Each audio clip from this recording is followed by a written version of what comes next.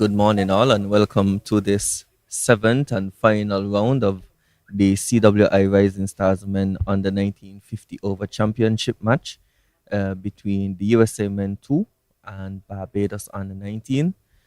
News from the middle is that the USA Men 2 won the toss and they've elected to bowl first.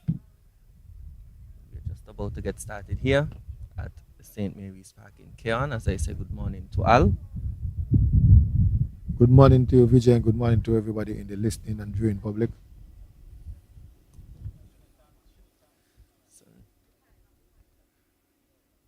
we have the two opening batsmen, Zachary Carter and Michael Greenwich. It's Ayush Patel who starts from the far end.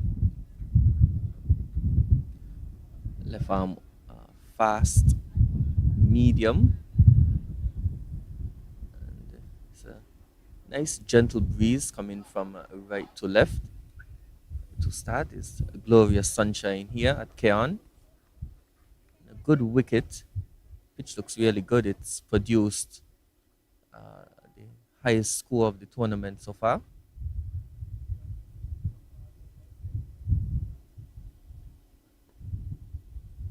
I'll start my famous two words, spinner's paradise. Yes, that was noted by the groundsman here. They went to do the pitch assessment. They did note that it's a good wicket to bat on, but as the day progresses, it becomes a lot more better for the spinners.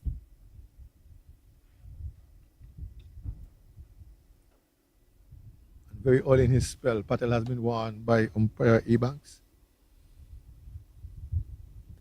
This one is clipped to mid wicket. So the field for Patel as he starts, there's a deep, fine leg. There's a man at just about forward of square. And there's a mid on the onside, on the offside. There's a slip, a deep third man. There's a point, cover, extra cover, and mid off.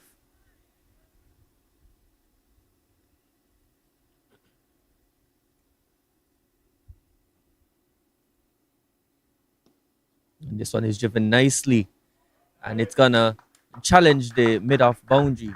The man is able to stop it there. And the batsman complete too. Of course, it's to the chagrin of the dressing room who are asking why they didn't run that faster to get three. Well, I was wondering the same thing too, but Zachary Carter looks like he's not really fleet at foot.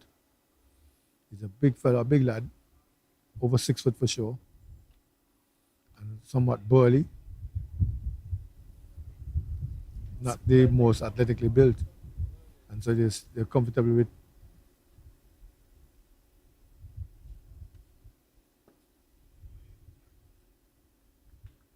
And Greenwich. Greenwich is getting nicely again forward. Of course, we have seen, as we would have mentioned, the run scoring here. It's been good for batting, although I would say that it requires the batsmen to get themselves in. We've had four of the 500s being scored here at this ground, two from the USA men's one team. This one is played to backward point, well fielded, as the over concludes with the score 2 without loss. Romeo Dianawine from Ghana, was another century maker, and Fontaine from the Windwards. And Shrivastava and Gag from the USMN Team 1 would have been the other two that got 100 here at St. Mary's Park in Keon.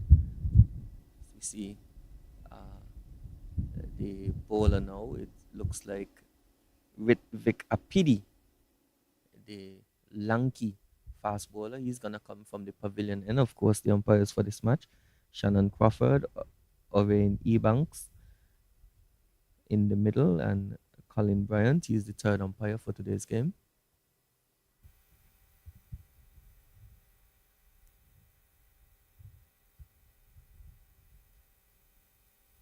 Colin.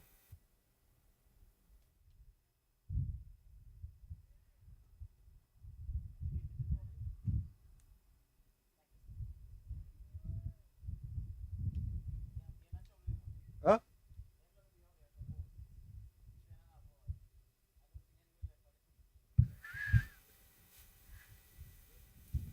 PD is at the top of his mark, of course, coming into this match. The USA men too, they have been in really bad form in this tournament. They've yet to register a win.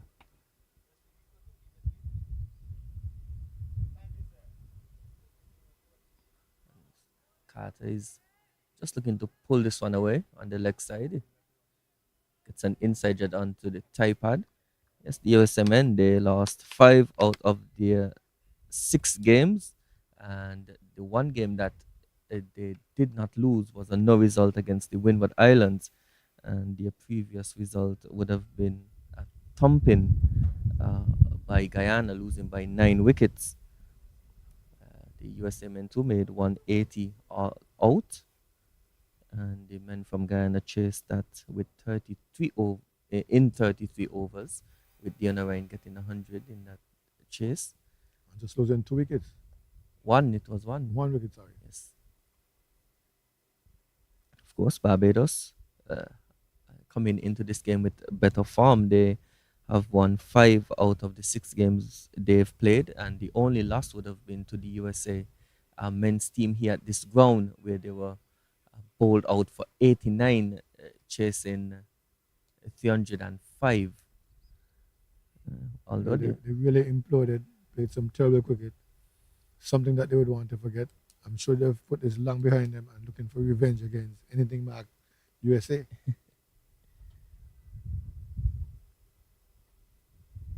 oh, and this one is played late to that man at backward point by Carter. Yes, the Bajans though were able to bounce back. They would have gotten a positive result in their last game against the Windward Islands, beating them by 17 runs. Of course, that matchup would have probably determined the second place. Of course, the USMN team won, front runners in first place, but there was close competition for that second place between the Windward Islands and Barbados. But having lost that game, the tables would more or less stay the same. USA one will be number one. Barbados will be number two. This one misfield in the cover region, and the single being taken. Yes, Zachary Carter, the man who would have gotten that single, he is the seventh highest run scorer of the tournament. And he has 211 runs at an average of 35.17, with a high score of 78 against Trinidad and Tobago. It seems as if Barbados depends a lot on him. When he was dismissed for a low score against the USA one team, the shoulders fell.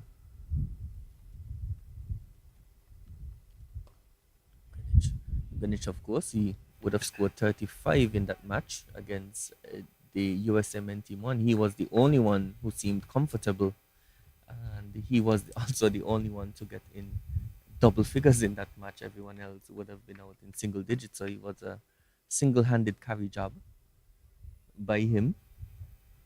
So Still did not take full advantage because I think he was given the chance very early. yes,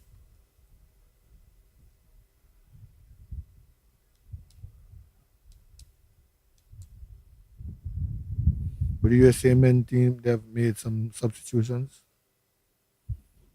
Zai was dropped, Gore was dropped, and Tumala was dropped. this one wide outside the off stump. So, and then some interesting decisions there in terms of resting players. Of course, the US men would rooted at the bottom of the table. So, on the final match day on Thursday, they'll be playing for the seventh place position in this tournament. That's Cool. another way of saying second to last. Yes.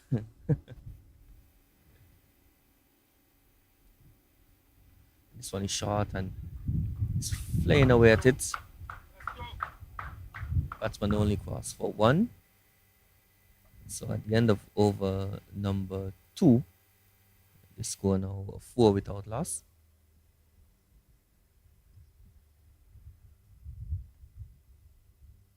So a steady start here from Barbados.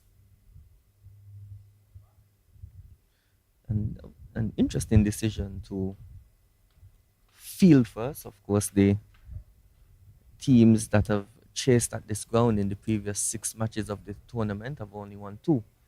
And one of those victories or one of those chases would have been against the USMN 2. They would have lost to the Leeward Islands, who have only registered one win. Very now margin, yeah. So more than likely they'll be playing the Leewards for that coveted seventh spot.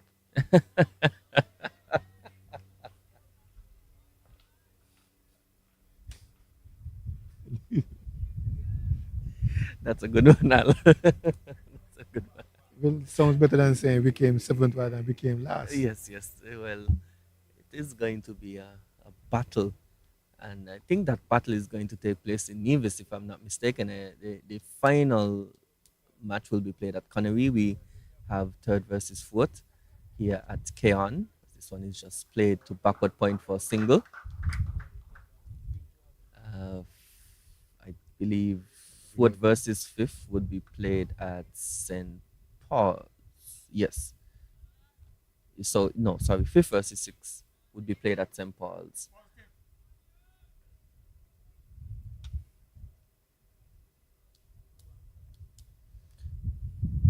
Carter, he's changed his bat. He'll hope that he can bring him some more runs.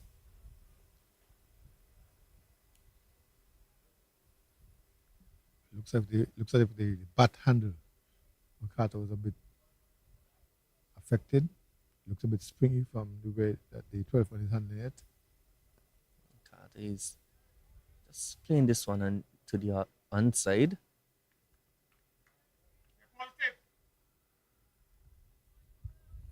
Both these teams are playing well. The Belgians would be looking to get a positive result going into that final round of matches. Of course, the men from the USMN 2 would love a victory here. But they've really struggled with their bowling so far. They've not done enough to bowl teams out.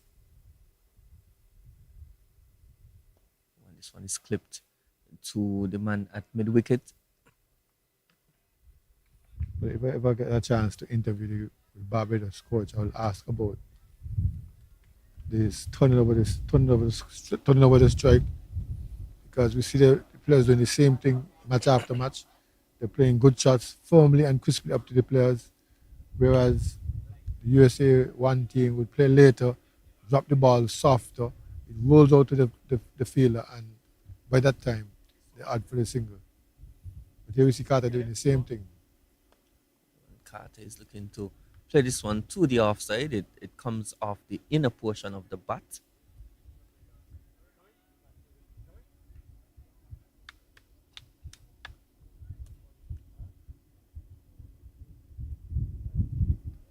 One delivery left in the third over. Of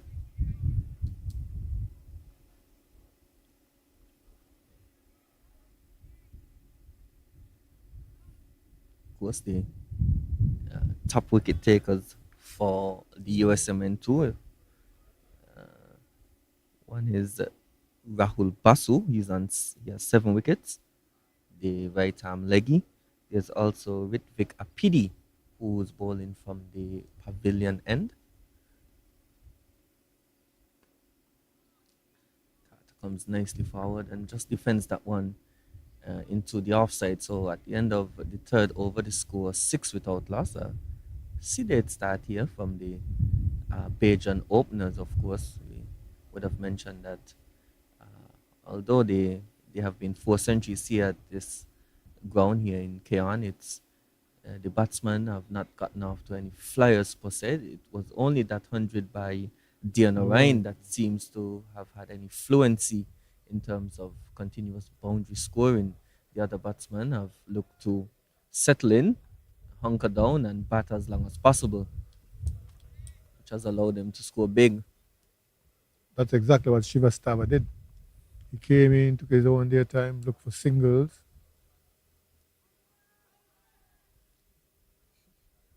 An appeal. I think they were just trying to put off the umpire there, as that one Didn't is work. It didn't called. work. Yes, it didn't work. It's called wide. Of course, the field here for Apidi to Greenwich. There's a slip.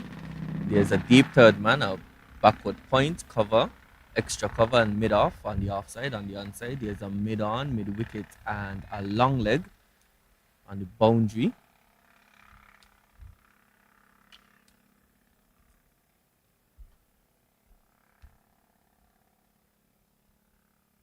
We did not see Happy the last game. He was resting or injured. Well, that is the question. Ooh, and this one is defended firmly into the offside. Yes, and I do want to touch on your point, Al, that what has made the USA men team one so successful throughout this tournament, in particular with their batting, is the ability to manipulate the field. Uh, uh, they know how to maneuver themselves, especially in the middle overs when boundary hitting becomes more difficult. They run well between the wickets. They also look to be positive and get on the front foot. So that is something that I believe all the teams in this tournament can. That is a lesson that they can take with them.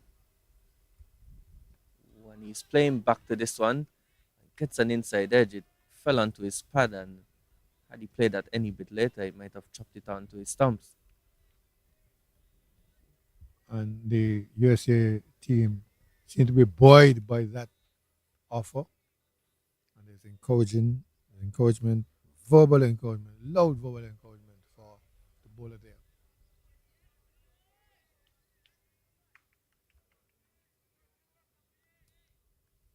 There's some good noise in the field. That is good. At least the spirits are up. The USMN too. It has been a difficult campaign for them, and really at this stage, all they have is each other and the encouragement that they can give to each other. And this one is wide outside the off stump from Apidi, signaled by Crawford. yes, umpire Crawford, the pavilion end. And we are seeing signs of some the weather getting overcast here. There's some, I wouldn't say dark clouds per se, but there's certainly a darker tinge of gray than the normal white that's around. When it's going to be 11:15.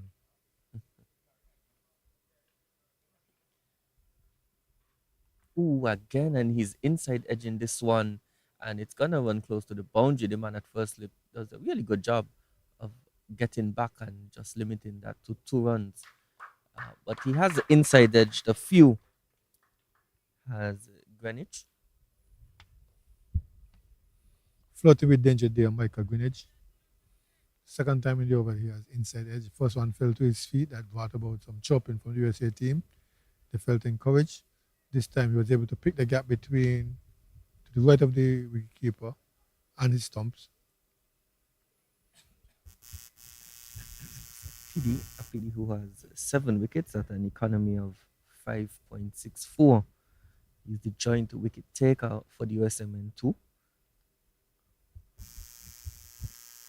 Ooh, and this one is driven nicely, but fielded in the covers. His best bowling figures 2 for 24 against the Leeward Islands in that last year. So for him, he has some good memories of this ground. Granted that he hasn't had a positive result in terms of overall team result, but for him, his best bowling figures of the tournament, he's seen them here. So some encouragement for him.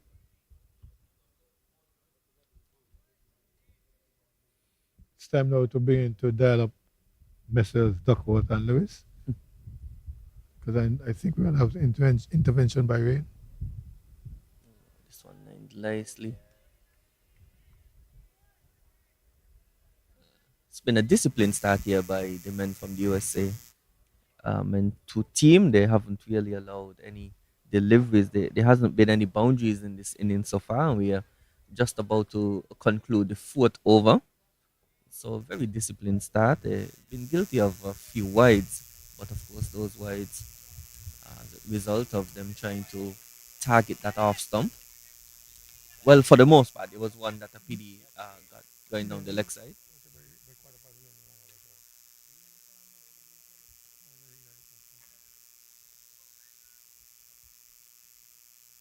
When this one a PD is bending his back. You heard the effort as he delivered that one at the end of over number four. The score 10 without loss. And we're seeing some movement by the ground staff. They're getting close to the But again, covers. my watch was a bit fast. I said rain should be by 11:15. Looked like it's gonna come before that. Yes, well, you're an hour late with that prediction, Al. My watch. Yes, but there is the risk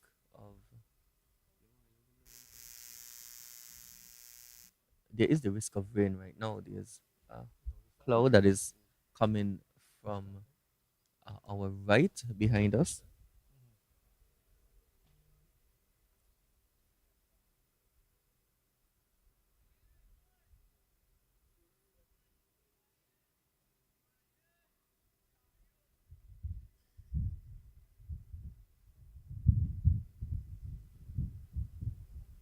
Juan Carter is looking to go big. He gets a thick inside edge, and that's gonna challenge the boundary. The man at fine leg comes around and fields, and they only get two. So seeing the rain now, it's getting a bit more heavy, and we do believe that the umpires are gonna call for the cover soon. Yes, and they're gonna continue for now. It's more than steady uh, drizzle here. It's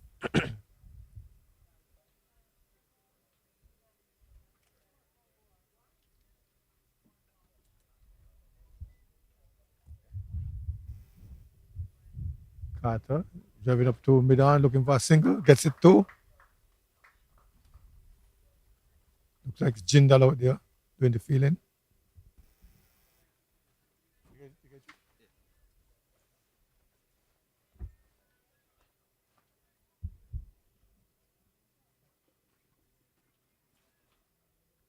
Now leave the one this alone.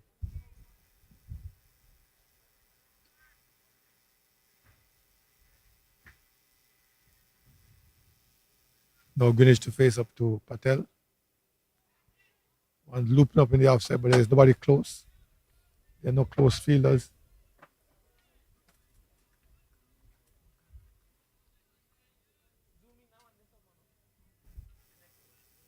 And Greenwich gets away with a half chance. Well, maybe not so much as a half chance, but possibility if there was a close inside field, close field level.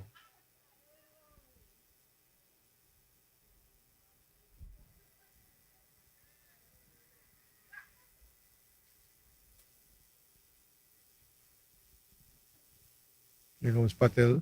Greenwich flicking into the onside, down to back of the square.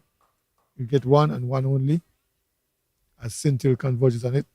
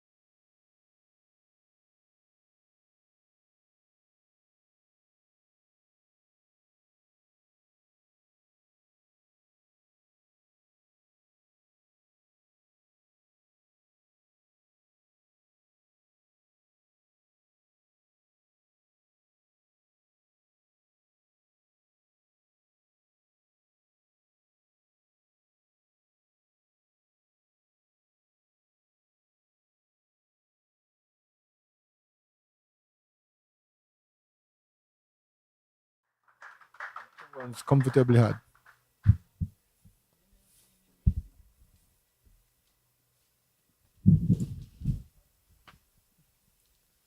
Apologies, we just making some adjustments due to the showers that are coming down. So it's a bit getting a bit heavy here. And the ground staff, they're waiting. We haven't seen the umpires looking like they are gonna call for the covers anytime soon. So interesting decision here by the umpires.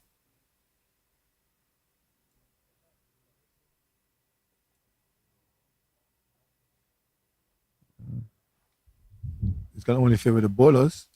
The groundsmen are waiting patiently wondering what's going on.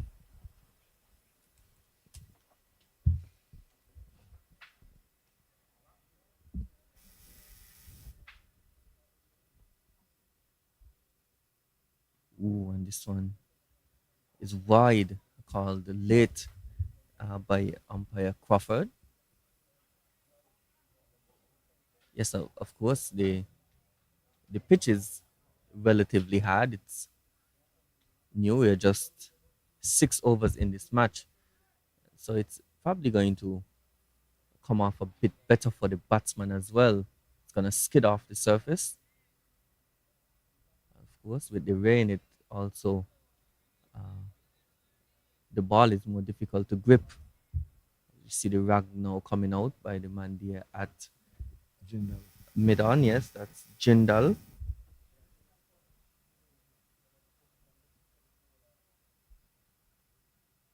Ooh, and he's reaching for that one is Carter. So he has found it. It seems like he's found it a bit difficult to find his timing so far. These two batsmen, the Zachary Carter, he's 5 from 12 deliveries, and his partner Greenwich is 9 from 19 deliveries.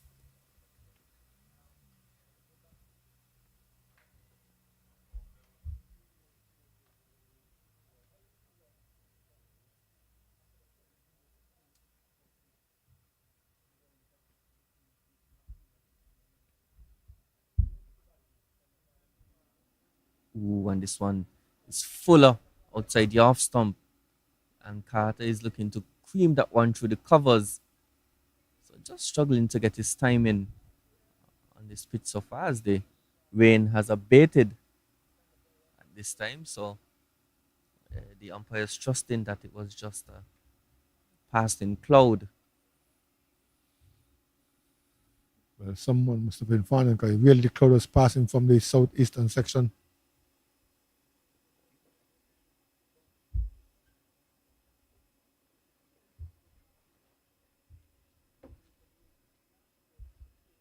Here now is Apidi.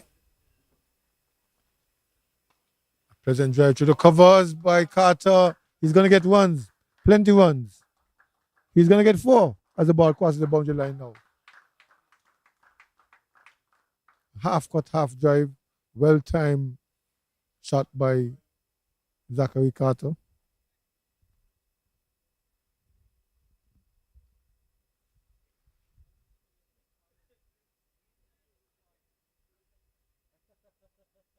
He goes now into double figures.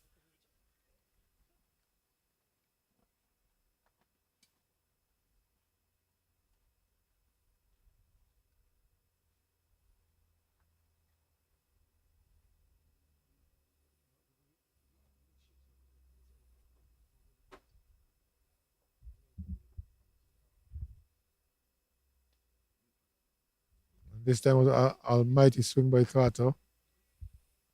Ruined that shot now. Luckily for him, he missed everything.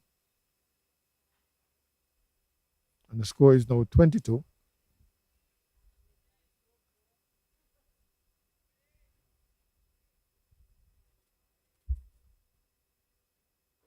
Both batsmen are 9. Extras 4. Mostly wides. Or all wides, in fact. With Vic.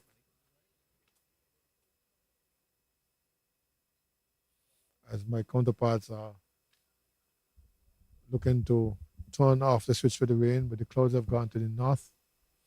They're getting grayer by the minute and heavier. Another slap to the offside, to the covers, and without doubt, 4-1. As Centil gives up the chase now. Double figures for Carter this time. It was short, and Rising he got on top of it and slapped it through the covers for 4.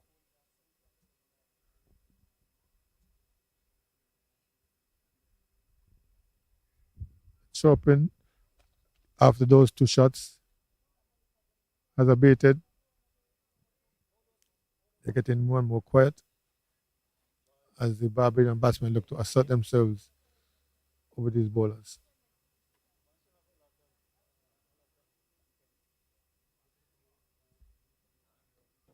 Vic Apidi, wearing number 36, the bowler for USA 2 men's team, bowling against the opening pair for Barbados. They've gone to 26 without loss.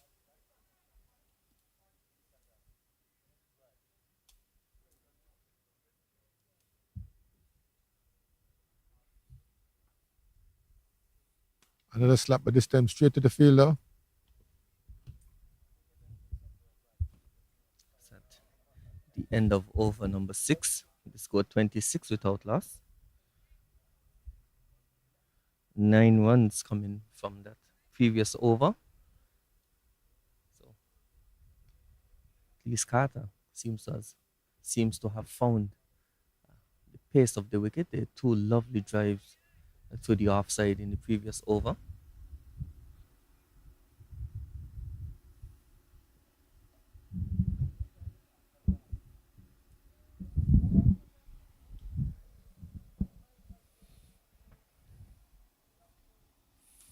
Congratulations are in order for Vijay and McCall. They have successfully unplugged the switch for the rain.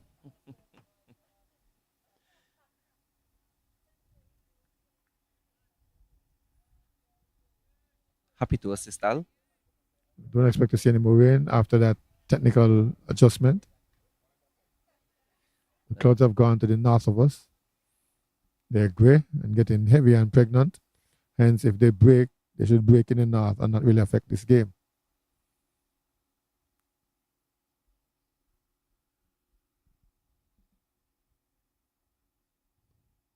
Greenwich is steering this one past backward point. They should push for 2 and come back comfortably. So good shot there by Greenwich and good running. Greenwich has been the most sedate of the 2 batsmen. He's 11 from 21 deliveries.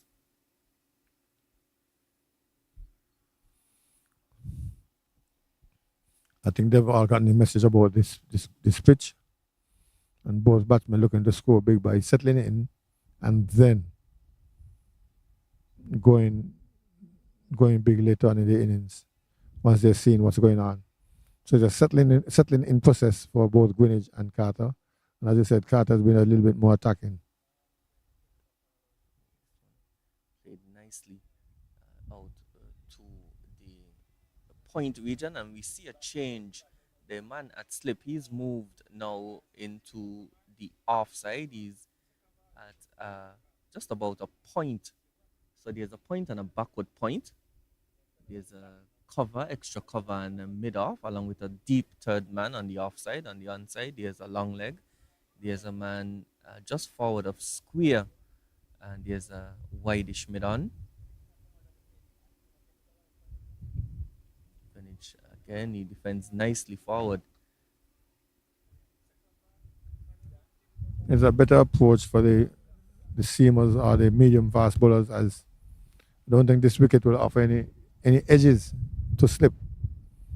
So far, we've only seen one in that very first game with Jamaica.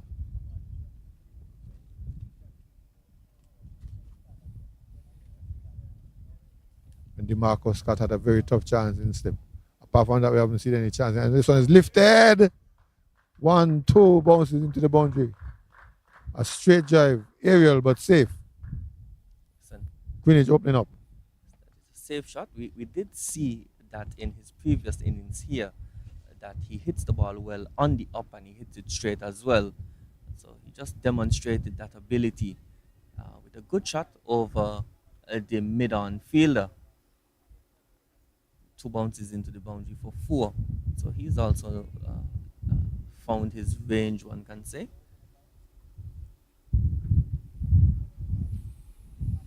Here is Patel to Greenwich. He's cutting it down to third man.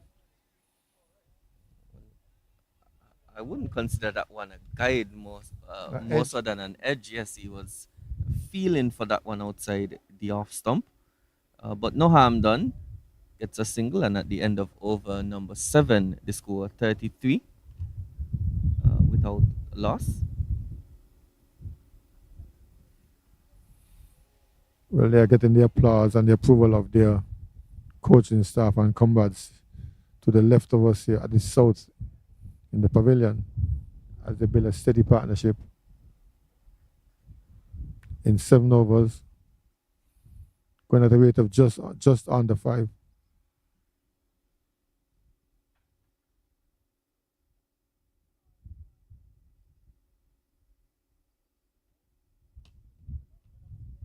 Captain Ari Pali is making some adjustments to the field. He brings in the man at backward square. Our fine leg. So he's in the circle. The two men out, or they only have one man out.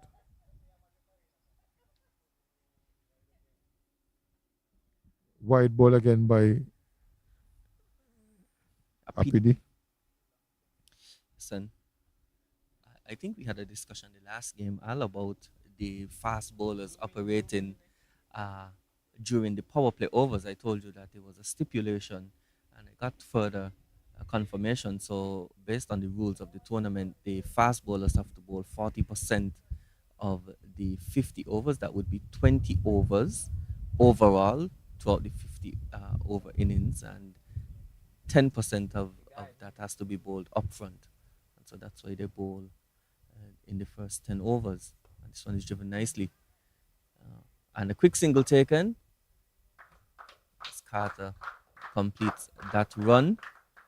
Yes, and you did raise a concern in the previous game that the Guyanese would have introduced a spinner during the 10 overs, but I went back and I looked at the game, and it was actually Afraz Ali Budu that bowled some medium pace before the 10 overs finished. And so they were within uh, the rules in regard to the fast bowlers operating. Of course, Budu is not a express fast bowler. There you go. Yes, he's a medium fast bowler, but that is how they would have gotten around that.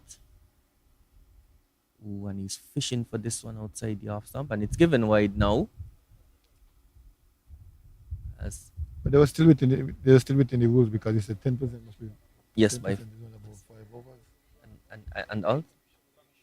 and also in that game they But then again, Budo looked more like an inquisitive bowler than a fast bowler. yes yes he looked like a bowler that was making up an over just so they could get the spinners on, get to that first power play.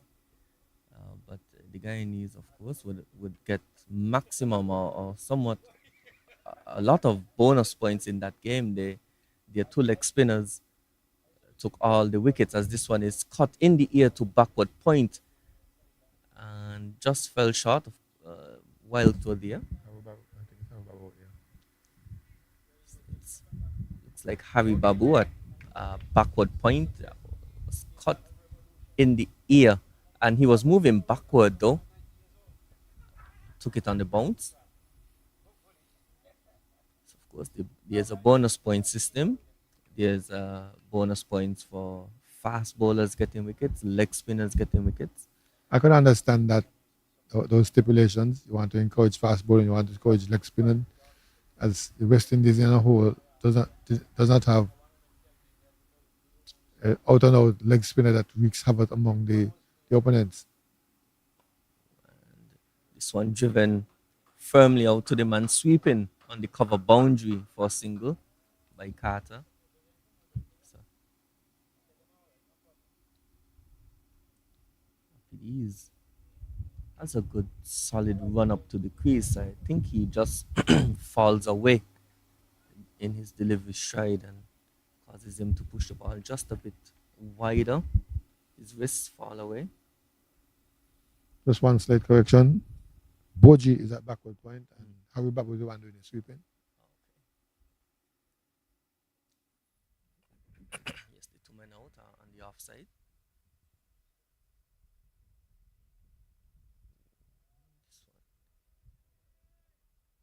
This one outside the off stump again. Well left by Greenwich. He's certainly been patient as Greenwich. He's waited until the bowlers have bowled in his zone.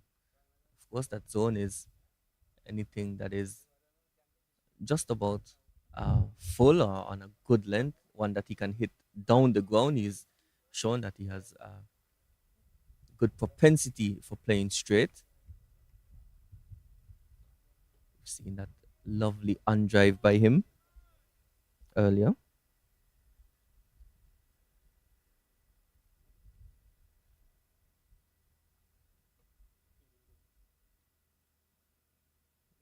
This one wide by a pity.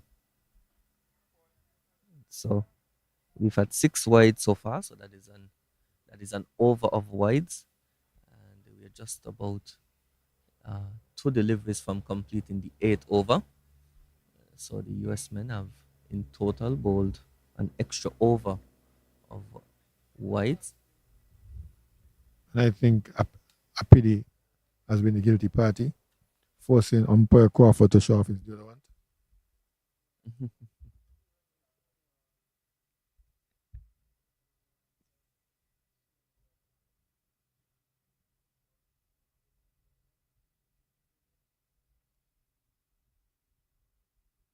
Ooh, he's feeling for this one. Asking, And yes, I think I heard an edge there. And the batsman, Greenwich, he has to walk. So he was fishing outside the off stump. He has shown some uncomfortability there throughout this inning. He would have inside edged a few, but this time getting the outside edge. And the wicket keeper, Samuel, takes the catch. And so Michael Greenwich, he departs for 17 from 27 deliveries. Barbados 37 for, so sorry, 38 for one, with one delivery left in the eighth over.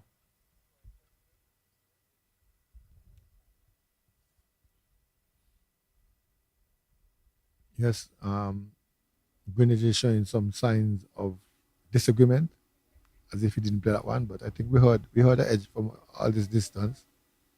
Maybe he didn't feel it. It was like a little feather edge.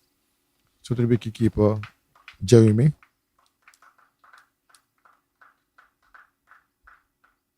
So as the new batsman stride into the crease is DeMarco Wiggins. Wiggins, who is a burly figure, he's below average height, but certainly stockily built. And he certainly looks like he packs a punch, Al. Left handed batsman. Yes, he has very broad shoulders, powerful arms. Similar build to Carter, but just a bit shorter.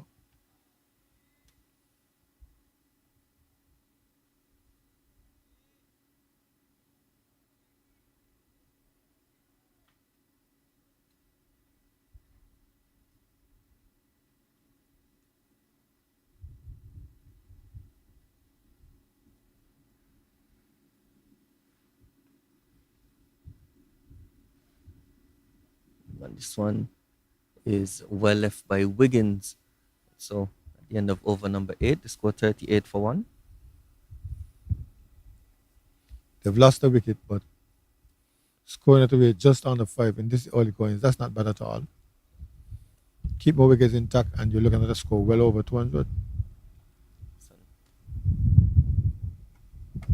although I would have mentioned that the batting for the USM N2 has been their strong suit so far in this tournament, it's not saying much as they only have one batsman with over 200 runs, and that is the captain Aripali, and he's ninth on the run scoring list for this tournament with 204 runs.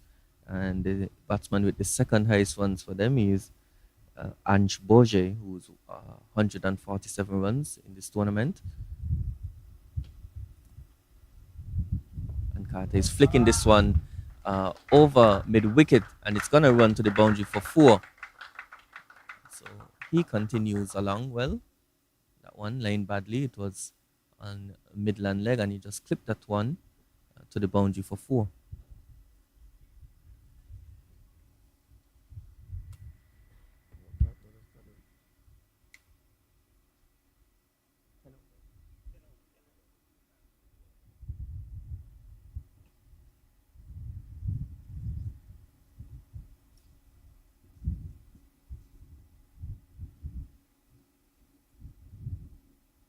And Carter, this one just holding up, played a bit early there. So it seems like the rain has helped in terms of the carry. The ball has been coming onto the bat nicely. That one just, it seems like Carter played a bit early there. Looked like a attempted slow ball as well. Probably wanting him to try that same shot again. Pull it back a bit, held it back a bit. It looks that way. But yes, the little shower would have leveled the pitch a bit. A few more minutes of sun, and then it would go back to his usual ways. When Carter drives this one nicely to extra cover, and it's gonna run away to the boundary for 4. That is a lovely shot by him. He just leant on that one. It was a half volley outside the off stump, and just placed it past him and that extra cover for 4. Oh, I love to see those left-handers play that shot. It just looks better when a left-hander plays it than a right-hander. Pleasantly through the covers. Gave the fielders no chance but to retrieve. Carter now moves into the 20s with that shot. He's 22 of 22 deliveries.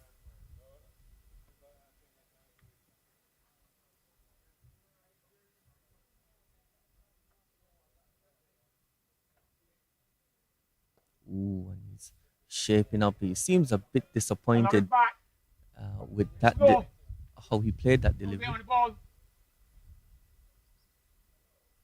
joined by the coach of Barbados, close to the commentary area, just giving some advice to Carter.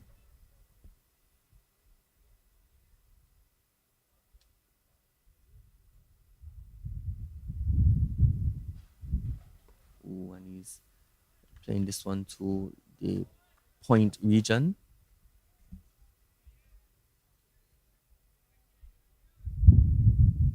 Of course, the bulk of run scoring have been done by the top order batsman for Barbados. Numbers between 1 to 4 done the majority of run scoring for them.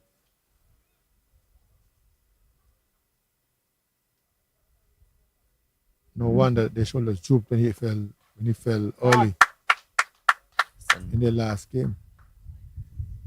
So that single concludes the 9th over. The score now 47 for 1.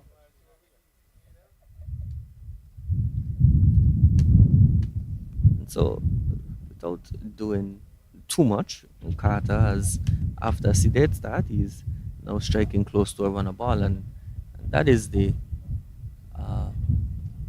benefit of an approach, a boundary heavy approach, is that you can play yourself in and you can make back up with the boundaries if you can get them. Of course, if you don't, then it places additional pressure on the batsman at the other end, as well as the team in general, having to negotiate all of the dot balls that would have gone. You see a change in the field, the slip comes out, he goes to cover position. So on the offside, there's a mid off, an extra cover, a man sweeping on the boundary, backward point, and third man on the boundary. And he's hitting this one straight. His Carter. That is a huge 6. It lands on the roof of the pavilion. And such an easygoing shot there by Carter. He didn't look to overhit that one. He just timed that one, and it flew on the roof of the pavilion, the players' pavilion here at Keon. And we're going to need a replacement ball.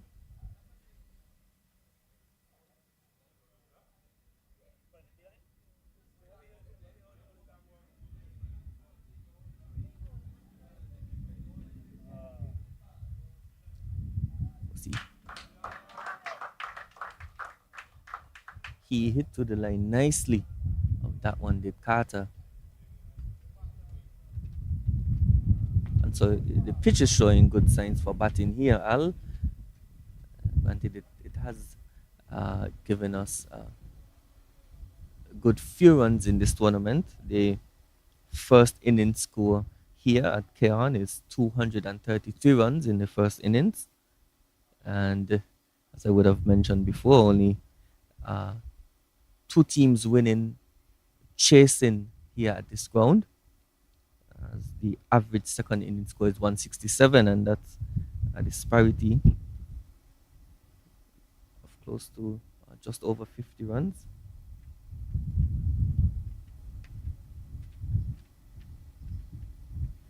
It's actually 66 runs. This one outside the off stump. Left alone by Carter.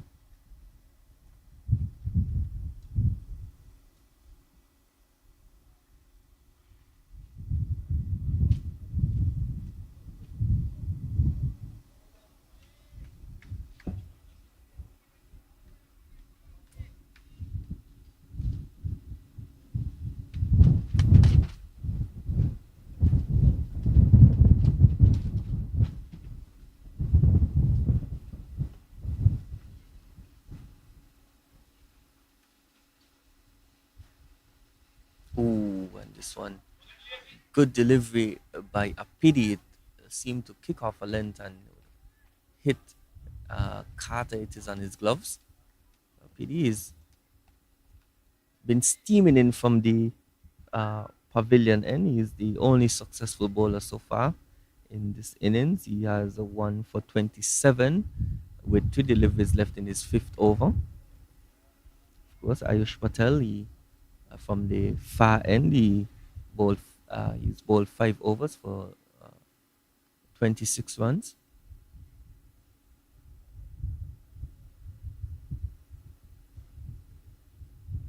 And Carter slaps this one to the man there at cover. So interesting tactic being employed by the USMN too. They have a ring offside field and they still have a man sweeping on the cover boundary. So even if Carter gets it to the offside, which is showing that he's strong in that area, they still have a chance of cutting off a boundary with that man sweeping on the offside. But yes, it's a 6-3 field. They have dispensed with the slips as they have recognized, got the message that these medium pacers wouldn't bite any edges to have 1 or even 2 slips. And so they've packed the outside field and hope that Carter would make some misjudgment in the shot playing.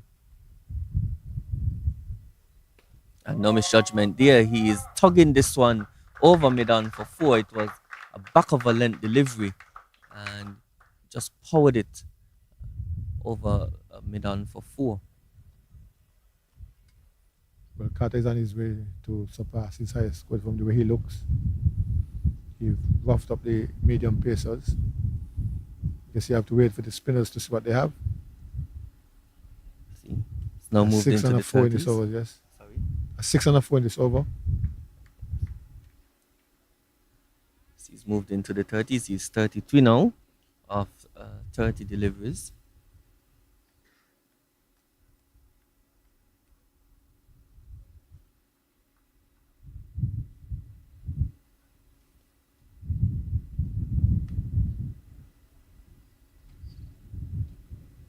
Oh, and he's edging this one, and it's flown down to third man, who does a good job of stopping that one.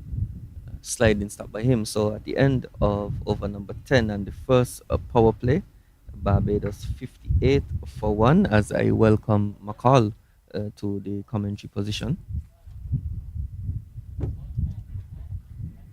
Stay close. Stay close. Good morning, Al. Good morning to the viewing and listening audiences, and very pleasant day at St. Mary's. The USA 2 in battle with the Barbados under 19, and of course we've seen a good display of hitting by Zachary Carter this morning. The wicket seemed to be playing rather well. We have seen some inside edges, which suggested some movement. We've seen a few drives. The ball is coming off at a reasonably good height. The sun is outshining. Al? The sun has come back with us after you guys have adjusted the switch for the rain. So the sun now is pelting down. And the spin after 10 over medium pace, we've seen the spin being introduced. It looks like Jindal. Meanwhile, Barbados has moved on to 58 for 1 with Carter on 34. Looking to surpass his highest total so far, which is 78. But he'll first have to take a look at what Jindal has. First look of spin for the morning. And he didn't take a look.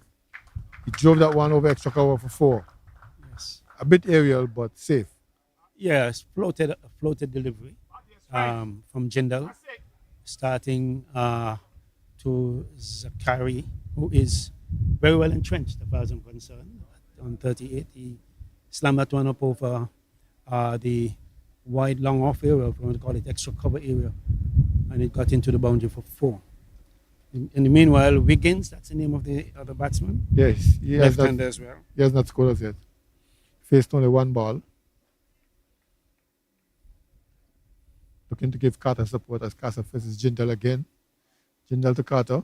Again, this time all along the ground, he'll take a single. Jogs down the track for a single. That brings Wiggins into the strike. He's also a left-handed, short, pretty round. I wouldn't say burly, but short, fat. Of course, he carries the number 3 on his back, which means he should have some pedigree. Batting at number 3 in this Barbados team. That's what he has. Forward defensive. Second ball, no one. I'm just a little taken back as to what the USA 2 is thinking about. They won the toss and they prefer to field. I don't know if they will have an advantage doing that. Bowler changed lines now. Line now, he's going around the wicket. Between the umpire and the stumps around the wicket is Jindal to Wiggins, who's just getting back on across and covering up. No harm done, no runs. 63 for no loss. Sorry, 63 for 1. The wicket of Greenwich was caught behind after bowling of Apidi. For defensive goals begins. Greenwich, for some reason, looked rather disappointed about his getting out. I don't know if he was disappointed about the shot he played or the decision to give him out, but he seemed pretty despondent, for want of a better word. Off the glove, going into the leg slip area, the wicketkeeper comes around, cannot get to it. Yeah, that's the Bojo, end of the Bojo, 11th over. yes. So I was saying, Bojo did the fielding. yes. He was reading the play. End of the 11th over, as the USA 2 seeks to restrict the Barbadian team at present. The projected score, given a current run rate of 5.73, the projected score is 287. And of course, they will want to bring that down. We want to be able to chase as few runs as possible. And but Zakari Carter, of course, has other things in mind. He is 39 of 33 with 4 fours and 1 6. His partner Wiggins has faced 5 deliverers. He's not yet off the mark. And the Barbados, of course, they could be comfortable at this point in time, having a scoring rate of 5.73. Well, Vijay and I were saying if they continue at this rate, not lose wickets, they can be well over 200. Look at they'll be over 250. But Sentil has other ideas. Here he comes now to bowl the Carter. Down the leg side, a wide call. They'll get buys as Jeremy Samuel does not collect plainly. So that will 2 to the score, a wide and a bye at the same time, or 2 wides. Yeah, sometimes I wonder. Yeah, it's 2 wides. They will put it as 2 wides apparently, because he didn't signal a bye anyway. Right. Signal wide.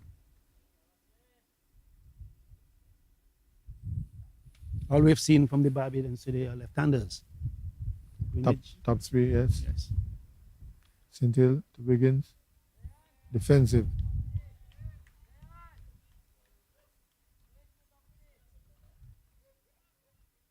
Yeah.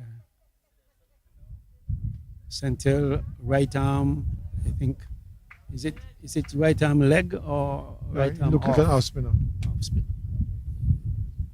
I think they need to change ends to get St. Hill come from the top end where he bowled from the last time. And they're asking Crawford hands remain to his side. Yeah. Yeah, Wiggins back to a delivery, seeking to turn it on the onside. He missed it. In fact, the delivery before that, he seemed inclined toward playing on the onside, and he almost got a leading edge. It would be advised, of course, to keep it a bit straighter.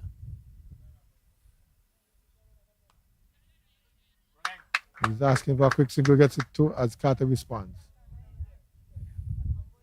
The Barbados coach was taking us residence just beside us, about 8 feet, 4 inches away from us. Yeah. He's chirping and his advice. I don't know if it's getting through Coaching on the sideline. microphones.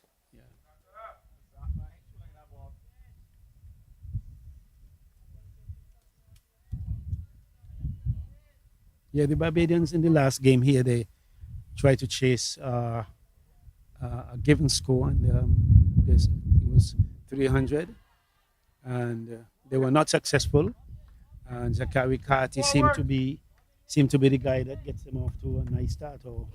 Yes, I was telling Vijay how the chopping stopped and the shoulders drooped when Carter went for a very low score, leg before wicket. Here is he pushing out to long off to take the bowling, to farm the bowling away from Wiggins. That single came in the last ball of the over. St. Hill, of course, just finished his over. He had 3 runs from it.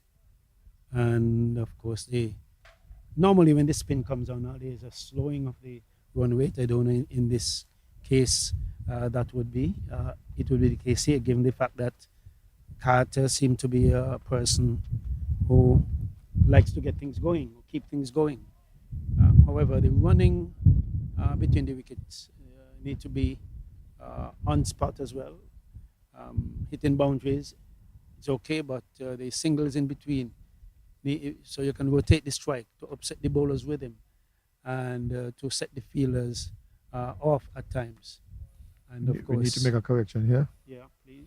We were saying that this is Jindal, but we've noticed that it's Adit Kappa bowling. Kappa. Change lines again. Pleasant push out into the offside from Carter.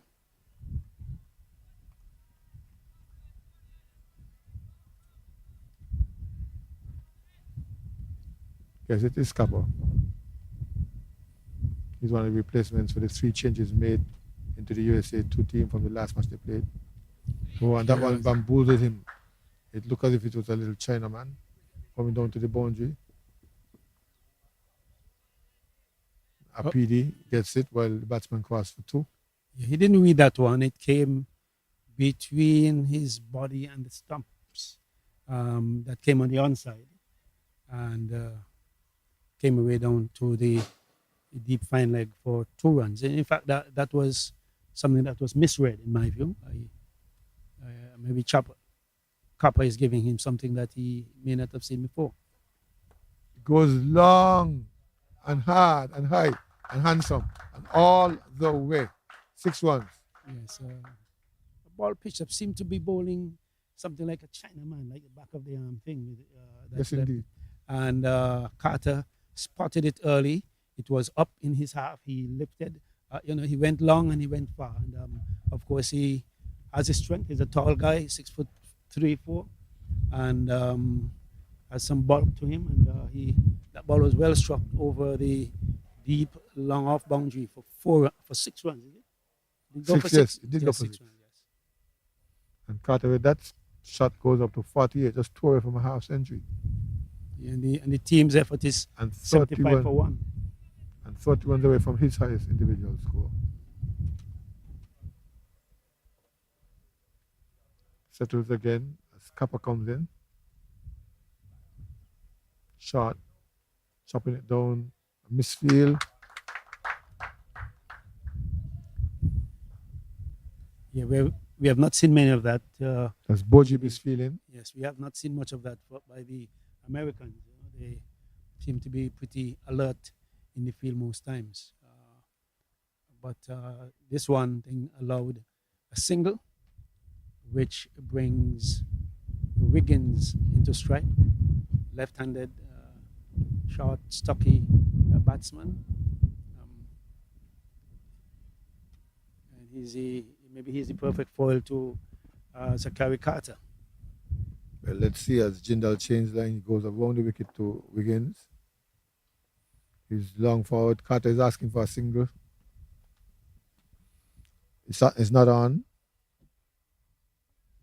I think one more ball left in the over. 7 runs scored off it so far. So with Carter at the crease, the scoring rate does not slow down even though the spin is on. He has been getting a boundary, at least a boundary so far. And Wiggins comes forward defensive again. Yeah, that's the end of over number 13, 76 for 1. The projected score has now gone to 293. And that means if they continue to score at this rate, they could get 293 and maybe more. Of course, the main contributor is Carter. He's on 49, 1 away from his coveted half century. And Wiggins is on 1. Of course, the American 2, they ringing the changes as we go. Is this another changer? No, this is same guy. Same tail again. Swept. And swept well. That's his 50. Yeah. He doesn't move really. Just walks on the pitch to receive his applause. Raises the bat now. He goes to 53. Yeah, he's going at 122. That's he has faced only 41 deliveries for his 53 runs as we speak. Carter, I was told to look out for him, so I was looking out for him in the first match that we saw here. But he failed in that match, and as a result, Barbados failed. And so let's hope that from the Barbados standpoint, he will continue to be as prolific as he is reputed to be. And on this occasion, they could make us here at St. Mary's feel good to have had them today. And Zachary is not disappointing as we speak.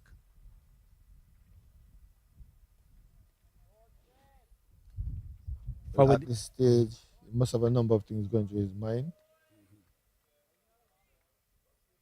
One for sure would be his opponents who scored century on this ground. He's on to 53, 47 away. Seeing the ball as big as a beach ball as he smacks that one straight past the bowler for single. Well, Ali's not in any trouble apart from the one delivery he got from Kappa the last time that went between his body and the wicket. I've seen him in very little trouble as we speak. So I don't see why he cannot push this on to making a 3-figure score. And that one bounced appreciably. A 3-figure score will be the 5th on this ground. Yes. And the 6th in the tournament. I'm sure that's what's on his mind. If not, the coach will see the next ones. Will send that result soon, along with a bottle of water and a change of gloves. Here's Wiggins tickling into the onside. Should get 2. Easy 2.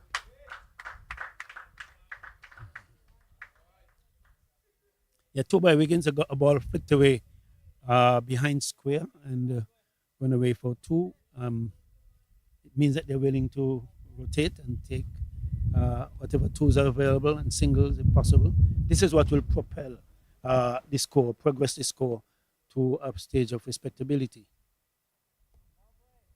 Again, he's on the line, leg and center. Needs to come more center and off. Yeah, but there's no slip in place. So maybe he's bowling to the field that's given him. Center and off means that you Center off means you're looking for wickets. you're looking for wickets. Yes. Okay, this is the end of the 13th or the 14th over. Yes, 83 for 1. I'm watching Zachary Carter is on 54, and most of us would say he has a start, and let's hope that for the sake of the Barbadians that he will continue to build on this, because centuries in this tournament has not been frequent. There have been few and far between. 4 on this ground so far, Al, or That's correct, 4 on this ground. 4 on this grounds. So he has a chance now to extend this. I've heard much of Carter, and much is expected of him. So let's hope this is the time he will push on. Here is Copper. Slapped into the offside, fielded well. No chance for one. Wiggins is sent back.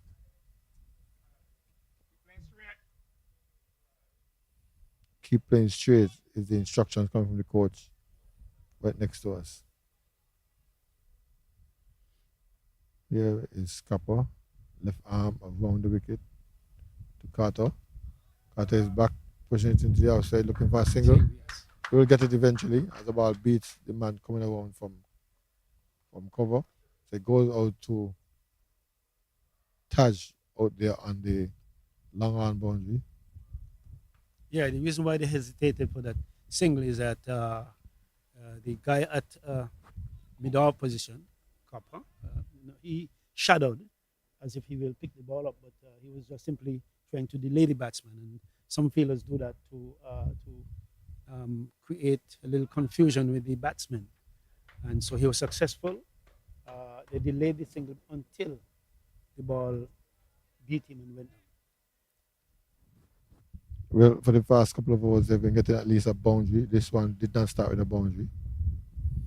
Let's see what Wiggins will do. Only one win off the over so far.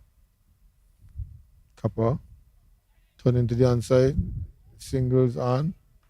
He was denying it at first, and then eventually ran through. So I am looking at Zakari. This hesitancy to run. It seems he doesn't like the idea very much. Sorry so to say, but that was a clear single from the time it left. And I thought he hesitated. He pulls it. Here comes the boundary. No, there's a man out there to cover.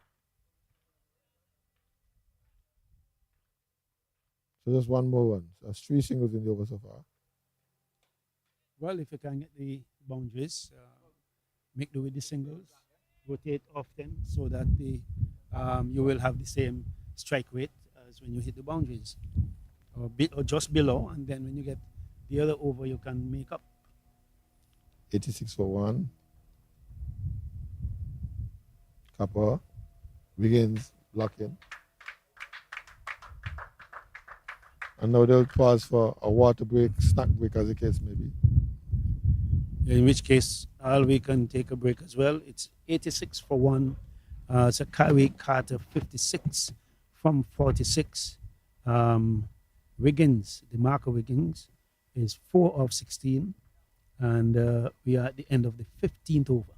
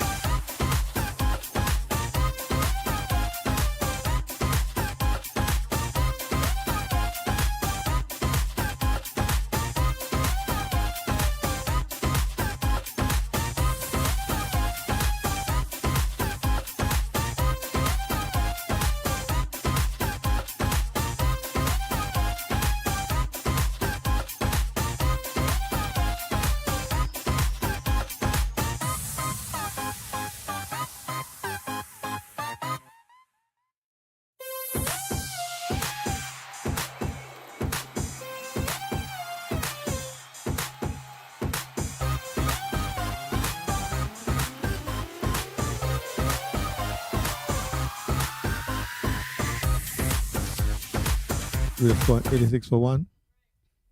Carter on 56. No doubt looking for a century. He's easing it forward for a single. Wiggins arrives just in time. Yeah, a quick single to the offside by Zachary Carter. Putting a little pressure on Wiggins, he was. And Wiggins was apparently a little late to turn off. And the throw went to his end, hoping, of course, the Americans are hoping to dislodge him by the run out route. But a good single take, and it's important for them to rotate the strike as frequently as possible. Carter is getting more comfortable. Dispense with his thigh pad. Really, the ball is not bouncing as high as he expected, and the pace is off now. So he's getting a bit more comfortable. Anchoring down for his 100. Sent Hill to Wiggins. Wiggins cuts. Brilliant stop by the man in slip. Got down to his left. A cut that hit the bottom edge, actually, and it went down to slip, and he was thinking that he had passed him, so he made a few exploratory steps out of his crease, but was quickly back. Asking for edge. Wiggins trying to oblige, but missed. Sentil, way number 23. Tall off spinner. Pushed out into the outside. Good feeling by Kappa. To his strong side, his left hand.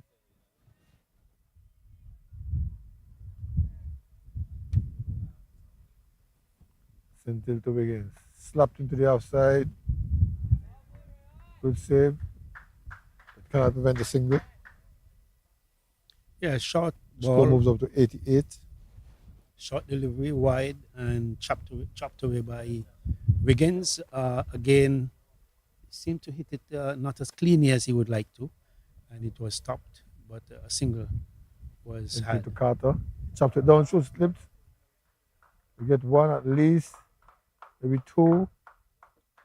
Easily indeed.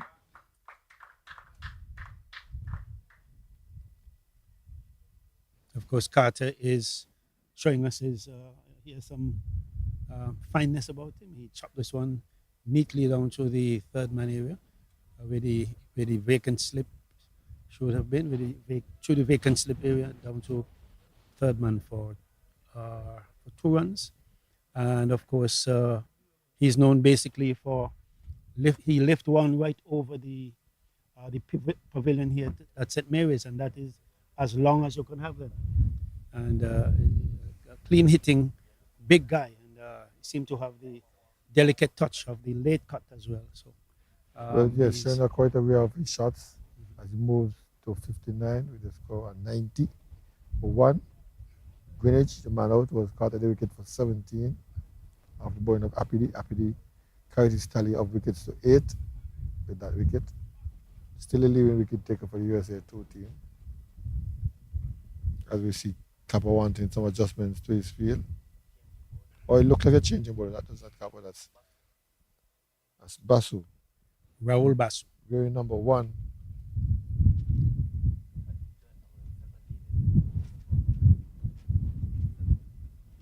He has 7 wickets.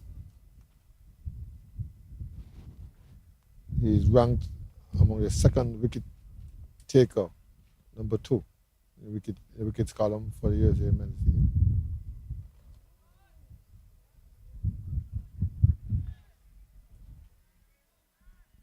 Yeah, the Wiggins got one that was bouncing. He touched it down to slip. The height seemed to be giving him a little problem. Well, Bass was listed as a leg spinner, so you'll get that bounce. As Wiggins is negotiating on the onside. No run. As that man comes in quickly and prevents any possibility of a run.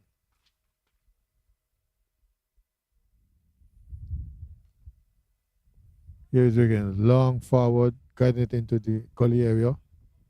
Central comes on and fields. No one. Wiggins seemed to be the perfect foil for Sakari, given his exploits at thumping it into the boundary as often as he gets the opportunity to. Wiggins just edges and defends nicely to short backward square, and of course was trying to think of a single, but it was fielded quite cleanly. And So- no shouted Carter very early. So Wiggins stayed in his ground, but Apidi was trying to get in a wicket at any means necessary. A sweep shot down the leg side, wide call. Wiggins seems to be quite a youth, though. Maybe his first time at the under 15 competition. One who maybe could develop later on. Again, I do he's not see looking, him have a lot of offensive shots, but if he stays there and nudges singles every now and again, he will develop in time. Kalicharan, Chandapal. Stay in the wicket.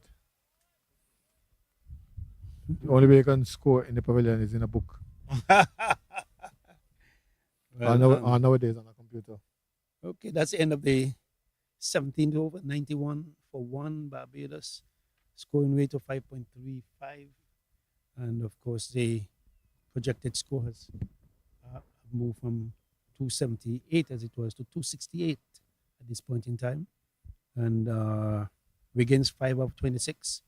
And Zakari Carter is 59 of 48. He's now facing Sentil from the pavilion end. Central giving a long stretch of bowling. Still think he's at the wrong end. The off spinners usually come from the north. A full toss, bang back to him. And in fact, he bowled from the north last game. Yeah, he was bowling from the northern end the last time around. Now he's coming from the pavilion end, southern end. Lifted out to long off, 1 bounce into Rahul Basu. Yeah, the ball was up. He went into a big drive. He apparently didn't get it off the meat. Had he gotten it off the meat, it might have come to Rahul for a catch. And so, thanks his lucky stars, he didn't get it off the middle. If he got it off the middle, it might have been on the roof again. Who knows? This time to Wiggins pushing out into the outside. He has runs there. We get at least 1 as Harry Babu comes off the boundary and fields into Jeremy Samuel. Yeah, we have only seen left-handers from the Barbadians at this point in time. We have not seen a right-hander yet. Of course, Greenwich was out caught behind, and Carter is now facing. Driving presently, truly covers Basu, the vice captain, comes around from long off and fields for Wiggins to face St. He's back, pushing it down the track. Mid off, Aripali in mid off comes in and does the fielding, prevents any possibility of a run. The score remains at 94 for 1. 90 for the loss of Michael Greenwich. St. Hill, a cut shot for something. Look, got it nicely through the gap. He gets 1. Should turn for 2. Not necessary. As the ball crosses the boundary line, the fielder gave up the chase. So the Marco Wiggins is showing his array of shots. At least this one he pierced the offside, just back of point, and he went through for 4. What I didn't like is that when they had the first run, it was clear to Zakari Carter that it would have crossed the boundary. So he didn't even turn with any urgency to seek a second run. Saving energy. Apparently, I would think that you must run until the umpire gives you the go ahead. Yes, the idea is to run quickly and especially the first one. complete your runs, and then once the umpire tells you it's 4, then and only then should you stop running. So here is leg spinner. He Oops. lifted Oops. high and mighty, high, handsome, far. Hope it doesn't clear the wide. wall. Clears the wall actually. And over in the compound belonging to one Pablo Wilson, another another mechanic shop. Of course, Zachary Carter needs no introduction when it comes to a ball pitched up to him. Once it's up there in his half, he has the power, he has the strength. He went long over the wall. In fact, as they say, out of the ground. Definitely out of the ground. That's a big 6. That's a 6 on any ground. Because it even went over the ground, it was still traveling. And so Colin Byrne had to get up from his comfortable position as third umpire to look for a replacement ball. The 3 are having a little parliamentary discussion as to which ball they will take. They've decided that Crawford, Ebanks, and Bryan. They've selected one. Ebanks grabs it. I will take it to the bowler now. And giving instructions to tell him, don't let that man hit that ball over there again. Yes, earlier the Americans were quite noisy. They were chirping and shouting encouragement to each other. Now Zachary is into his work. We are not hearing much now. There is still some chatter about, but not much. Okay, and Zachary Carter is putting the pedal to the metal, if you want to call it that, and he wants to seek out his first century at this level. Well, for this competition. Must be counting down now.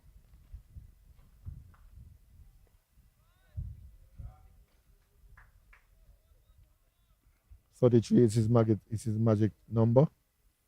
Get to that 100. As the Barbados score has passed 100 with that last shot. It's now 104 for 1, 104 for Greenwich. Down the leg side, a wide, running from the keeper, Jeremy. Getting a tough time. And just barely inside the boundary. Redvick Apidi does the chasing. Sacrificed everything. So there's 2 wides. The ball that was badly lined on the onside, missing Carter's bat and missing his legs, and also missing the keeper and running all the way down to the boundary where they took 2 runs.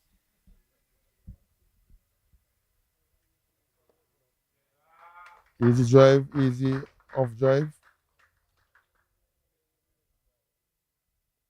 Down to long off. Carter gets 1 more.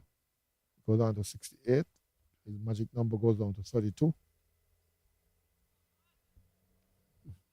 And imagine the number he needs for 100. Correct. It's early days yet, Al. It's early days. But that should be his thinking.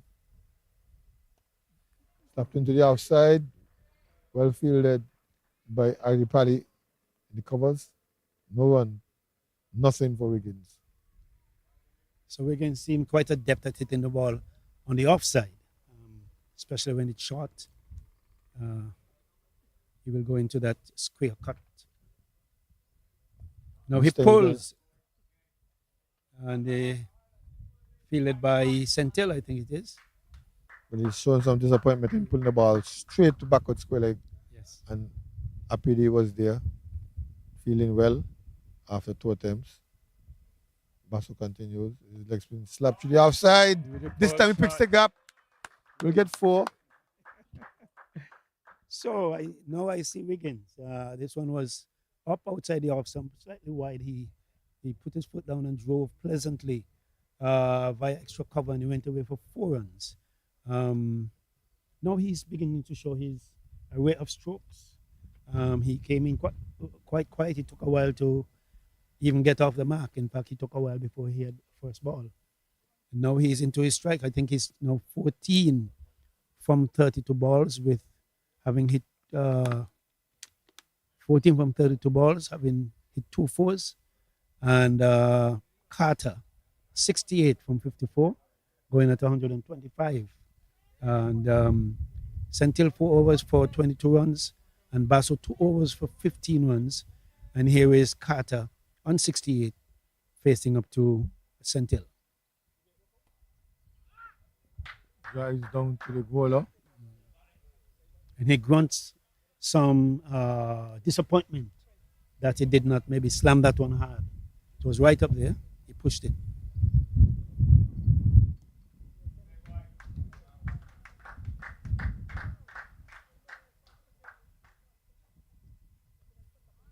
Yeah, my only thing with Carter though is he, like I said, I've seen a few instances where he could take the first one quick and turn and see what happens. Or especially this morning there was a third one available. Greenwich had turned, and he still has the back jogging into his crease. But here is Wiggins. Clean out to mid-on, no run. 113, the score moves on quickly. Sentil to Wiggins. Back and across, blocking. Out to Copper. Copper fields, turns the ball to Sentil. No run. 113 for the loss of Michael Greenwich. Sentil. A big shot in the air should be taken. He's out. Caught. Oh. Yes, the ball that was pitched up to him, he saw this one as one to go, maybe over the bowler or over long off, and he swiped at it. I can't say that he hit straight. He swiped, and it peeled off the face of the bat and went to a shortest cover where he was nicely taken. Now, Wiggins is out, and he made 32 runs. He made 20, was it 24? 24 from 32. So that's Wiggins for you. Short, diminutive, looked good in part, and just one moment of indiscretion where he swiped at one that he may have just pushed at it. He was dismissed caught, and I could see the frustration, the disappointment at his indiscretion. Not that he's saying that he's not out, but he was disappointed with his effort, as it were. So it's 130 now for 2 Barbados. I hope this will bring some more chirping from the Americans.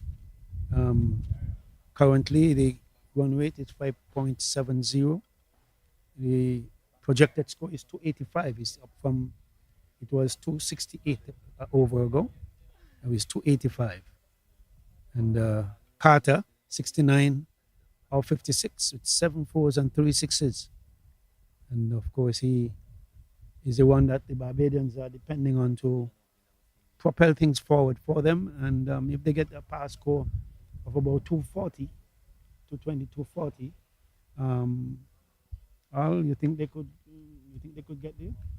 Yes, I think they can get there, and I think they should win this game comfortably. Yes. The USA 2 team has lost all their games so far. I think this Barbados team is showing their rank as the number 2 team, the second best team in the tournament so far. Coming to the crease now is Don, who is also a heavy scorer for them. He too, when he went cheaply against the USA 1 team, caused some heartbreak among the Barbados camp. He's the captain, Don. Joshua Don. Didn't feature very heavily in the game with when they were here the last time. USA won. He was dismissed cheaply, and along with Zachary Carter, they were both dismissed cheaply, and as a result, the rest of the team did not gel in an effort to bring home that game to victory. But now Dawn has arrived at the crease with Carter well entrenched, and one expect, of course, some more fireworks. Welcome back to the microphone, our good friend VJ. Thank you, McCall. Yes, we coming in when Don, who is the fourth highest run scorer of this tournament. He has 222 runs at an average of 44.4, with a high score of 79 versus Trinidad and Tobago.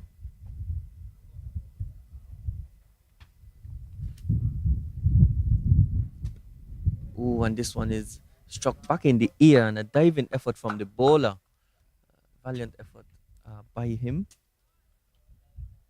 Kappa from the far end. So That one was struck in the air, and some oohs and ahs were expressed pretty close to the bowler. In fact, he would be well advised to keep it down if he's hitting straight. Don is at the crease because of the dismissal of Wiggins. Wiggins, who struggled a bit in his innings to find his timing. Of course, playing his second game of the tournament. And Don is looking to sweep, and it's a top edge, and that's a valiant catch. effort there by the number 23, that is Sentil. Yes, it was a top edge sweep, and he went with the one hand, and it was unable to stick in that hand. So chance gonna begging for the USMN 2. Yeah, life for Joshua Don as he collected his first run. Swept in the air, and Sentil did all his worth to pull that one in, but he was unable. This one is a bit faster and flatter. Carter, who is 70 from 57 deliveries, he's struck the ball nicely throughout his innings. 58 deliveries. Yes, 70 from 58 deliveries now.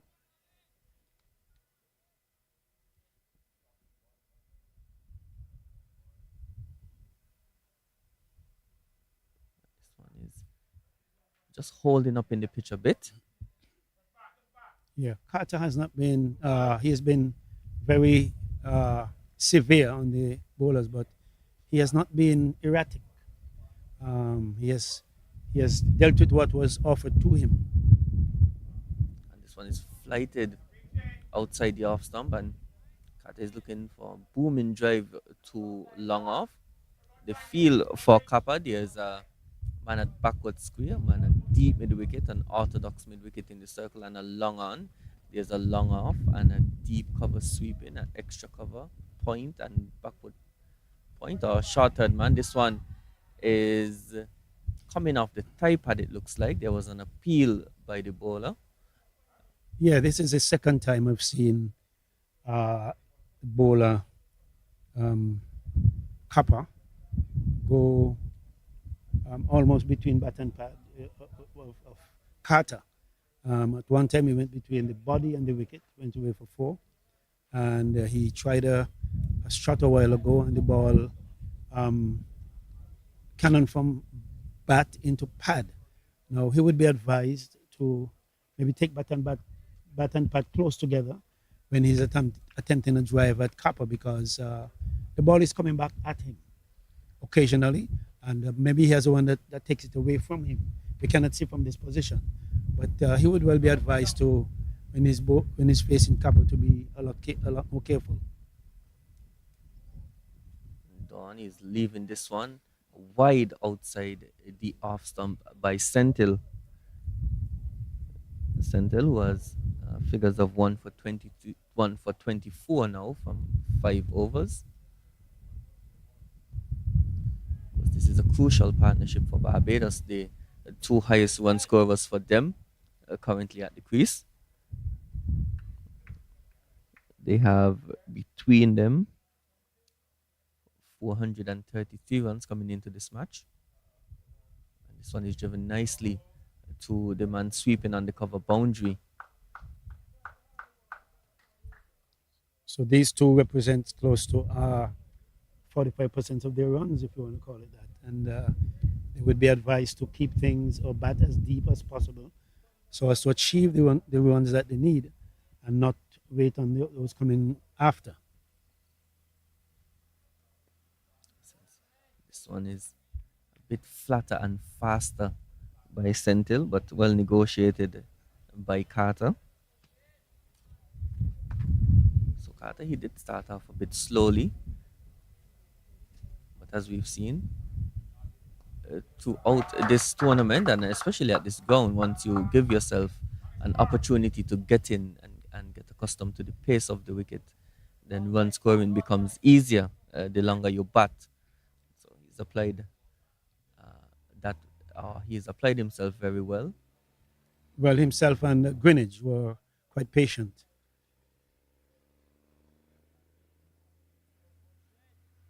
Yeah, he and Greenwich were quite patient during the opening exchanges. They weren't extravagant in any way, except something was offered. And they have gotten Barbados up to where they are today at this point in time. And this Flicked one, away. yes, clip to the man at a short, fine leg for single, and that concludes over number 22. The score 119 for 2.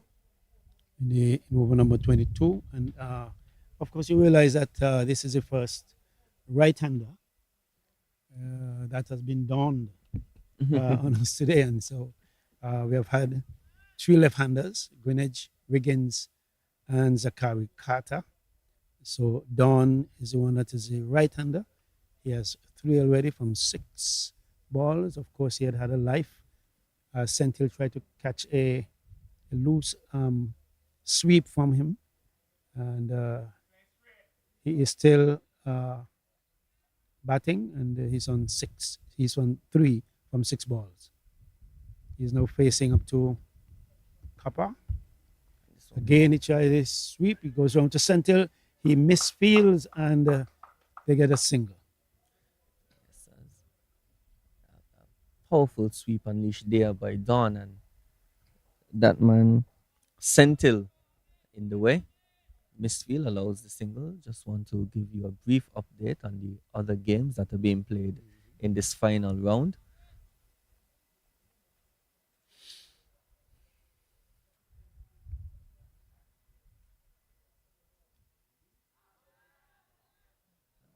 So here is Zachary Carter going for a sweep.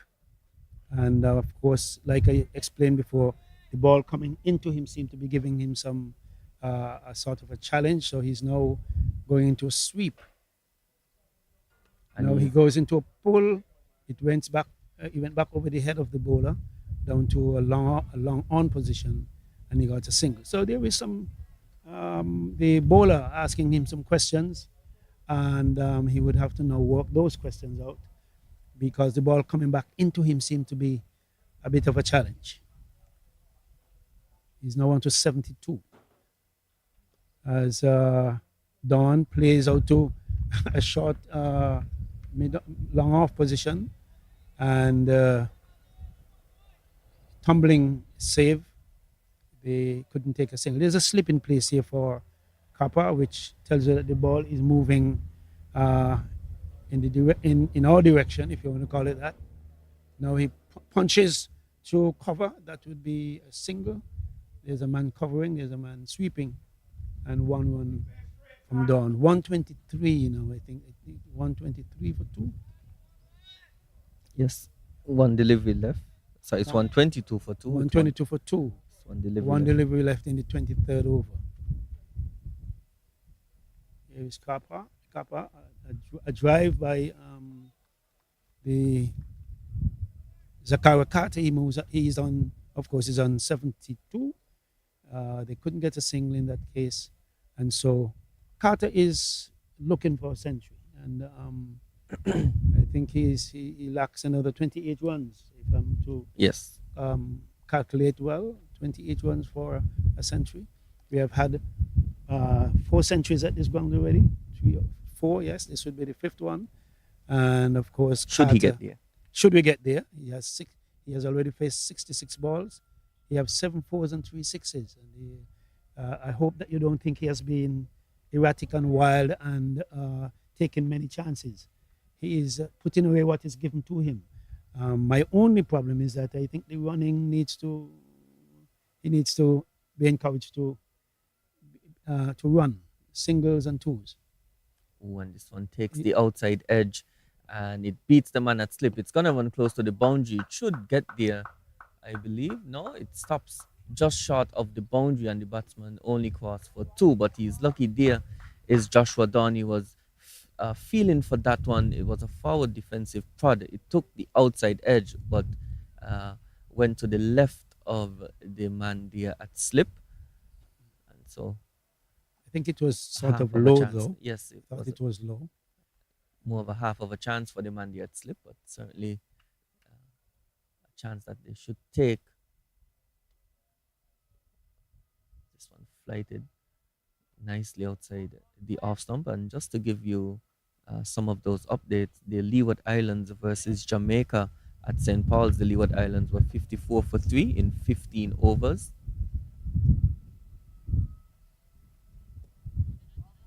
At Connery, there's the Windward Islands taking on the USMN Team 1, and the Windward Islands 94 for 3 in 22 overs. And at the ETW Park in Nevis, there's Guyana versus Trinidad and Tobago, and Guyana 79 for 3 in 20 overs. So that is just a brief recap of the games being played in this final round of matches for the CWI Rising Stars Men Under 19 50 Over Championship. The center bowling a delivery played out by Dawn to the mid-wicket boundary, and there's a single. Things are pretty quiet as we speak, apart from some explosion from Carter at times. But basically, it's rather quiet. Whenever the spin comes on, there's a lull. There's a reduction in. Here's one that is swept, slog swept, if you want to call it that, down to the boundary, and the umpire signals for. Yes, a ball that was delivered by Sentil to Carter, apparently center and leg, and he swept it. It was in the air for quite a while, but nobody was in attendance, and so one from mid wicket, and the other man from more like a short, long leg, fine leg area, ran away and collected. But Carter, apart from him, things being rather quiet, and now he's up to 76. And Al is doing his countdown for Carter because he feels like nothing is troubling him, and he is just about he will make 100. And one would wish the young man well. He is the most prolific scorer for Barbados in the competition this year. Here's Capra. Ball to Dawn. Dawn sweeps. It comes. It beats the keeper, and it comes all the way down to the boundary for 4. Wide, actually. So he didn't sweep. It's a wide delivery delivered to Dawn. He swept at it. Obviously, according to the keeper, he missed it, according to the umpire, and it went away for 4 wides, and which takes it for 234. 134 for 2. Let me update for a minute. Yes. 134 for 2. That's the beginning of the 25th over. Down faces. Quiet forward defensive prod. Ball bounces out in the offside, and there is no run. Kappa has been the bowler that seems to have troubled Carter the most. As you said, the ball turning back into Carter, and he's using an around the wicket angle. Yes. He's getting some good bounce out of the pitch as well. I think he's getting some turn, nothing too extravagant, of course, but he is getting it just to turn enough to trouble the batsman. Of course, Carter, the set man, he is 76. But he has forward defensive by Dawn again, trying to give Carter. Well, he's he needs to turn over to give Carter the strike. But Don being as quiet as he is, it means that he understands he's with Carter. He's with Carter, so he will wait, when he gets that opportunity. And this one is short and cut past the man diving at the backward point. It looks like a pity. Yes, it is. The fast bowler PD was unable to gather that one in, and the score moves up by one. Of course, the field changes for the left-handed Carter. He's now at a more of a backward square in the circle. There's a man on the deep mid-wicket boundary, man at orthodox mid-wicket and long on. And Carter is driving this one to the man at long off. There's also a deep cover, extra cover point, and backward point for him as the USMN 2 get more attacking for the new man at the crease, Don, the captain of Barbados. There's a slip, Ange Bourget. He's the man there at first slip. And we see a change now with a PD going to the backward square position.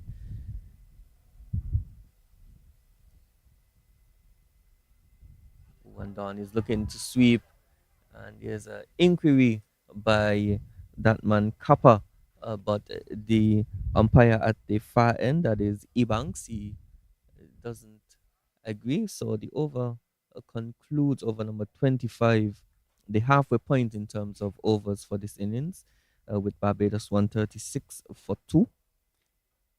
Yeah, apart from the ball that he chopped away down to point earlier, he was playing pretty quietly, and then that last delivery, he got into a sweep. Apparently, the ball touched down outside the leg stump, and he was ruled not out. It seems as though the bowler is asking some bowling from the Taj pavilion end. Yes, Ryan Taj. And so far, he's played 5 matches. He's taken 3 wickets with an economy of 3.89 and best bowling figures of 2 for 37.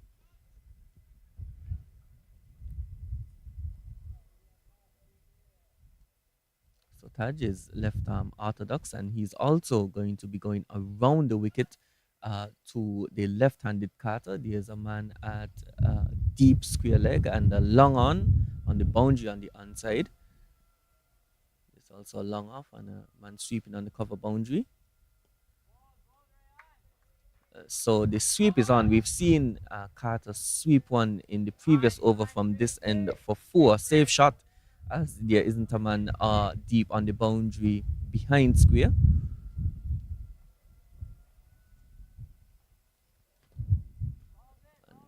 So this seems like a targeted our plan that they're targeting for Carter with the slow left arm bowler, just pitching it off stump and turn it in back in.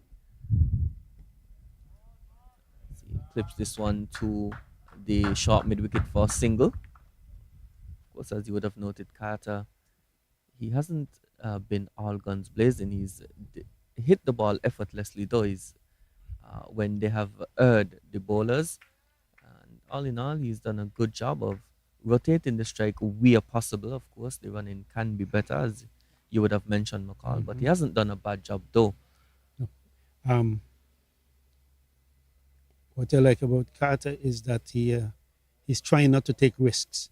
As we see, That's one 2 misfields there, one by the bowler and then by Patel. Patel, that's right. Yes, the opening which fast allowed bowler. the single, actually. Yes. He allowed the single and get Carter back on strike. Again, you mentioned that there seems to be a planned a target to Carter with the ball, bringing the ball back into him. He seems not so comfortable with that. But he plays this one nicely out to a short, long on position, and the man from mid wicket ran around and collected. Again, another single to Carter. He will be advised to bring his bat close to his pads whenever he plays, to avoid any breach of that defense. And this one is played quietly by Don into the offside, and that concludes over number 26, the score 139 for 2. And it is an interesting tactic, McCall, to to go around the wicket to the left hand. Of course, we now talk so much about matchups in limited over cricket.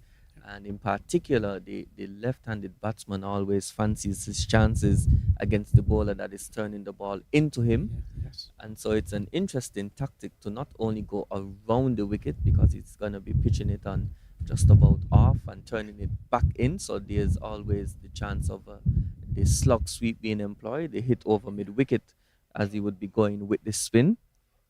What I thought they should have employed was maybe a short backward leg. If the ball is coming into him, he's not comfortable. The chances may that he may pop one out on the onside, and or even going for the sweep, could be positioned in such a way so that if it's in the air, they could capitalize. Here's him chopping one practically off the stumps. From my position, same as he was short, he was back, cutting it. Well, not cutting, but punching, as Al calls it, a half-cut, half-drive. This time he didn't middle it, so it bounced out. Here is one that goes long and hard and wide. He's caught. He's caught on the mid-wicket boundaries at wide long on position. He went for that one. The ball was more like outside the off stump. He helped himself going across his wicket and swinging it down to a deep wide long on position where he was taken. And so, one moment of indiscretion. But the Americans have to be credited for this. They realized there was a little weakness where the ball coming back into him seemed to be, he's not so comfortable. One ball went between him and the stumps. Another one went between his legs, I think it was. And they realized that he's not that comfortable. So they began to feed him with that sort of delivery on both ends. He had a couple of sweeps, which he was successful. But now this one, he went to go long, and he took it from more like outside the off stump, swung it down to a wide long on position, where he was gleefully taken, and he's out. Yes, and Carter departs for 79 from 73 deliveries, and he got 8 boundaries and 3 sixes. And so a good innings from him, although he'll be severely disappointed that he wasn't able to kick on and get 100. He was well set. He seemed to have the pace of the wicket. But as you said, Macaulay, there seems to have been a plan by the USMN too. They noticed that he was struggling with that delivery that's turning back into him from around the wicket. Of course, he was looking to take on that man at long on. He did hit a huge 6 from that end as well that went out of the ground there. And so he tried that shot again, but he was unsuccessful, caught by Rahul Basu, the man, the leg spinner, down at the wide long on boundary. And that brings to the crease Joshua Branch, number 7. He's not the batsman. Yes, I'm sorry that Al didn't get his 100. The countdown is stopped, and Al really was, looking for this 100. So was I, and Barbadians are not happy. 139 for 3, with one of their main men, Zachary Carter, back in the hutch. And this one is now wide outside the off stump. That one just seemed to have kept a bit low. It was short, but it didn't bounce. So some rebuilding needs to be done here. This one is full toss. That's flicked to the left of Apidi at backward square. Batsman cross for single. 2 deliveries left now in the 27th over. It's the men from the USA, they haven't done badly so far. They have had a few half chances that have gone a begging.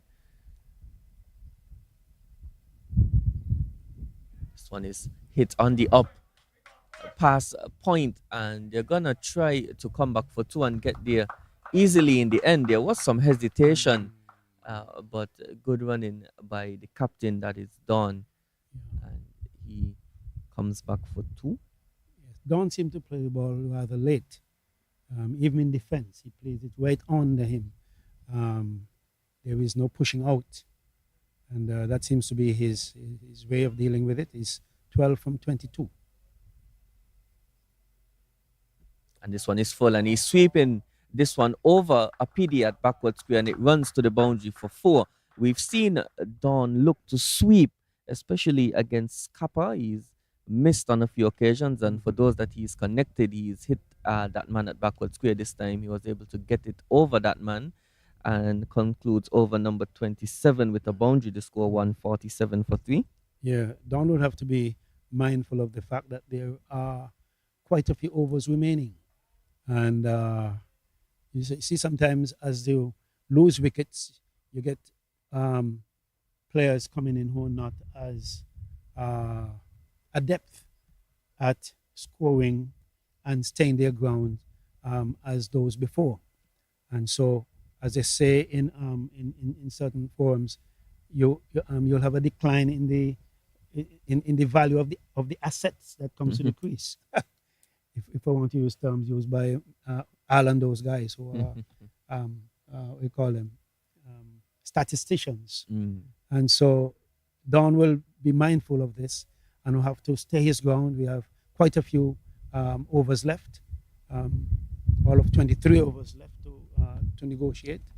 And so things could happen. Cricket is cricket. And if you get out, then you don't know what your other partners would do. But Zachary Carter has given a very sound base on which the Barbadians can stand, and so we expect Don to kick on from here. 16 years from 23. Yes, the Bajans are scoring at just a little less than 5.5 runs and over. They're projected to score 272. As this one is played nicely by Branch out to the man. No, it was Branch on strike. Mm-hmm. Branch. Yes, and Dawn now is on strike. Okay.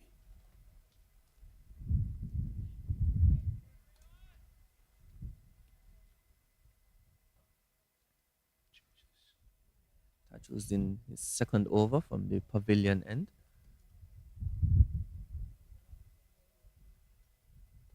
When this one is played behind square where there's no fielder, and the keeper now has to come around. So the field for Taj to these right-handed batsmen, there's a man at just about a deep forward square.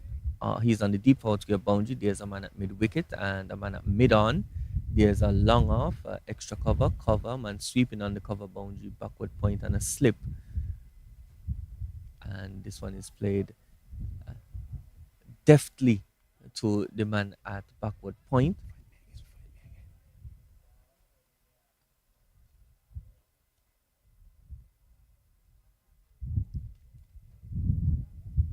So his left armour around the wicket, and he plays this one intently, intended for about cover. It took the inside edge and it ran away to the deep fine leg boundary, and they had themselves 2 runs. An indiscretion there, something moving. He went at it and it peeled the inside of the bat and ran away down to deep fine leg. This one it's wide and it's just dying outside the off stump. Keeping rather low. Yes. Joshua Branch, 4 from 5 balls. And this one keeps low again. It was just back of a length, but the ball seems to just shoot and keep low there. Well, the bowler is quite diminutive. He doesn't come from very high, and he's bowling quickly through the air, not giving the ball enough time to hit and bounce. So,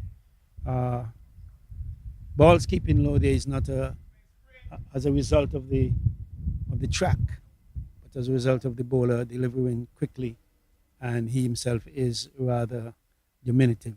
152 for 3 is Barbados, from up to over number 28. A projected score of 272. I believe they will reach 270. It went from 278. Now it's now to 272. 5.43 runs per over is the current rate, and Dawn is on 17, Branch on 4. Copper 7 overs, no maidens, 37 runs, 1 wicket, and Taj has 2 overs for 8 runs.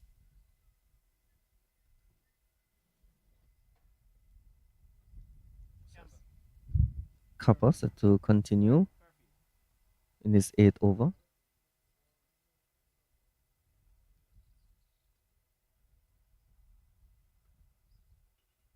This one flighted nicely. Kappa's bowled well from the far end. This partnership now we're at 13 from 11 deliveries.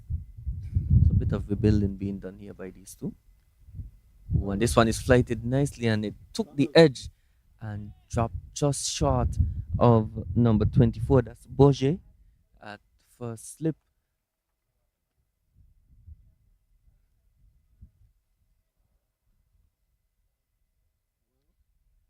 Capra, 7.2 overs, 37 runs, 1 wicket. And he's coming from the northern end. Ooh, and this one is the sweep top that's edge. in the air that could be taken. Ooh. It was not taken because he was dying before it got to A pity. a pity. He dived for all it's worth, but he couldn't get his hand under it. And of course, Don would have to be careful applying that sweep. For the umpteenth time, he has tried that sweep. A few occasions it has been well executed, and on other occasions it seems pretty risky. So this one again comes off the outside edge, and sorry, it's Kappa. He is coming over the wicket now to Branch. And yes, it seems like Apidi took off a bit late. He probably spotted it a bit late, and that's why he wasn't able to get around. But a good effort from him. Of course, that is another half chance that has gone begging for the men from the USA. There was a chance at the backward square in that area earlier with a one-handed chance. Ooh, and this one bounces. So he's getting some good bounce and turn from the far end. Is Kappa really giving the batsmen some problems as at the end of over number 29, the score 153 for 3? Yeah, well, we keep saying this is as Al says, it's a batsman, bowler's, spinner's paradise. And normally what we see once the pacers are on there is free flowing and free scoring. But when the spinners are applied, normally the scoring rate falls, 1 or 2 wickets will fall. And if you're not careful, the spinners could go through you. What happened was the Barbadian openers began very calmly, very quietly, not taking risks. But Carter is one, once something is given to him, he goes maximum. And so when the spinners came, he was in that mode. And even though the spinners had done some work in terms of keeping the run rate down, he continued to be quite expansive and successfully so too. And now he's out, things are rather quiet. Here's a sweep by Dawn. Yes, Dawn is flirting with danger here. That's the second time that he's swept it in the ear. There's that man at backward square. Just a few paces, about 10 yards from the umpire.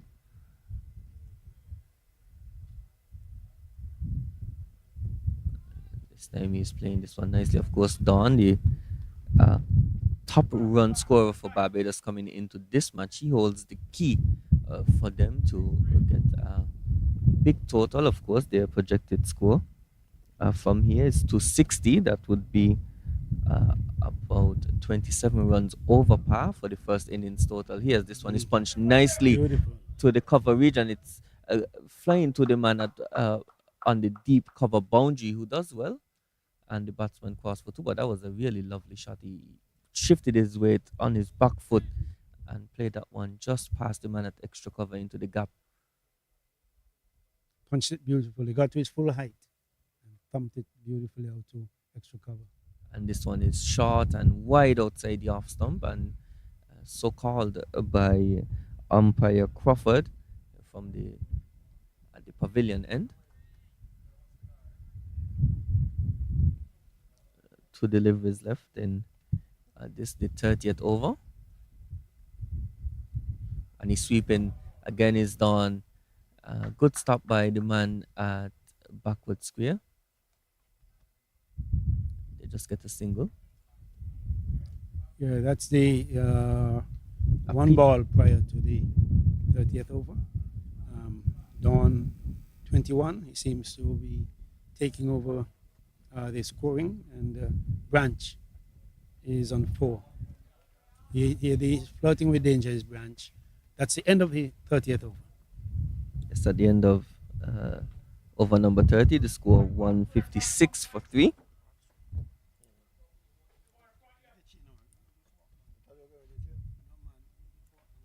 And in that phase of 10 overs from over number 20 to over number 30, Barbados would have scored 43 runs and lost a wicket. So, a good phase of play for the men from the USA. They pegged back the scoring a bit, of course. The overall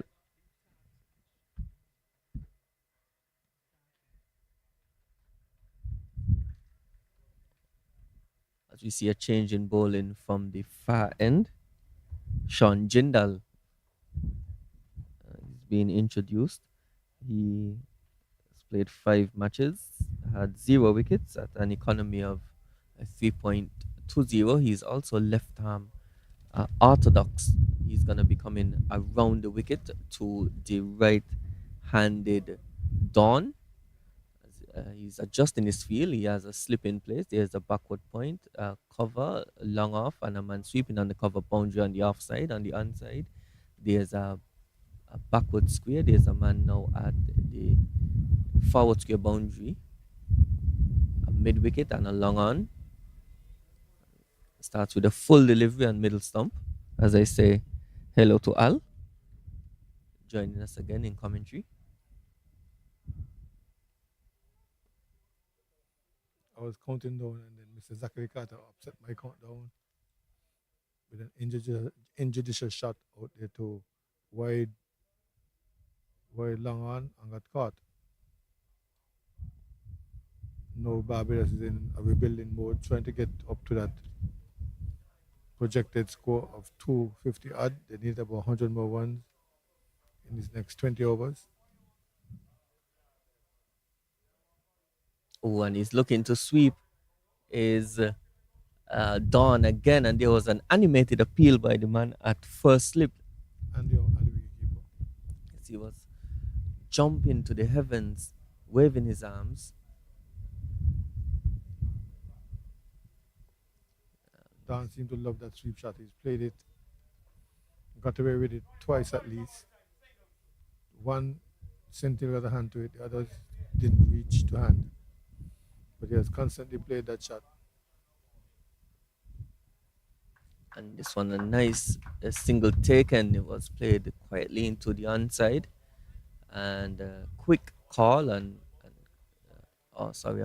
was an early call and a quick response from the batsman. And that concludes over number 31 with the score 158 for 3.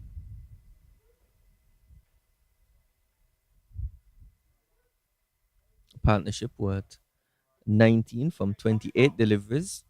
Of course, the second wicket partnership between Carter and Wiggins was worth 75 runs.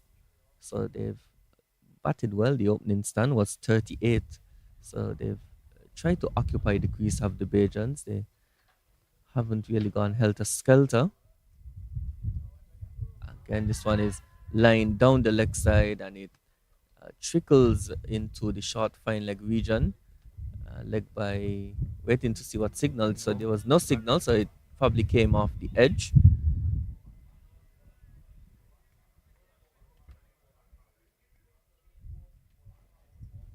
That brings Branch on Again, it was strike. a sweet shot from Dawn.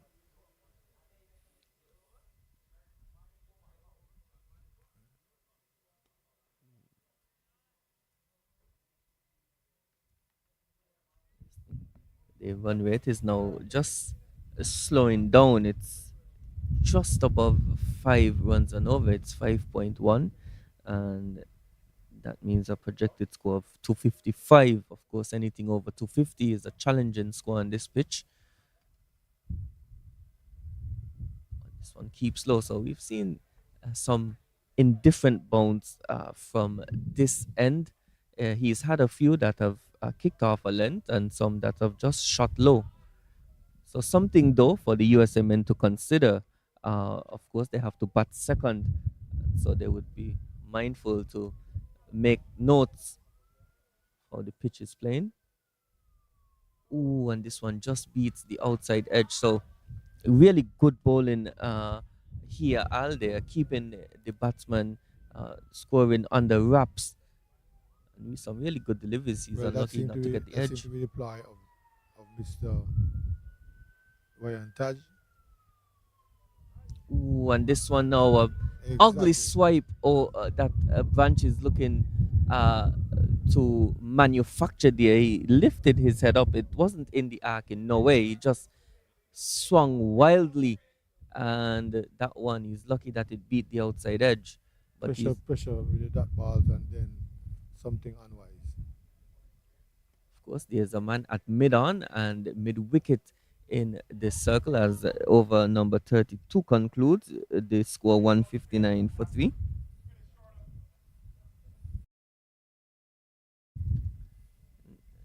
That is such a poor shot, Al. Even though he didn't really suffer for it, he got away with it. But that was such a poor shot. He didn't even seem to look at the ball. He was trying to hit that as hard as possible, and you could see that he lost his shape. The ball got good bounce into the gloves of the wicket keeper, and so he's showing some impatience here. Is Banch? He's now 4 from 16 deliveries. The captain Don is on 23 from 39 deliveries. Branch had no reason to play that shot, and even if he had a reason, he should not have played that shot. It was But as you said, he got away with it. He lives on to fight another day. As Jindal resumes. And Don is playing this one to backward square, as you would have noted, Al. It seems like a favorite shot of his, that sweep shot. We haven't really seen batsmen throughout this tournament employ the sweep, and certainly not with the frequency as he has done. He seems like it's his get out of jail shot almost. Branch, he clips this one to mid wicket and takes a quick single. So needed to be sharp there. He just clipped that one to mid wicket, but he was able to complete the single. And it's good that these batsmen are looking to rotate the strike, keep the run rate ticking over. Ooh, But they're not getting the bounces as when Carter was there, so they have to get the singles. And this is the way this wicket plays with the spinners. The paceman won't get a turn and bounce. That's how you do exploit it. Jindal flights this one. He's bold. He's varied his pace well. He's given it some flight. Of course, a Kappa who came from that end previously was a bit more flat. This one again flighted nicely. So he's asking a question of the batsman. Of course, we've seen some indiscretion in the shot making by the non-striker Branch. Don has been a bit more composed in his innings.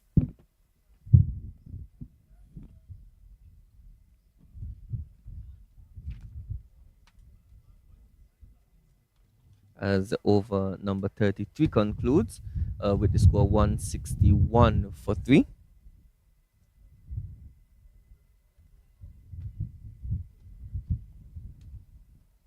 Of course, we were mentioning that any score over 250 would be a challenging score. The first innings pass score here in this tournament has been 233. So anything in that area is a good total. Of course, the average second inning score is 167. So anything over 167 would be challenging. Well, they're closing in on that now because they are 161 for 3.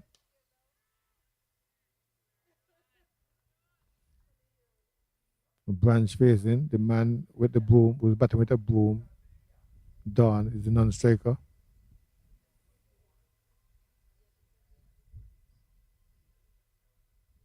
Ooh, and this one shoots low. He beats the batsman, and lucky that it didn't run on to the stump there. But yes, we are seeing evidence of some deliveries keeping low from the pavilion end. And it's dangerous for the batsman out there, but it's also probably going to play a part in the second innings as well.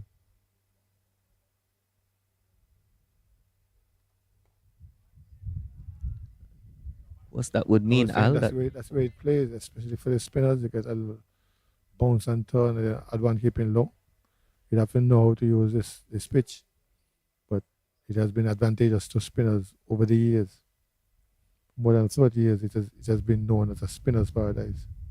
ooh, and this one is clipped nicely to mid wicket, no run. Taj has done a really good job so far. He's in his fifth over. He's only conceded 13 runs.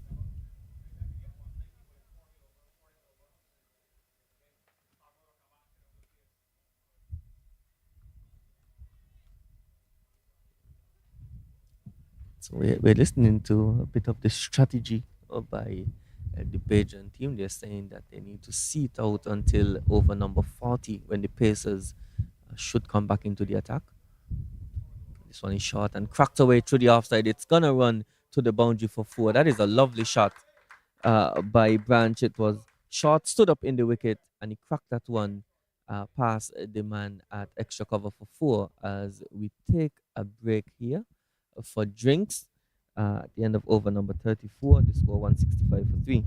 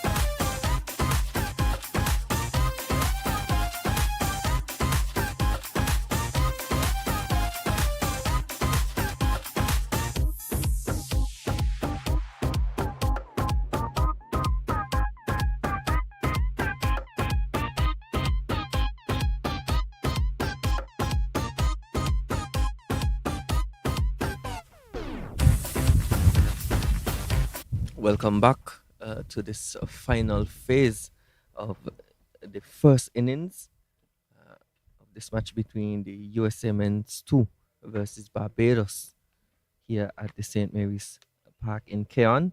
And we break we took a break with the score on 165 for 3. And I just want to give you an update on the other matches being played in this final round. The Leeward Islands, who are facing Jamaica at St. Paul's, they are 120 for 7 in 27 overs. At the Connery Cricket Ground, the Windward Islands playing the USA Men's 1 team. They're 151 for 5 in 36 overs, the Windward Islands. And in Nevis at the ETW Park, in the matchup Ghana versus Trinidad and Tobago, Ghana 131 for 4. And all scores are at the time where we took our water break here in Keon. We're just about to get started with Jindal continuing from the far end.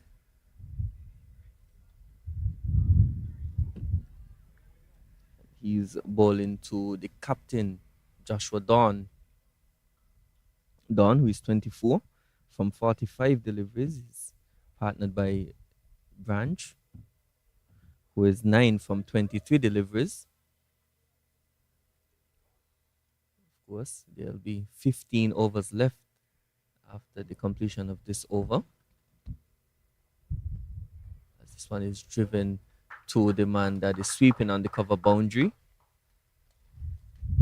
And just before the break, we heard the coach sending out a message to the batsman to try to see it out to the 40th over when the paceman would be reintroduced into the attack. And I'm sure he made mention outside of our earshot of how they will approach those last 10.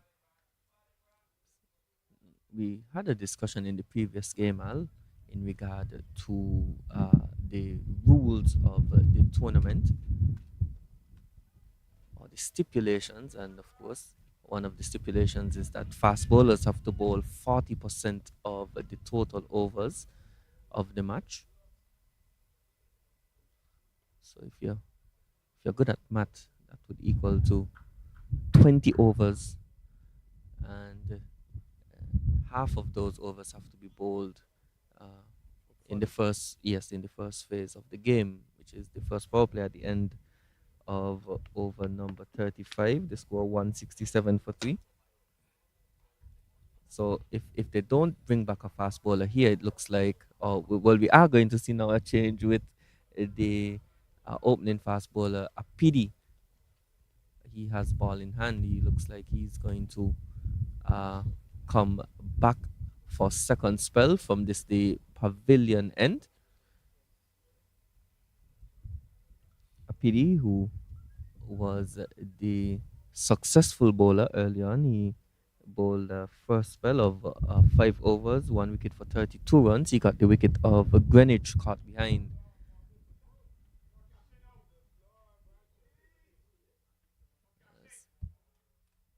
We enter the phase, the last 15 overs, we see the field now being set. So there's a man that is at deep backward square. There's a man at deep mid wicket. There's a long on. There's a long off, and there's a man sweeping on the cover boundary on the offside. And they're making a next adjustment. So the man at long off comes into the circle. Of course, they need 5 men in the circle at this phase of the game. There's a short-head man, backward point, extra cover, mid-off and mid-wicket in the circle. Ooh, and he's hit him on the pad and he's given out. And so immediate impact by a pity. This one, it seems to have beaten the batsman for pace there. He played around his front pad.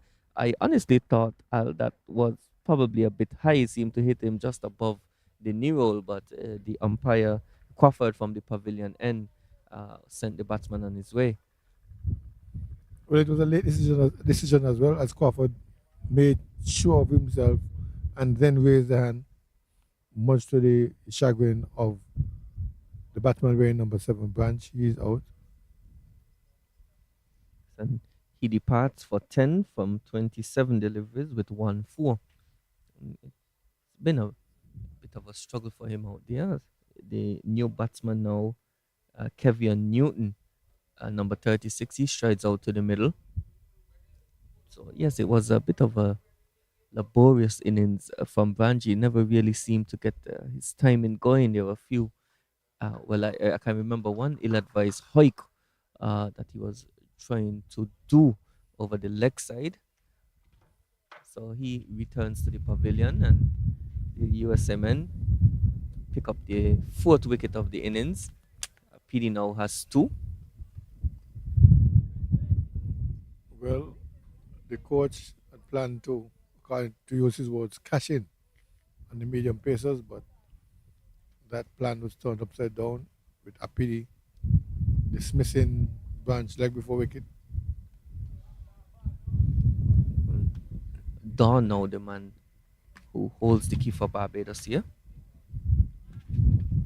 He's at the non-striker end though.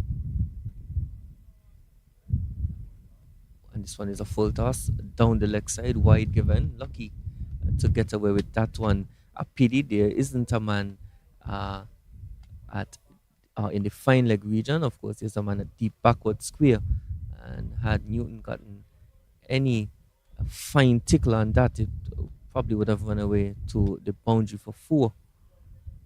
I agree with you as they're looking to have probably the hook shot or the hoik trapping these batsmen with the man at deep mid wicket and one at deep backward square. Steaming in, and this one clipped into the leg side to the man at mid wicket. A shot at the stump, well backed up by the man at extra cover. It's the captain, Aripali. Aripali, of course, they would shoulder the burden of run scoring for the USMN2. He's the only batsman in the team to get over 200 runs in this tournament so far. So a lot of pressure would be on his shoulders without even getting to the batting innings.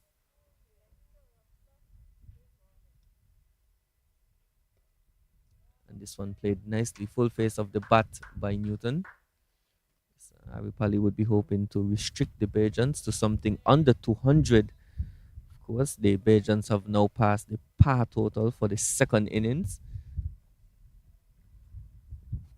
But they need to get to safety. Over 200 or 250.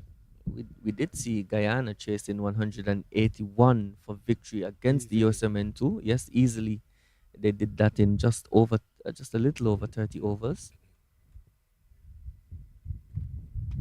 When this one kicking off a length and dribbles into the offside for single. And so Newton gets off the mark.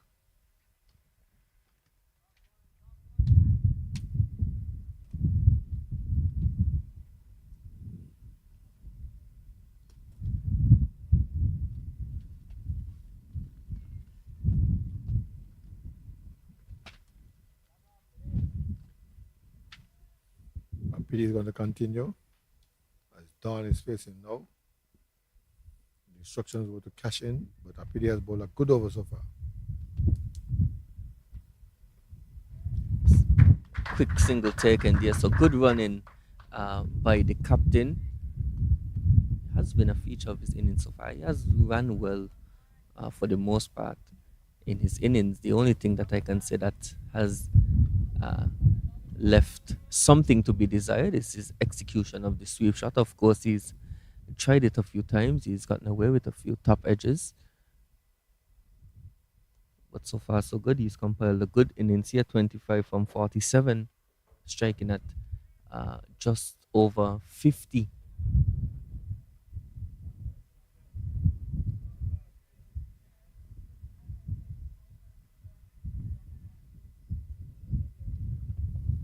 And this one driven to the man at backward point for a single. And so a successful over for a PD who got the wicket of Joshua Branch, at the end of over number 36.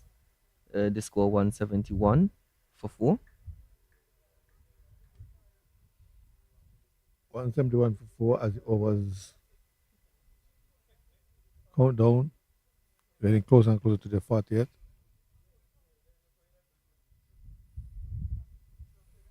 And Jindal will continue. It's the 37th over to be bowled. Well, I'm curious to know if he's going to approach the final 10 overs with a spinner and a fast ball. Of course, Patel, who would have opened the bowling, he still has 5 overs left. PD now he has 4 overs, having completed his sixth the previous over. A change in the field now. For Newton, the man at slip Boje, he moves more to an extra cover position. Orthodox.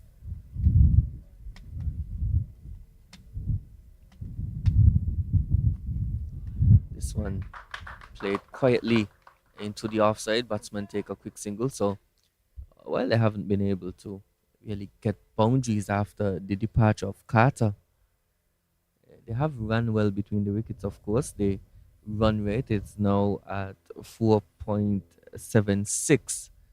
And so falling just under 5. They were scoring at just about 5 runs and over for the majority. And then after losing the wicket of Carter and then Branch, it's really slowed down. As we see a reverse sweep, and it's going to run to the boundary for 4. So some innovation being shown by Don. He's shown us the conventional sweep and now the reverse sweep. He got it really fine and it ran away to the boundary for 4. As I said before, he's batting with a boom. He loves the sweep shot. And now we're seeing the two types of sweep, the conventional and the reverse. See, essaying that shot again, he got good contact on it, and what's important, he got it really fine. He almost hit it in the region where first slip would be. And showing his dexterity here is done. Strong on the sweep. And this one played quietly now into the offside. No run.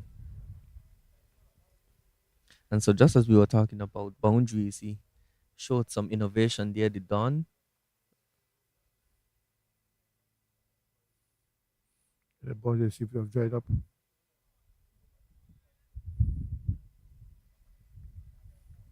To deliver is left for Don to negotiate in this over.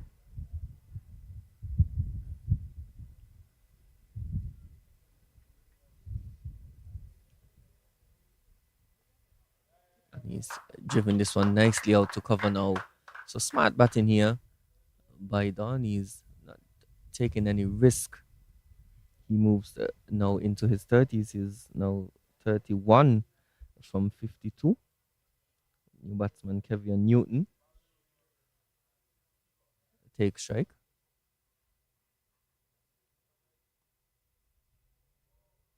And the over ends with a dot. So at the end of over number 37, the score 177 for 4.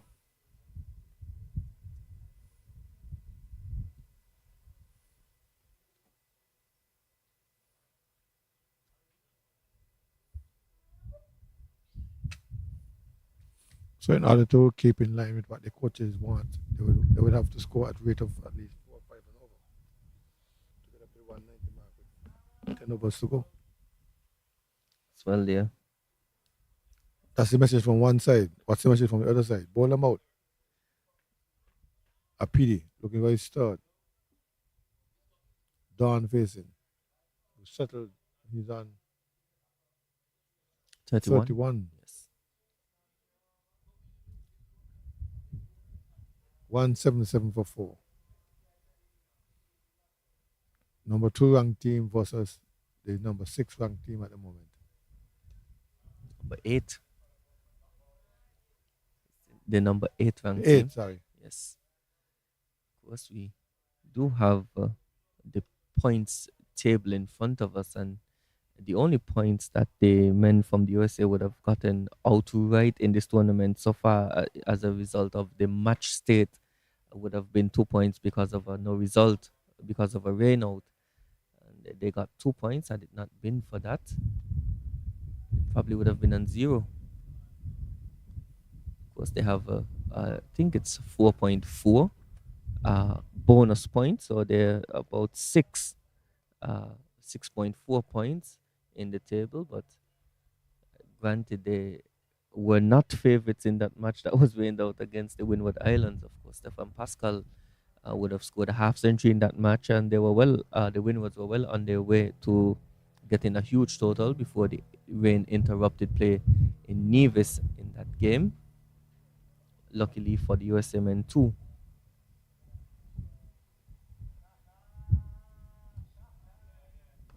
And this one is played nicely to Basu at Langan.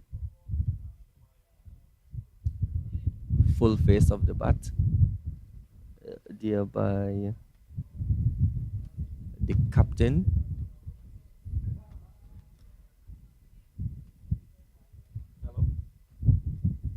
Don is on 32, looking to cash in as his coach has instructed. Well, it's a medium pace Apidi, but he has not bowled badly. He has 2 wickets under his belt.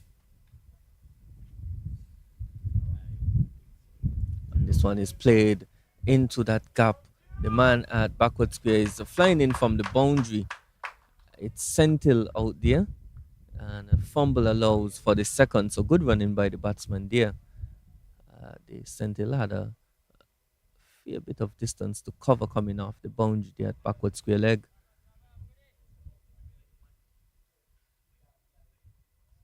$181 for 4. The score pushes on more in favor of Barbados getting exactly what they want.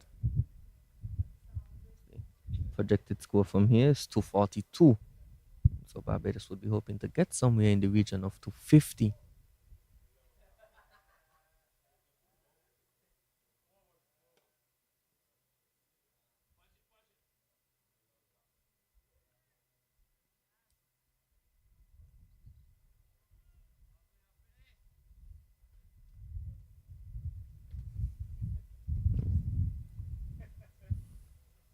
A bit after the initial brief shower of rain that we had earlier in the first 10 overs. We haven't seen grey cloud in sight. It's been fairly good weather for cricket here.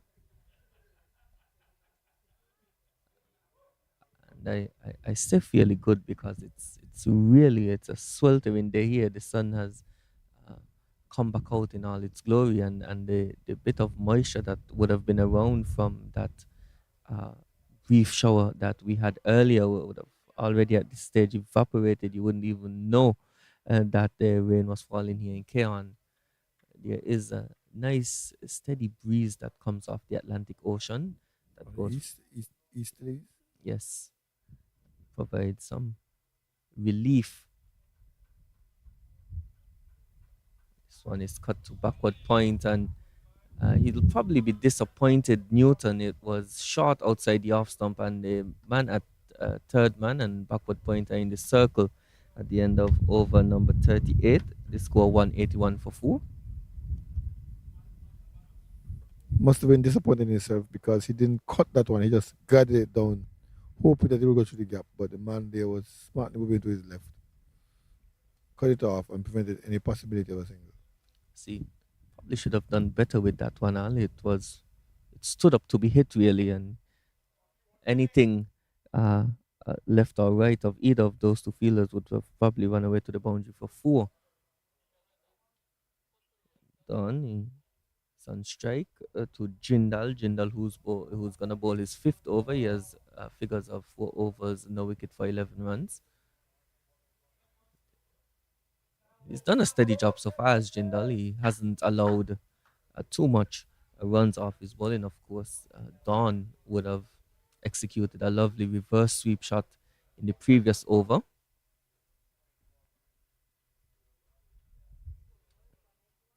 And this one, he's pulling it down, and a reverse sweep again. It's going to run close to the boundary, and a sliding stop by the man Taj allows the batsman to cross for 2. And so he wasn't able to get much pace on that one. It was more short outside the off stump. Kept low, but wasn't able to get good contact on it was done.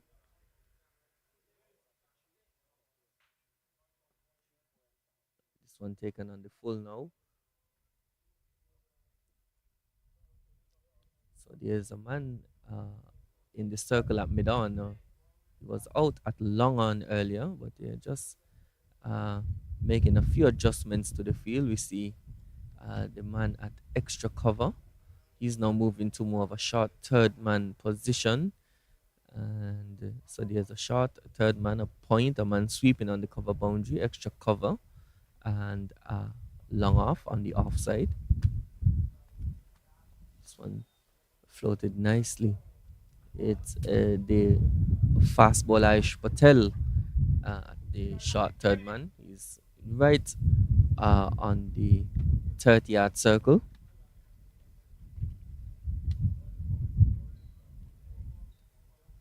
And Donny's looking to sweep, and there's an appeal, and no response from umpire Ebanks at the far end. It was a catch taken by the wicketkeeper.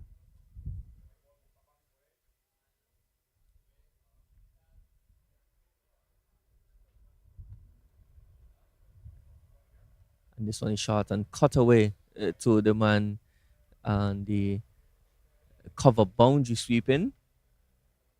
And at the end of over number 39, the score 184 for 4.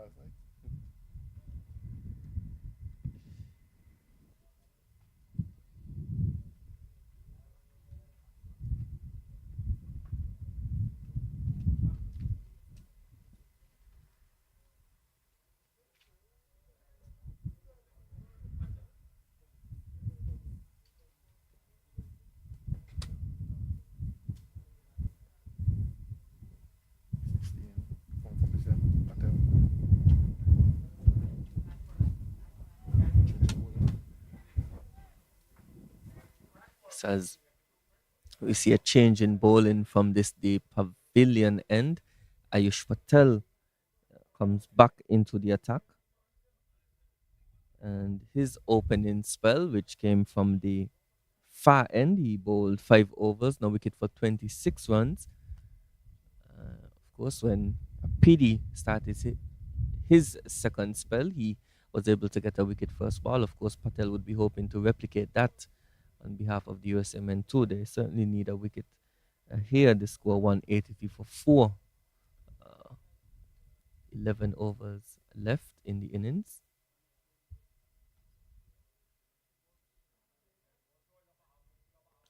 And this one is just tickled into the leg side for single by the captain. Donny moves on to 35.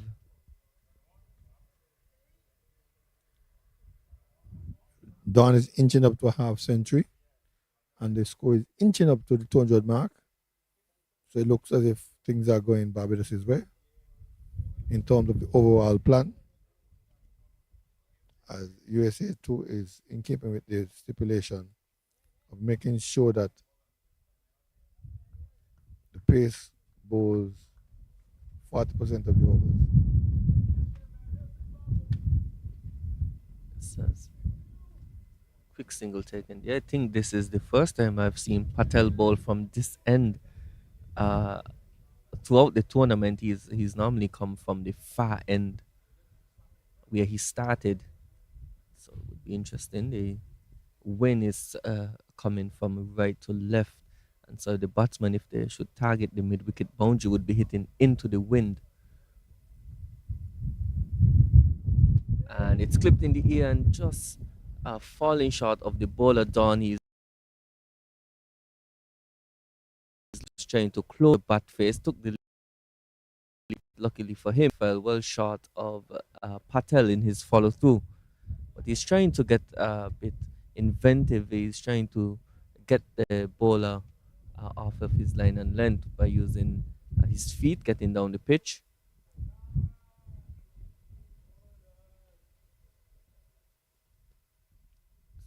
Wide down the leg side. And that is a dangerous delivery when you think about the field that he has. He has a man that is now going a bit fine. Is he at fine leg? No, he's collecting a rock. So there's a man at backward square. There's a man at deep mid wicket.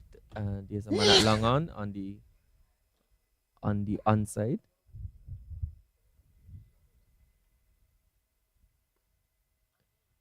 This one played nicely, but no run.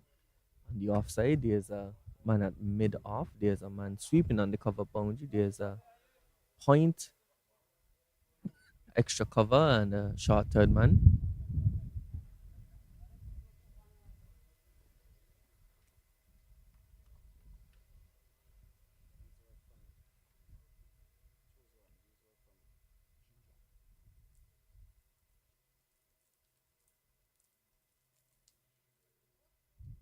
Oh, and this one a good delivery. It's full in the block hole, and Don negotiates that one very well. One delivery left. This is the 40th over.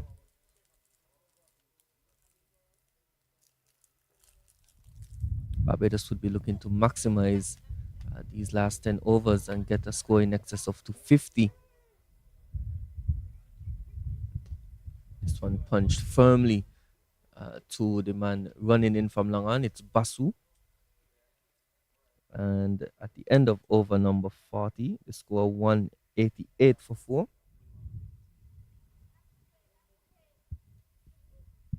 Maybe just 2 runs shy of the overall plan.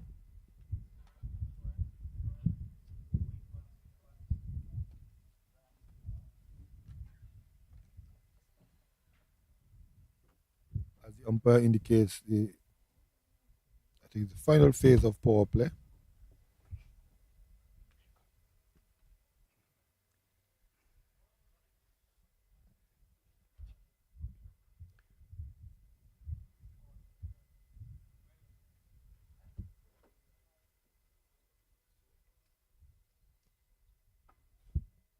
Please come in, Kappa or Jindal. Jindal. Sean Jindal. 5 overs, no maidens. 14 runs, no wickets. Well, good afternoon to you all. You're looking, I know you didn't get your century, but at least you're looking forward to lunch at some point. Very disappointed that I didn't get my century from Zachary Carter. He looked well, unbothered until he made that injudicious shot. I'm hoping that Don will be able to get there, as they need at least 62 more runs to post a very challenging total. They're on target. Reverse sweep, but straight to the man there. Taj. In the point area, it will be backward square for a left-hander. Seems they've been slow going for Barbados at this stage.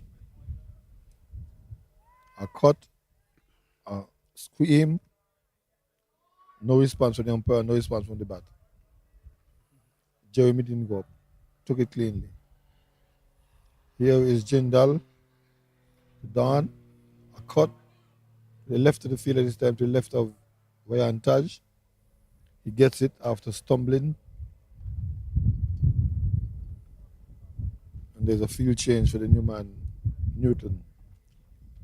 Newton has been around for 11 balls, 6 runs, Don 38 of 68. He's been very patient. He has been applying quite a few sweeps. Now he's turning to reverse sweeping. And he's just trying to break the shackles, just trying to keep things fluid, keep it going. 189 for 4 is Barbados. Here's a ball played down to short, long on position. And shy at the stumps, missed, and they have completed a single. Well, the approach is clear. We can't get the boundaries. Let's hustle for some singles. Yes. We have to get that score up to 250. to be safe? Well, there are yet 8 overs and 2 balls to go, or 9, yes, 8 overs and 2 balls yet to do so. There's one pulled into the wicket, but there's a man out there. Cut Yeah. off before he gets to the boundary. 1-1. Just 3 singles in the over so far. Well, we keep saying it's a spinner's paradise, and normally when the spin comes on, everything slows to. It depends on the batsman's width and depends on his patience, his ability to take quick singles. Here's a ball that was well flighted, bounce, and maybe a little turn on it. Newton was down defensive, he missed it. Maybe there was some movement away from the batsman, and the keeper took it. That's the end of the 41st, I think it is. Yes.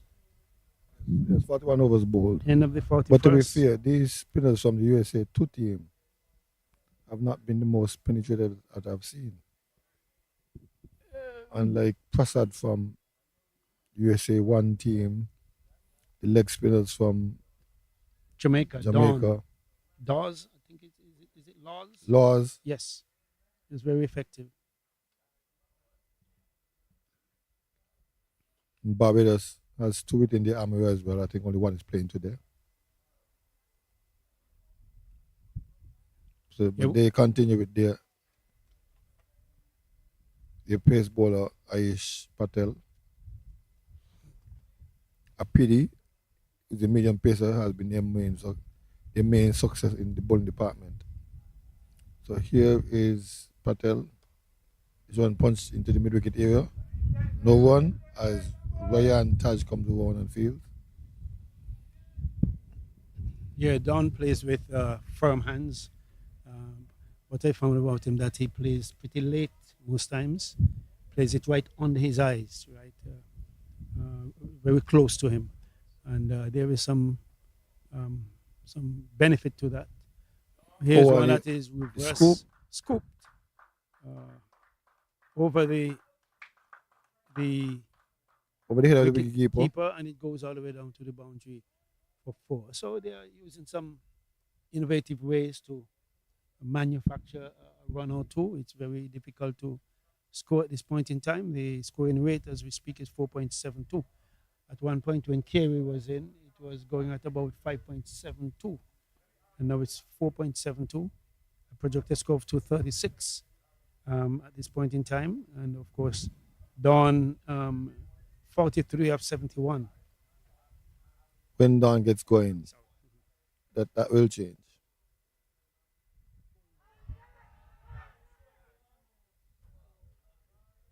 Well, there was a ferocious cry for a leg before, but Don was all the way down the wicket, and that one seemed to be beating leg. And the ball is bowling from over the wicket, a left arm bowler. Maybe that one struck outside left stump. Or maybe going down. But Crawford did not move his hands.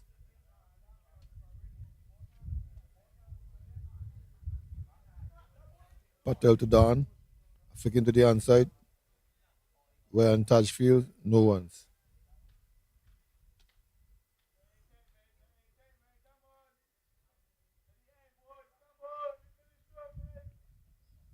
The sun is not with us anymore, Al. Not that it's overcast, but maybe some clouds hiding the severe sting from the sun. No need to panic. These clouds are high, white, and not pregnant, as a chopped ball down to the gully area yields 1-1 to Don, 1-1 to the Barbados score. They're closing in on the 200 mark now. Can they make it to 250? Projected is 235. Barbados was well on their way when they lost a Kerry Carter. That is when things began to change. Patel to Newton. Joe Evan missing, asking, no answer. A quick leg by the batsman. Yeah, the idea is for them to turn over the strike as frequently as they might. Only so can Barbados get to a respectable and competitive score, because 194 is 194 for 4 in the 42nd over is not bad, but now is when they need to step things up to get it up to at least 250, 260 if possible. It says 230, 235. If they get someone to start to blow things away, it could go well past 250. Don looks as if he has that propensity with his innovative strokes. Reverse sweep, scoop, we've seen that so far.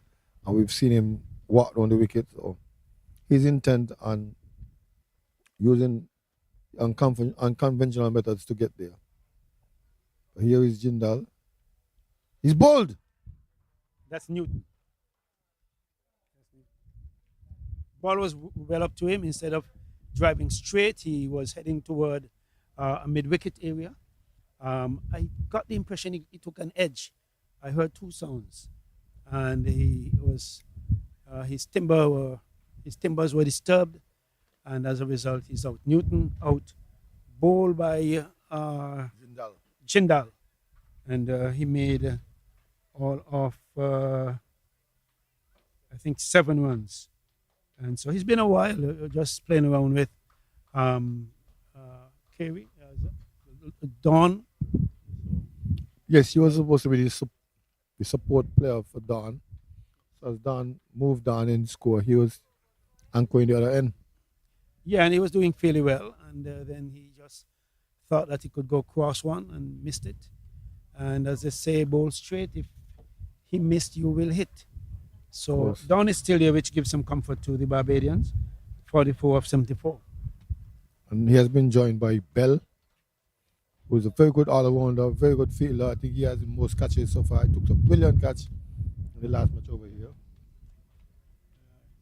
The wind is picking up out of the south. I didn't look into the south, but the southeastern section. Yeah, the wind has picked up well from the south. Looking quite grey there. Behind us, and now it's getting grey. The clouds are not yet pregnant, as you say, Al, but who knows? Doesn't take long. And the ground staff may have to be careful. All the umbrellas I see are turning backwards. And as Barbados trying to fight their way to a respectable score, they're now 197. Very shortly they'll pass the 200 mark.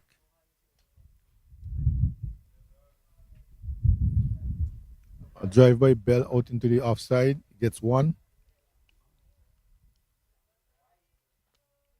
198 for 5. Bell all under, he bowls, feels well, and now he's showing some signs of resistance. Up at Mount Lion Migwa, it's already covered with mist and clouds maybe. It's a quick single and run out attempted, but the batsman is home. That's Bell running quickly, and of course this is what Barbados needs to do to get their score to a position of respectability. We are in the 43rd over, and they need to be a stepping up of the scoring. Hence the reason why Newton got out, trying to accelerate. And now Bell is trying his best. Yes, Bell is trying his best. I'm very disappointed there. He got a short one, backed it back to the bowler for no effect, no run. Well, his weight was taking him back to the leg side of the crease, and that's why he fell away from it instead of coming toward it, and he made a mess of it.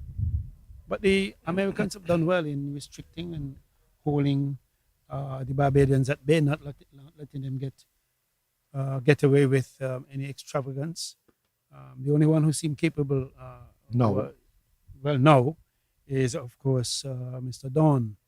And let's hope that he, from a Barbadian standpoint, can propel things along. And with that said, the Americans are hoping and bringing changes to their field. Apili, that's the name of the bowler.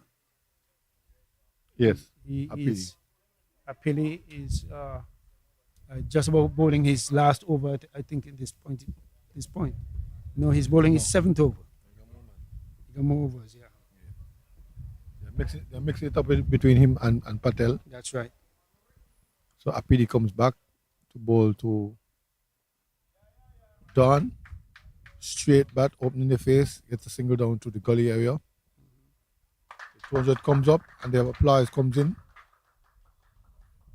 That's 200 for 5 Barbados. Joshua Dawn, 46. Looking at the half century, he has faced 76 deliveries with 3 fours, and Bell has faced 4 for his single. The Americans are, in my view, bowling very well during this period. Having brought back the pace now, I would see it may become easier for the Barbadians to propel the score along. Well, I understand based on the regulations, they must bring back the pace, as the pace must bowl 40% of the overs. That's 20 overs. So far, they've bowled in the teens right now. 17, 18. About there, yes. So Apili has 3 overs to go to make it to his 10, which will help them cross the quota that's required. And then Patel was replaced from this end. Just about 3 as well. So here is Apidi to bowl to the man Don, who has been very innovative in his stroke play. Let's see how he come up with this time. Opens the face, runs it down to third man, gets 1, gets 4. As a ball, Yes. the man in the third man boundary who was Very well touched. A late dab, just running the ball down past behind point, and he gets to 50 eventually. Joshua Dawn, captain of the Barbados team, 50 from 77 balls, of course, with 4 fours. It's a good knock by him. He came in. He was pretty quiet for the first 20 or 30 deliveries, and applied quite a few sweeps. I didn't like the idea about the sweep, but he seemed to have survived. And here is Apidi bowling to Dawn. Because it down again, but this time straight to the field, hitting the stump, but Bell is well home, was able to feed the dog, put out the cat, sit down and watch some TV while he was at home. Yeah, attempted to run out by all means, and the Bell was all the way home by that time. But the singles are important at this point. Rotating the strike, and the Americans would want to keep things as tight as possible. Maybe get their fielders in the correct position. Apart from a few misfields, they've been, rather good in the field, really. But here is a pity. A swing by Bell, a miss, and Jeremy collects. He was making a big wish at that one. He was going toward the onside, and the ball seemed to have been curling away from him. Or he hit under it, but it wasn't close to him. But as we just say when we're playing, good offer. Good offer. At this stage, a very good At this offer stage, because yes. he's looking for runs now. It's 206. They need to get as close as possible to 250. To the pass, score 233. And this is 44th over. Again, he swings. On the leg side, it looks like, but they have touched him. Yeah, he was walking down the wicket, and the ball was delivered maybe slightly wide of him. He swung anyway, and it went through the keeper. Nothing happened. So Bell is still 2 of 6, and Joshua Dawn, the captain, one of the more prolific scorers for Barbados, and in this competition, is 51, and he has the opportunity at this point in time to press on to at least 70 or 80 if possible. And if he has the wits about him, who knows how much further can he go. But the Americans are trying to keep things as tight as possible. That will take Barbados, of course, to a rather good position. It's 230 35 projected at this point in time, going at 4.70 per over. Well, that will not remain that way if Don has anything to say about it. Clearing away some debris. Looked at his field. Heavily favored in the offside. There's no slip. Man at backward point. Jindal. He scoops again. And he's given out. Caught at the wicket. Down the leg side. Yeah, that was a ball given to Don, and he was trying to do a scoop. The ball, according to the umpire, took the edge. It went to the keeper, and he's out caught. So Barbados being pegged back here in this the 45th over, 44.1. The wicket of Don going as soon as he got past the 50 mark. Yeah, he was trying many things to manufacture runs, and he tried that scoop. Apparently, he touched it. The umpire sent him on his way, and Don is out. He has been replaced by Baptiste, wearing number 30. With a score on 206. 206 for 6. Another lefty. Fourth left-hander we were seeing for the day. He had 3 up front. Carter, Greenwich, and Wiggins. Now we have Baptiste.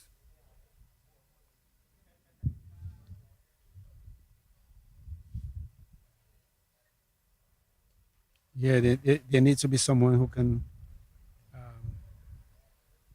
manipulate the bowling to where you can propel your scoring, but this is not happening. USA 2. Got it into the outside quickly after a single. It's there.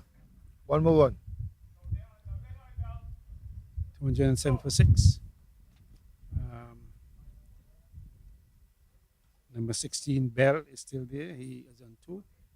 Let's see, having faced 7 balls, he's comfortable enough to go big.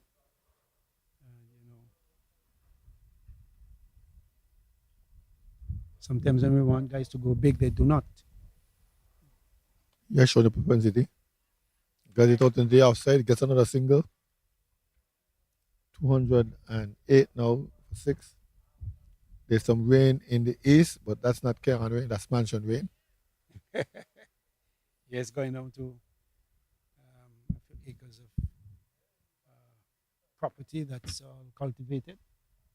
And hope it will be to our benefit down in that area. Here is Patel. A drive to the outside, a present drive. Man sent back.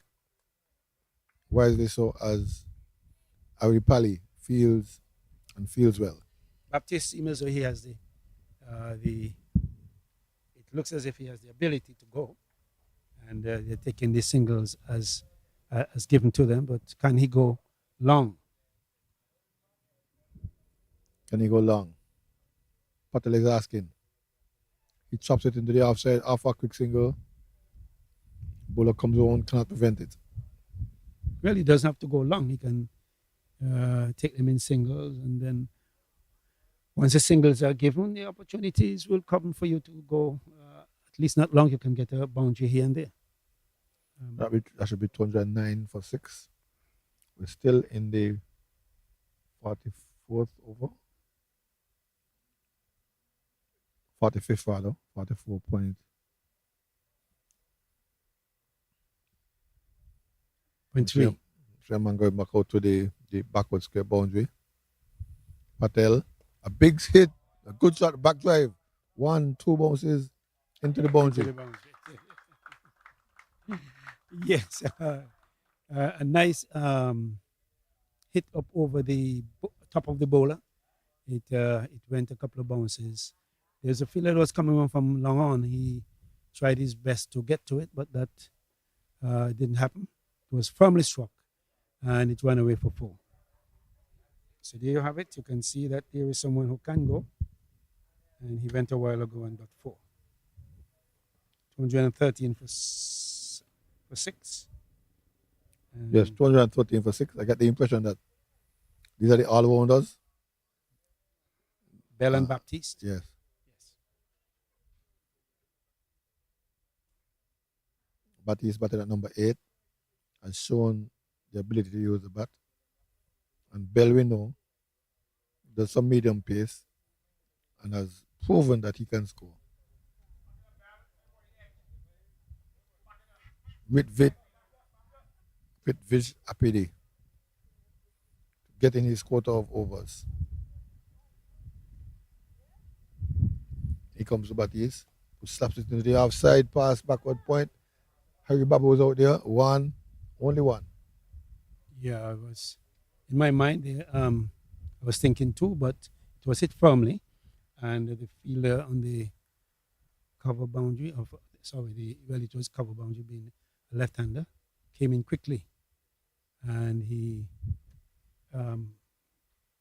backed up well, and two could not have been had. Shaq Bell is facing it now. He's the one who seems capable or willing to go long. The fielders are well spread all over the place. There is no slip, just a short third. There's a point, one on the cover boundary.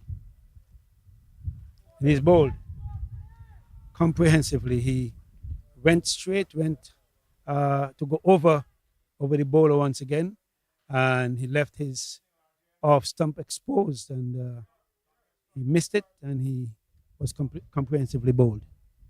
7 wickets down. Well, every time the Barbados team tries to push on to that pass score, they've been pegged back by important wickets. And this time it's the leading wicket taker, Ritvish Apidi, who has taken yet another wicket for the USA 2 team. Yeah, PD, 8.2 overs, no maidens, 48 runs, and 3 wickets to his name. Patel, 8 overs, no maidens, 42 runs, 1 wicket. And of course, coming to the crease is Gittins. Well, let's go into the bowlers now. Batter at number 9 is Gittins. Let's see what he has to offer. A short word with Batiste. 214 for 7. Looking for at least the pass score of 233. Yes.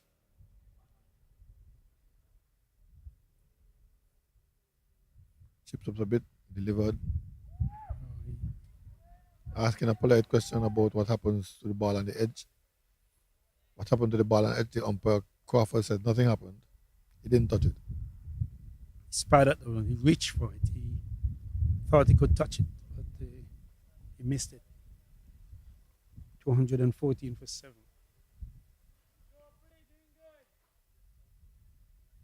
The singles are available because the field is so widespread. Yep. Singles can be had just about anywhere. 4 men out on the boundary. Back with the square mid wicket. On the cover boundary, one on the long half boundary.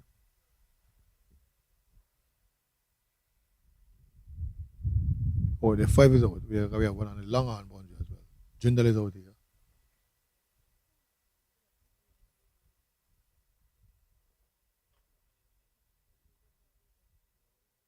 Umpire E. Banks not happy with the construction or the reconstruction of the stumps. He comes in to do the job himself. And play will resume with Barbados 214 for 7. Gittins face into Apidi.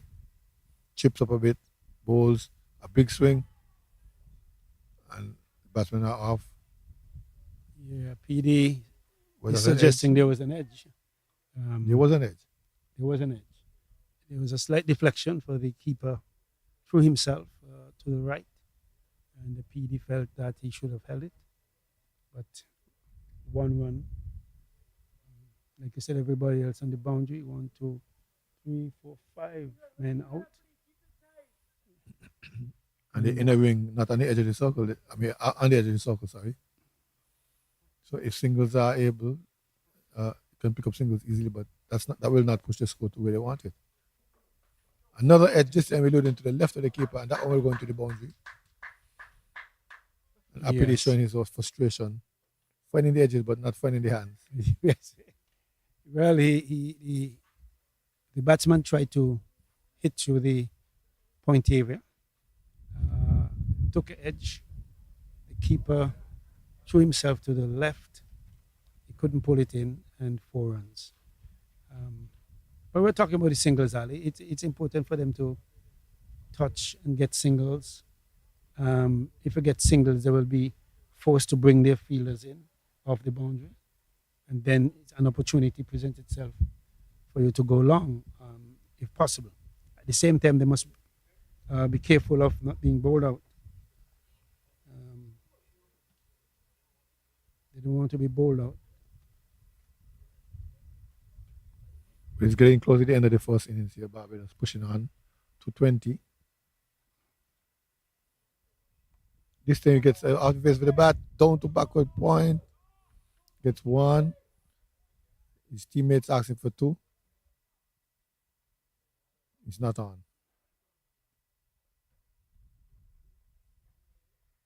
End of the over. But I think Batiste wants to hold on to the batting to face the over, so he wasn't interested in 2. Not much confidence in Gittins. In Gittins, yeah. Zandra Baptiste 3 or 4, and Gittins 5 or 4.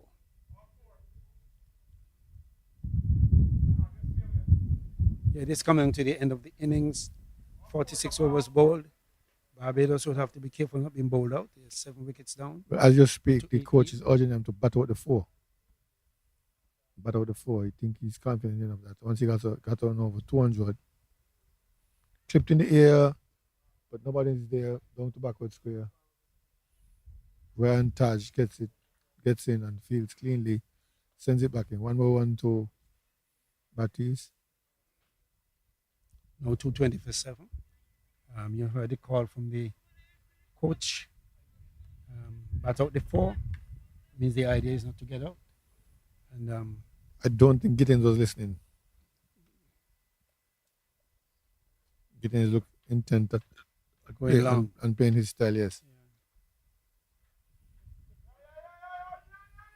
Yeah. And that one missed everything and saved. Brilliant effort by Apidi. Meanwhile, the batsman calls for 2 buys, it will be, as that one kept low. Yeah, PD ran for all it's worth down to the 3rd area and trying himself and saving at least 2 runs there for his team, putting limb and life on the line and saving 2 runs. Yes, and I said Gittins already made up his mind what he's going to do with Patel. Swung into the mid-wicket area. That man will go for 4. 1 bounce. Yeah.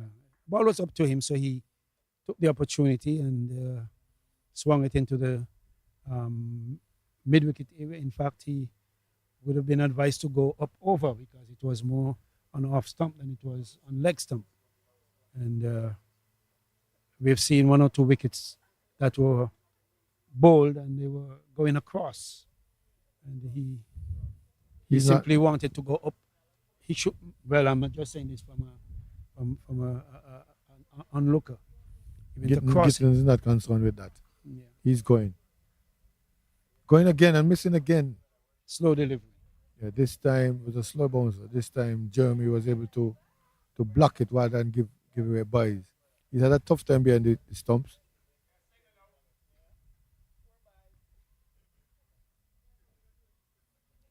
Single. The coach says single now. I'm sure Gittins has earplugs, not listening to that coach. Goes big again. Again, the balls does not time it. He doesn't time it. He was firing before the ball got there. It's the second time. And as a result of that, the you have to credit the bowler for varying his pace, varying his line, making sure that he's not struck again into that area. He has protected himself. There's a deep mid wicket as we speak. And if he goes there again, he just might get caught.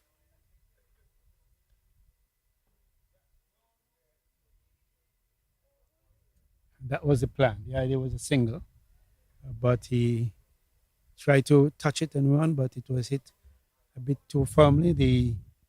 I must apologize to him because the coach said single and he was looking for the single. I was Yes. just saying that he wasn't listening to the coach, but this time, He was listening. yes. Yeah. But didn't get the single. Well, that's the end of the 47th. There are 3 more overs yet. Barbados will do well to bat out and get as close as possible to the 250 area. It's 227 over 7. 15. They 227. they get 5 and over. That's 15. 15 plus 28 or 243. Edge, don't you slip. There's a man down there on the boundary, so he's able to get around and cover it. Only 1 run to batties. 229 for 7.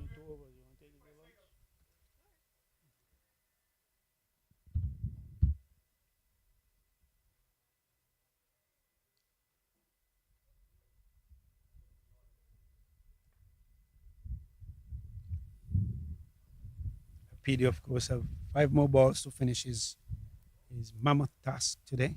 And he's had 3 wickets, did well. 3 for 55. Dab. With a bit of hesitation, they finally make it. Looking for overthrows, it's not there. Yeah, pretty tall, lanky, slightly pigeon-toed, pigeon-toed, they call it, yes. Toes looking inward. Throwing, yeah. Yes. But nice, lanky, athletic, like Just a cricketer. problem with his one-up where he chips just He before chips, yes. He's not smooth, but he puts everything into his delivery stride. He'll stop the start. Runs away from us now. Into both the batties. Who guys it down for the single. They're off and they're trying for the single. Should get overthrows. They're going to get overthrows because that ball has gone all the way out to the boundary. Sure, And but third. they get 3 runs. Yes. A few errors by the original fieldsman overthrew, trying to run out the batsman, or the non-striker as it was, and it passed the keeper and it went down in the short extra cover area where it was fumbled, and as a result the batsman secured 2 runs. 3 runs. 3 runs, in fact. A comedy of errors on either side of the field, giving the opportunity to the batsman to capitalize on 3. Projected score 244, the actual score 232 for 7. All the way this one is, it's high. There's a fieldsman getting on there. He messed it up. He didn't. He tried his left hand to. He tried to take it in the left hand.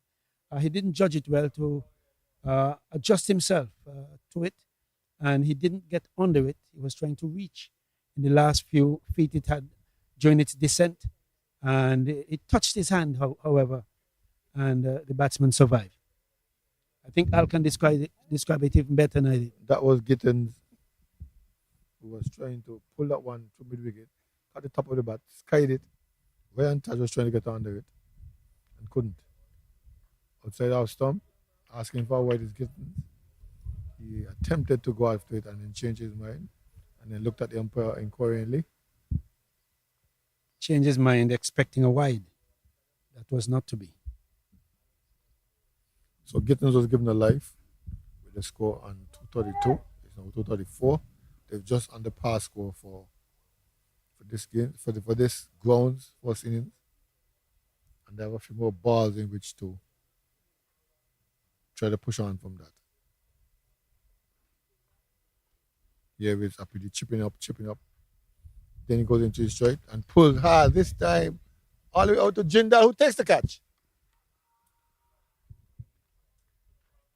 Yeah, a short delivery, and he went into a pull shot. Apparently, that one might have hustled him. He got high on the bat, and of course, it went high down to a wide long on area, if you want to call it wide long on, where Jindal run from long on toward mid wicket, and he took a nice catch, simple catch. The first person congratulations was Ryan Taj, who dropped the one before.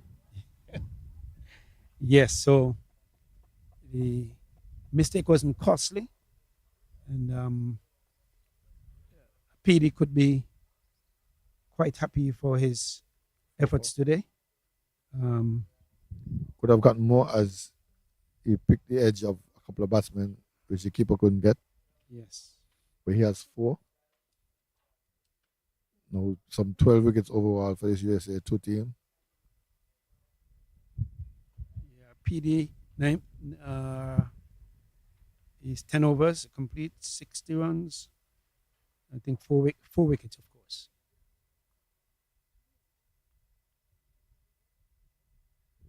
Meanwhile, Baptiste was joined by Pollard as Gittins, who was on a happy-go-lucky one, swinging at everything, held out to Jindal at long off after bowling of Ritvit Apidi. Here is Patel. Baptiste is driving to the offside. Batsman cross for 1. I think there's another lefty, as it looks like Pollard, wearing number 22.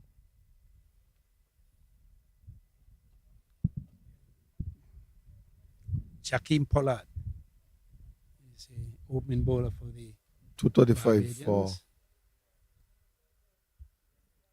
8 it is. Yes.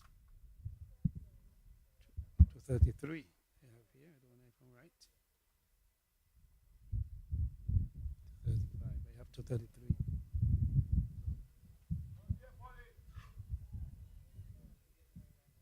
Well, the shout from the Barbados camp is not yet Polly. It means that Polly has something to go after. It goes after it, drives out to cover area. And Polly comes on and fields.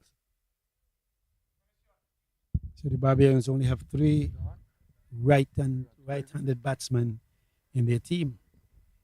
Everybody else seems to be lefties. Gittins facing, he has 8 from 10. And he goes high up over an extra cover area and into the boundary for 4. So it seems as though he's willing to go, does Gittins. He moves from 8 to 12. Beautiful stroke. It was up there. He took it on the top of the bounce, actually, and he lashed it high. He got it over the extra cover and into the boundary for 4. Jakeem Pollard is his name. No, this one is Baptiste. Baptiste Baptiste will hit this one. That's right. Pollard has been restrained. Don't go yet. They want to make sure they bat what the overs. But it's now 240, getting close to the 250 mark. Single is on. And that's rather good batting. You got one that you slammed over, extra cover for 4. And then now you get one that you touch simply down to a wide long on for a single. And if Al was in the crowd, he would say no. Yes. And then if I was in the crowd looking at this, what's happening here between USA 2 and Pollard? He tried to tie his 2 shoes together. Yeah, he was asking for some assistance, tying his strings. As Patel comes out to Pollard, flicking into the onside, single on. Closing in on 250 is Barbados, which is well past our past score. Well, they don't have a lot more balls in which to do so. I think it's 1 more after this one. 1 more over. It's Patel to Baptiste. Struck on the pan, there's an inquiry. Yeah, he was trying Banks to. is walking away. Sorry, he was trying to get the strike in the last over, so he came down intently on touching it for a single. He missed it. He got a leg by. The bowler asked quite politely, and he was denied a wicket. So this is the last over. Over number 49 is just completed. The Barbadians scored 242 for 8. And Baptiste, 20 of 13, is going at 153, and Pollard is 2 of 2.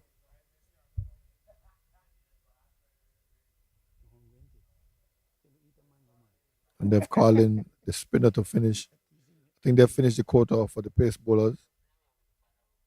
And the final over will be bowled, but it looks like Kappa wearing number 0 and he's shot.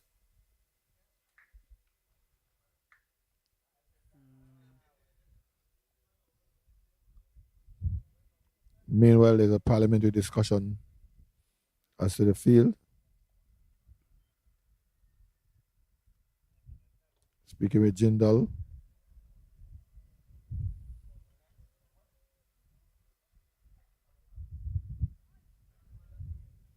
So we have a long of extra cover, point deep going that way now, and then we have a man at short third on that point, one on the cover boundary, extra cover. And this Jindal is coming down to long off.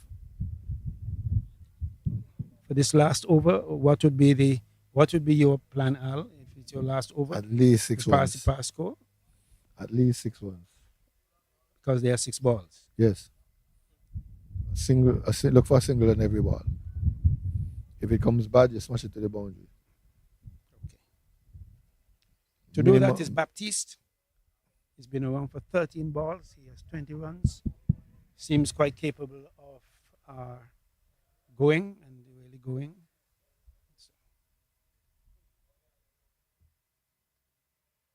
he try the reverse sweep, and he does not succeed.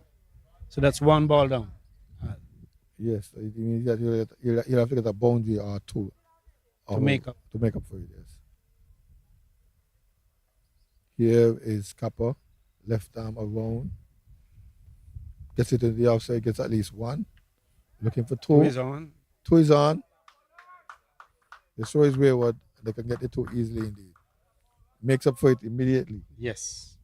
So it's back to a runner ball. Back to a runner ball. 245 now for 8, the final over of the Barbados innings. Kappa to Baptiste. Again, he tries the reverse sweep. And Jeremy is giving him. He's out stump. And so Baptiste tried a reverse sweep. He missed it. The keeper took off the bails, asked a simple question, and the umpire answered in the affirmative. So that's the 9th wicket out for Barbados. The young man forgot to remain in his grounds, got out of his grounds, and his bails were dislodged, and he was found wanting. He transgressed, and the umpire simply put his finger up. That was his punishment. He's out. Well, in executing that shot, you have to change around your feet, I think. He tried to change around his feet, and in changing his feet, he may have left his crease. Jeremy picked up the ball down it will be over, just outside the off stop of a left-hander. Another lefty is in there, replacing Baptiste in Griffith.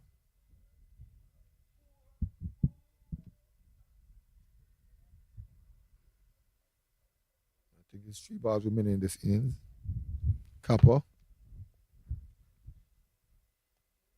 Edging down to third man to get 1. So there's still 2 runs out, Al. 1 or 2.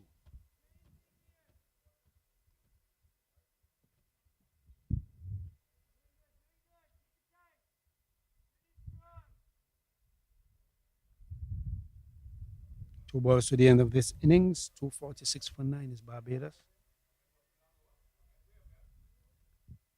Yes, Pollard receiving. Pollard hits hard down to long on area, and he takes one, trying to take two, but quick moving by I think it's St. Hill. Sentil sends a good return back to the keeper. The batsmen remain in their ground. So just one ball left, one legal delivery left. Oh no, this is saying two. So okay, I'm updating. And he goes hard to mid wicket. There's one, and thinking of two, denied by a good throw from the number 16, and that's the end of the Barbados innings. 248. 248 for 9. Well, after a number of stops and starts, they eventually got to 248, which is just over par for the first innings here at St. Mary's Park in Cairn. We will now go for a lunch break and come back with you within a half hour or so. So don't go too far with the Barbados, the number 2 ranked team, playing against USA 2 team, which is number 8 ranked team in this tournament.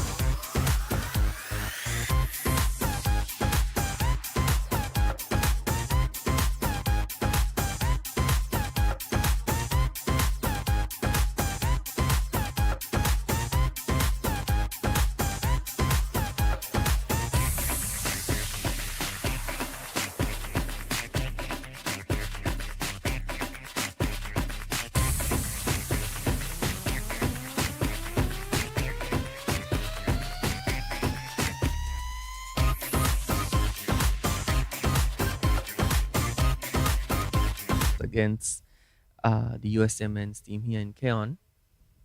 Now just a substitute.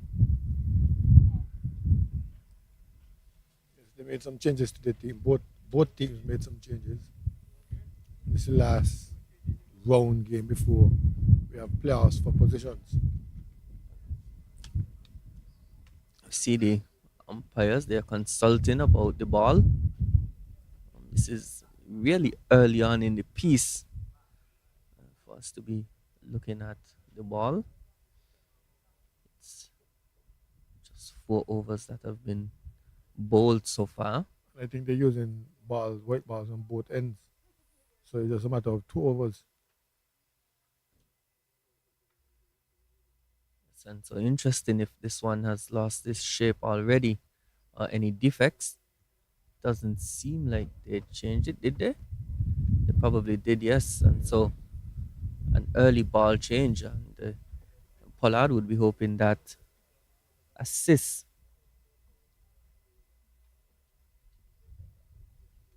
with the pace and bounce that he's been getting from the pavilion end.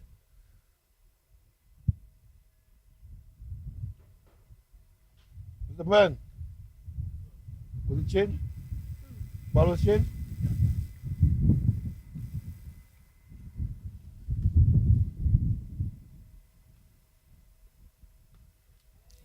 This one just chopped down to third man for a single by Harry Babu. Brings Bogier back on strike.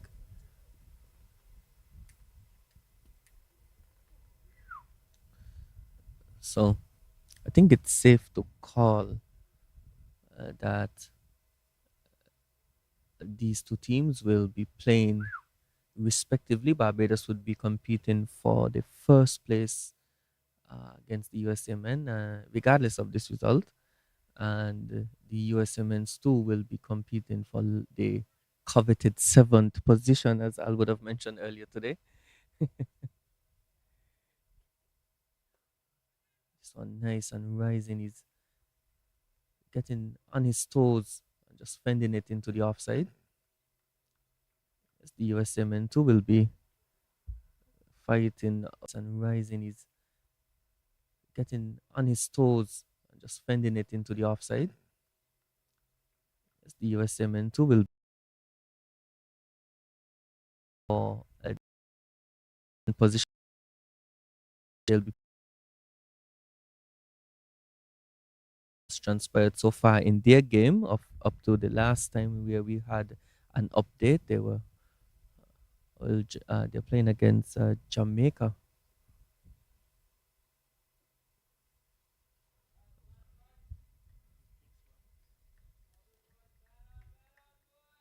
Jamaica, they need to get 150 for victory. They were 33 without loss after 6 overs. And Jamaica has no chance of overtaking the Windwards. But whichever way, if they overtake them, they still will playing 3 and 4. Yes. Of course, that's barring some miracle where the bonus points will allow them to jump places. And this one, he's got on top of that one, but good sharp feeling by the man there at backward point. It looks like Kamari Griffith. And that is a really athletic stop from him. It was short, prod from the batsman as well as the stump. So Pollard has been prod from the batsman as well as the stump. So Pollard has been much more steady than his partner Gittins. He's just about to complete his 3rd over. He only conceded 5 so far. And no extras. He hasn't bowled a wide, he hasn't bowled no ball. Shakwan Bell, who comes into the attack. Shakwan Bell, who has 10 wickets in the tournament so far at an economy of 5.41 with best figures of 5 for 53 against the USA men's team 1. And so he'll be hoping to replicate some of that bowling form against the USA men's 2nd team here. Of course, he's coming off 4 for 41 in 8 overs against the Windward Islands in their last match. So he does have some good bowling form coming into this match.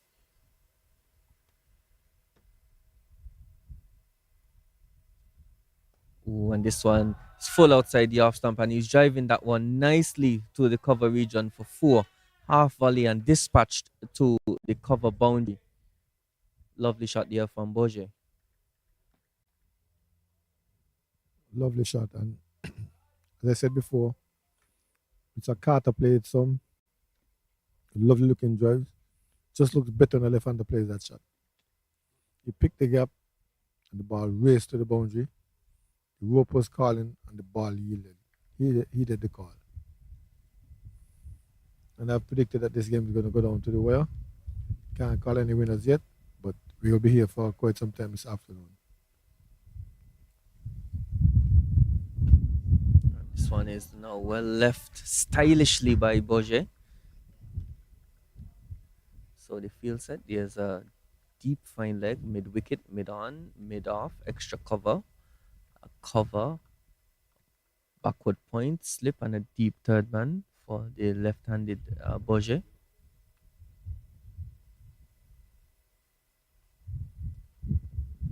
Well, one thing he has caused for the slips to remove, at least one slip has disappeared. And this one again well left outside the off stump. He's leaving them stylishly.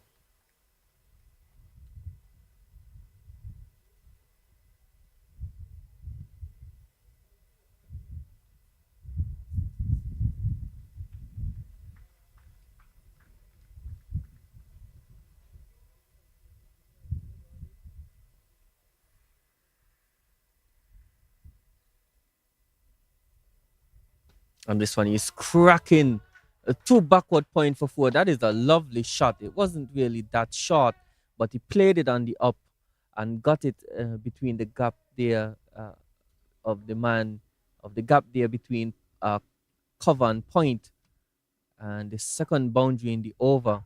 And so runs leaking from the far end for the Bajans.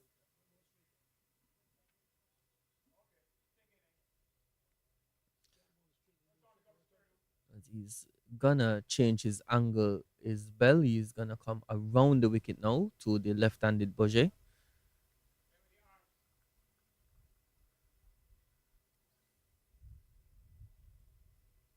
Should be looking to get a bit more.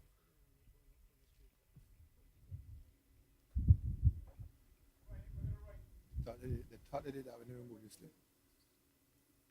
They picked it up again. Oh, and this one is cut away past that man at backward point again. And this one even better. The man diving in vain is Komari Griffith. And so back-to-back boundaries here for Boje. It was again just back of a length outside the off stump, and he hit it into the ground. Pass it flew past Griffith for four. Some consultations now between the wicket keeper and the bowler. The wicket keeper is Micah Greenwich, the opening batsman.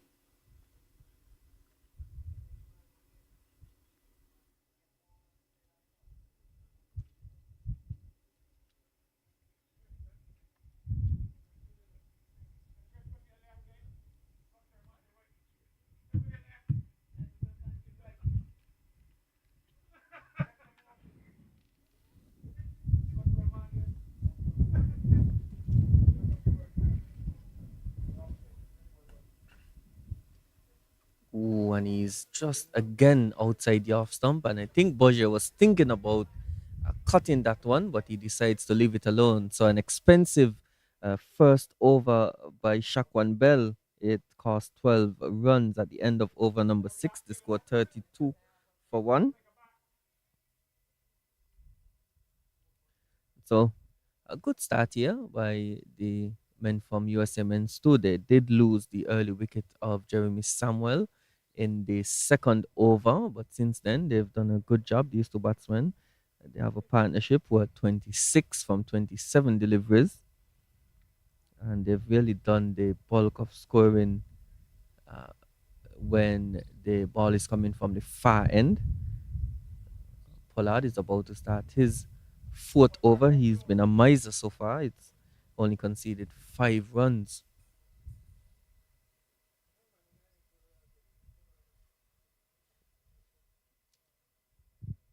He'll be hoping to get some support from that far end, of course. It's not just batters that need to operate in partnerships, the bowlers as well need to be able to support each other from end to end. Sometimes what we see is one bowler keeps an end quiet and the batsman looking to go from the other end. That's where the wickets fall. And so it's been easy going so far. They've been able to negotiate Pollard and get runs from the other bowlers from the other end so far. This one is just wide. And so his first transgression, Pollard, is it's probably contagious, Al, this ill discipline that we've seen. Well, Pollard was the one who's been tight. That's his first indiscretion in this inning so far. He stood down some 3 overs or so before without any wide or no ball. This is his first. So let's gonna forgive him for that because he's not getting much support from the northern end, where Gittins has been wayward and Bell expensive. This one is chopped into the offside. The batsman were thinking of a single. Of course, Boje, he's um, coming into this match. He was on 147 runs. He's the second highest run scorer for USMN2 at an average of 20.8. And so just highlights the fact that the batting has been the more disappointing area for the USMNs too. Outside of the captain, they've really struggled to find someone to put their hands up and score runs for them. Ooh, and this one is short, rushing the batsman, and it hit him on the body. Of course, he's not looking to rub it.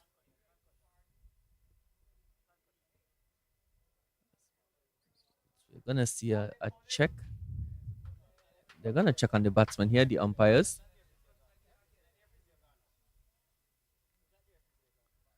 The batsman was struck. I don't think I he think the was. ball came off his bat and then collided in the helmet area. So, as protocol demands, there must be a concussion check. How many fingers? What is your name? Where are you?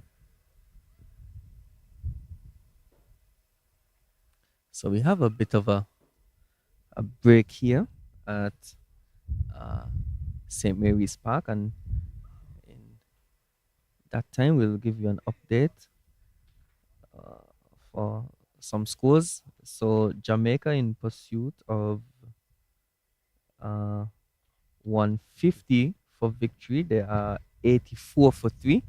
They require 66 from 190 deliveries for victory against the Leeward Islands. The Windward Islands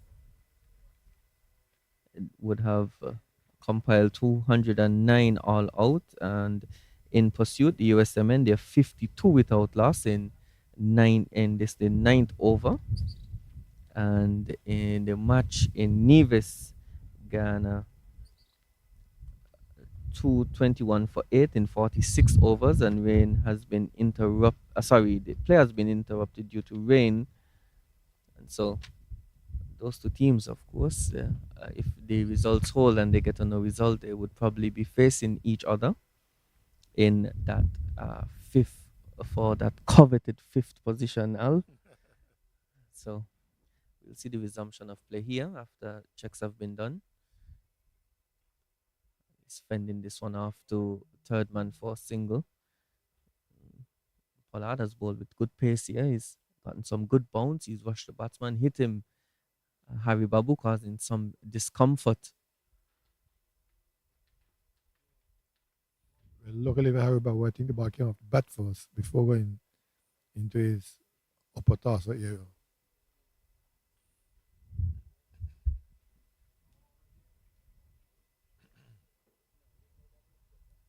Budget would be looking to kick on here. He's got a good start, 18 from 23 deliveries, with 3 lovely shots to the offside, bringing him boundaries. Ooh, and he's looking to drive again. He squeezes it out to the man at deep third man for a single.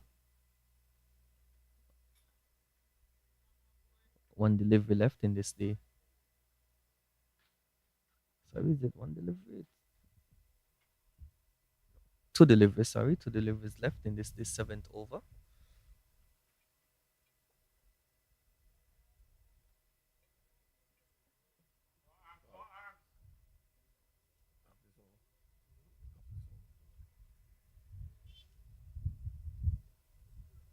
Oh, and he's bowled. He's bowled him. I think that one probably came off the bat as he tried to pull away, leaving.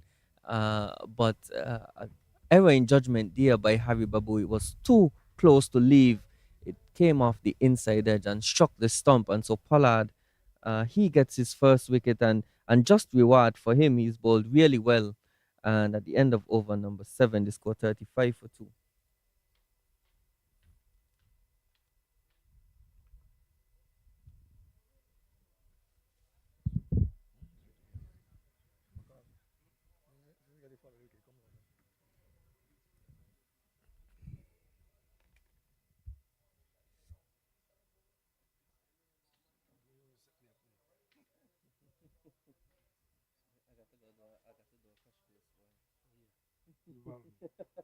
Involvement. I don't mind. Thank you, sir.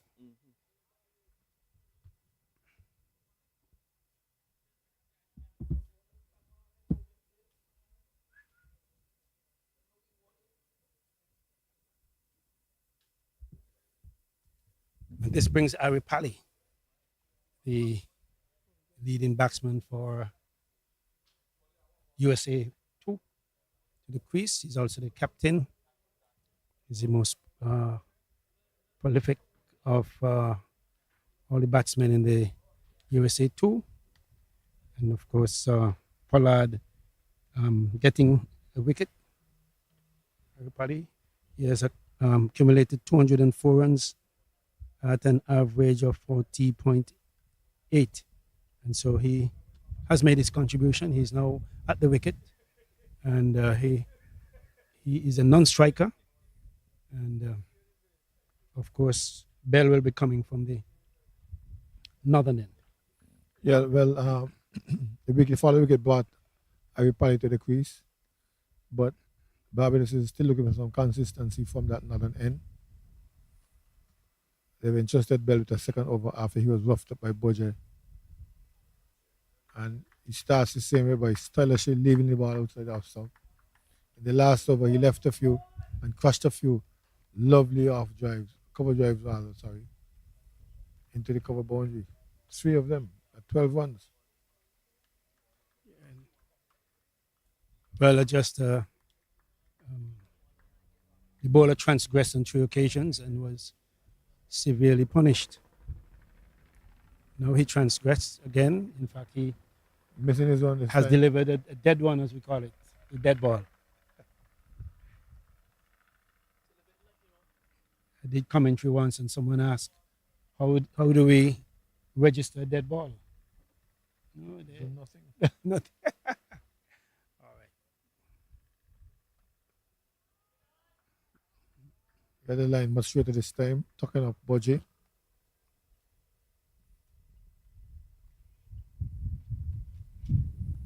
Gets behind the ball, pushes out into the offside.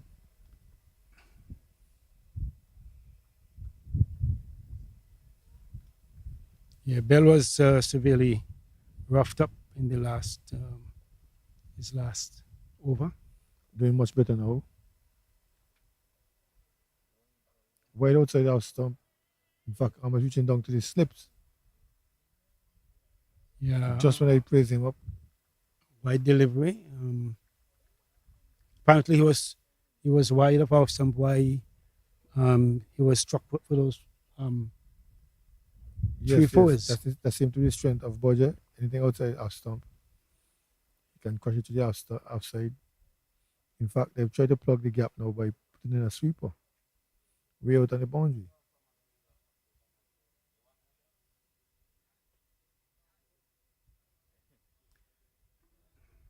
Some adjustments to the field.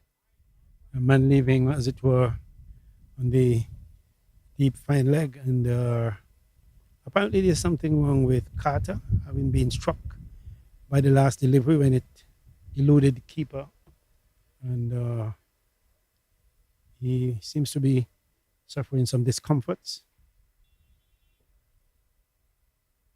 Not easy to be hit on the inner leg, close to the groin area. It could be uncomfortable. Um, But it doesn't look as if he wants to go off. so the umpire third is asking him to drink and go, drink, hustle up with the drinking, and let's get the game on. This could be a long one. It could be going down to the wire if we don't be careful. That's what I predicted. Being Yeah, careful or maybe. not. Yeah, I think it's a mental battle, Mono, because USA men's team would not want to come all the way from USA not to win even one game. So they're going to take this as far as possible.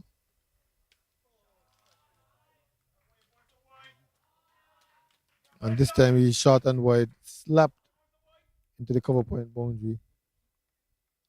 yeah. And Bell. even though there's a man out there, he cannot get it No, it was forward. too well struck, and it was going away from him when it pitched. And Bell has to be careful with uh, bowling wide balls or being struck while being a little too wide.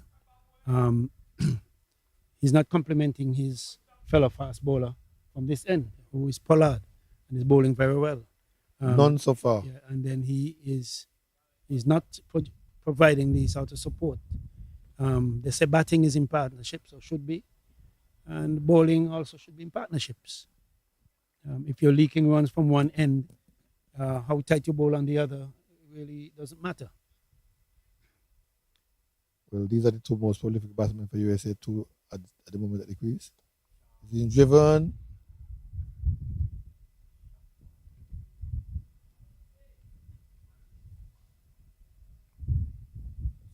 Borsche is 23 of 27.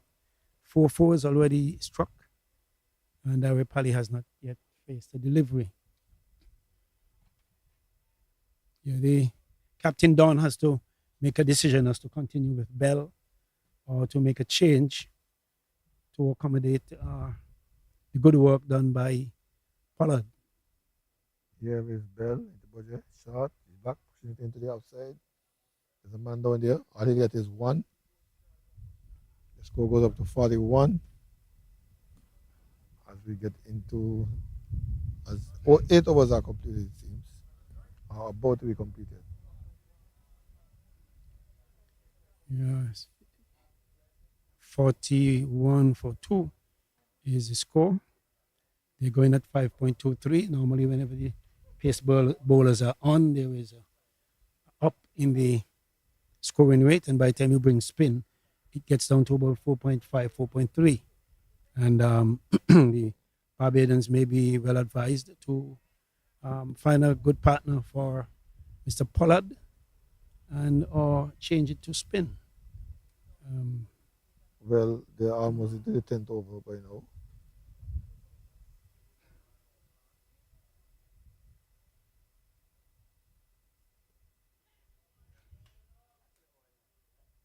And again, Bell is overing down on the leg side. Yeah, now there's a right-handed batsman, Harry Pelly. Paddy comes and just walks him into the onside and gets a single to get off the mark. Very first ball. Yeah, he's still angling. He's when the left-hander is batting, he's wide off, and when the right-hander face one ball, he's tickled down the onside, which is on the same side. His control is just not helping the cause, and the score is now 42 for 2. USA men under 19, current rate 2.25. Required weight is, it's 5.25. The required weight is 4.93. And they need 207 runs for victory. The available balls are 252. So they are going at a good clip. And unless wickets are taken, we can see some challenging of the score later on today. Well, these two in particular can make or break the innings. I think these are the two best batsmen that they have. Harry Paddy and Boje. Harry Paddy to face Pollard in his 5th over. Forward, angling down to the gully area.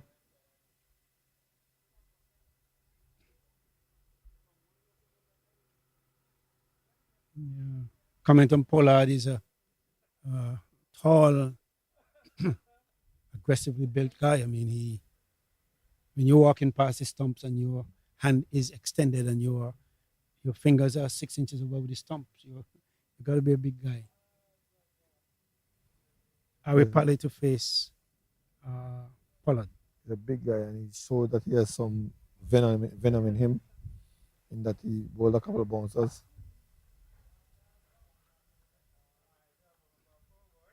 Yes, he bowled those bouncers pretty well. And they were really well lined, if you want to say that.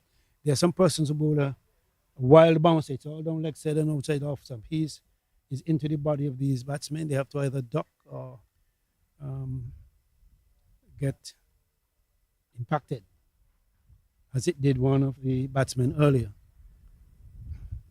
He's Pollard again over the wicket to Aripali, who's driving out to extra cover on the bounce. No harm done, no runs. Still 42 for 2. Jeremy went for naught, and then Harry Babu followed a while after.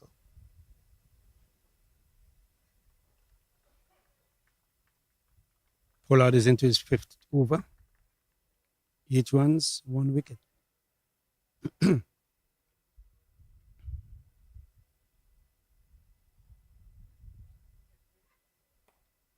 Flicked into the onside this time.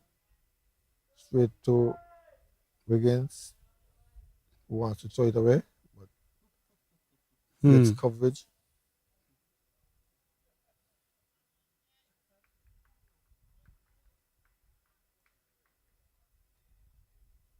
And as you know, Alice, from this competition, we do look for our future players.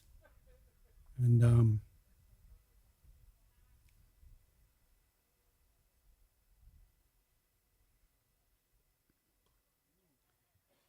as it relates to bowling, we normally get the guy with the most wickets. I certainly like the look of Pollard, tall left-hand bowler. His control looks rather good, delivers from high, therefore he extracts quite a bit of bounce. And when he wants to really bounce it, he bounces it with intention, with venom.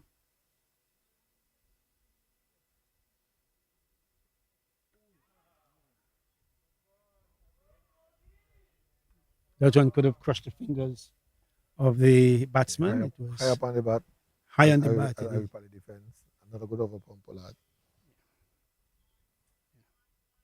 5 overs, 8 runs, 1 maiden, of course, and 1 wicket. And I could remember him delivering 1 wide.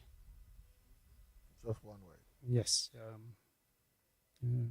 Very good figures, good distribution of good fast bowling. He's bowling quick. There's some venom to his bowling, and one who can develop for the future, one who we can keep our eyes on, and who, we can see going far in the game of cricket in the Caribbean, in the West Indies, that is. They've entrusted Bell again with a 3rd over. And again to Boje. Again to Boje, the man who has spanked him several times through the offside. You have a 3rd man, deep at point. There's one at cover, one at extra cover within the circle. Down the leg side, wide. It's getting worse. And the man at mid-off. And of course, one would have expected somebody else in the circle beyond the first slip. He may go in the air the next time. In a catching position? Yes. Who knows? He may get something to, because he's intent on playing the ball square whenever he gets the opportunity to. Seems as though there are some players who, if they catch you, they will hit you square every time. There was a player from New Zealand left-handed. Well, he used to do spin, to be a left arm spinner. But whenever he backed, most of his runs came between the slips and extra cover, always going square. Oh, good one by Bella. Yorker length. Recovered this time, forcing Budget to dig it out, as it were. And some half gasp of bold. First time he has asked questions of the batsman.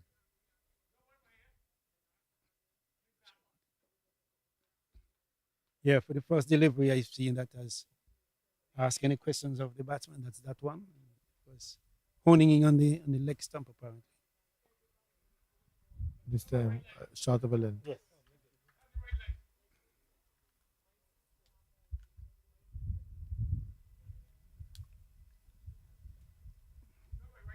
Bell had made some adjustments. In fact, he's beginning now to settle in and to ask the batsman a question or two. The last time I said that, he was spanked for 4 in the next delivery and bowled a wide. So he refused to say anything.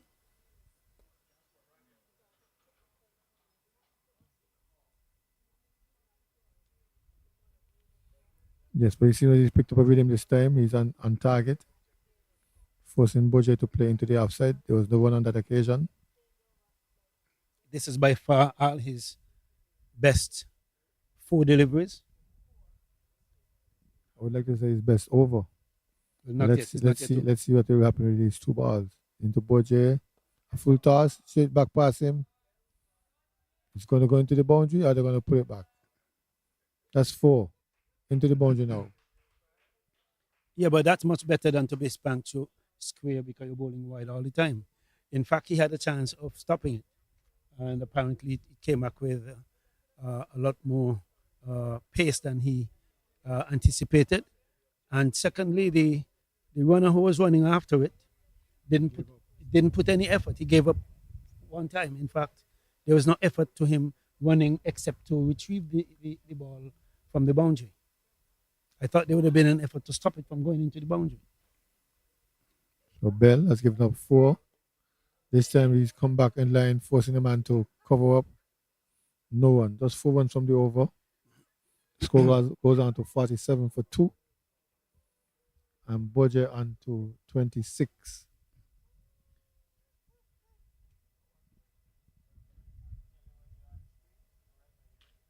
So that's the end. Pollardo's bowl is 5 overs, 1 maiden, 8 runs, 1 wicket. I think there will be a change of bowling. There's a signal at the end of that power play. Was that what we saw? Yeah, signal for the Yes. power play. 10 overs completed. That's right. And 3 from Bell, 2 from Giddens, 5 from Pollard. okay, so Pollard is off 5-1-8-1, and of course a strike rate of 1.60 up against Bell, who is 3 overs, no maidens, 24 runs, no wickets. Strike rate, an economy rate, of course, of 8. So Pollard's economy rate is 1.60. Marvelous bowling performance. We're in number 30, the man Baptiste.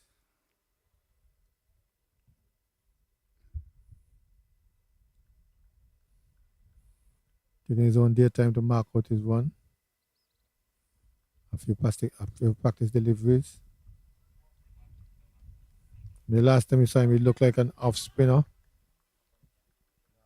Distinct hop and skip, and then a delivery stride. Pronounced hop and skip. Here it is here. Up, skip, into ball.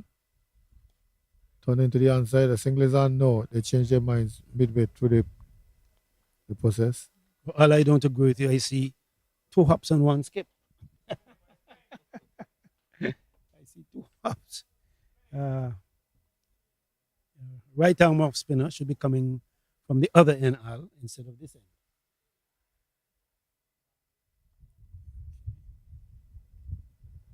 And in the last game, he bowled from the other end as well.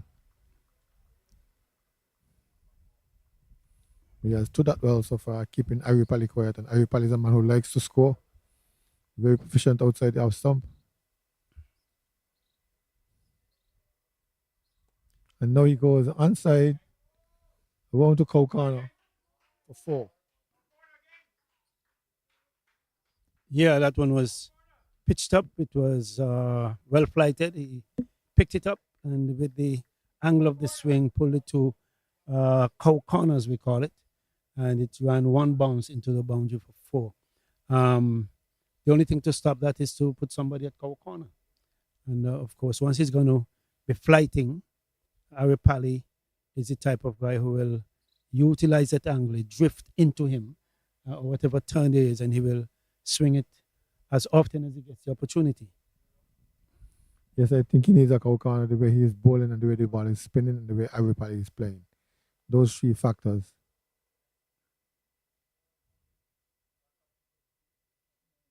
This time he forces everybody back, trying to turn it in the onside for a single. That is not possible. Boji sends him back.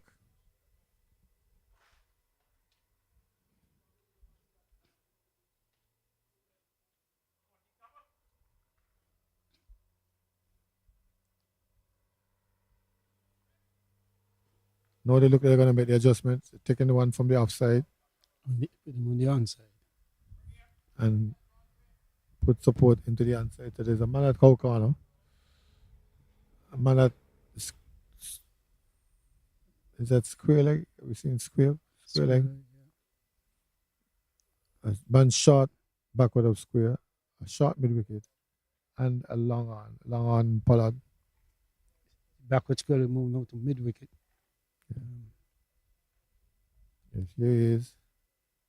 Oh, Oh, was asking for that one, but Harry Pally was able to get the bat down in time, just in time to block it. Encourages Baptiste. Here we go again. Arms go swing away, hop, skip, delivery stride. Again, Harry Pally is trying to turn it into the onside to get a run. There's no one.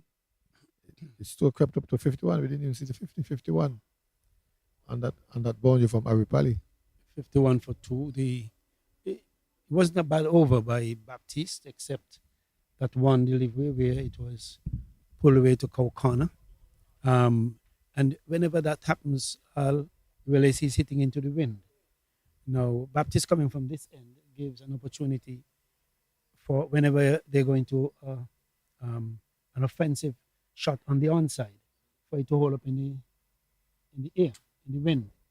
And of course, that's why members of the team will move from the offside to the leg side. And he could well be encouraged to bowl a straighter line, encouraging Harry Pally to pull on the onside. And the wind will, you could feel the wind. It will hold the ball up in the air for a while and allow for someone to get under it. I hear you. It's just a matter of strategy. I follow you, but I don't think I fully agree. You don't fully agree. Okay. So from the northern end, we have It looks like Zachary Carter is going to bowl. Zachary Carter is going to bowl, left arm spinner, obviously. Outside our stump, and it's wide. So said E. Banks, as he signals now. 52.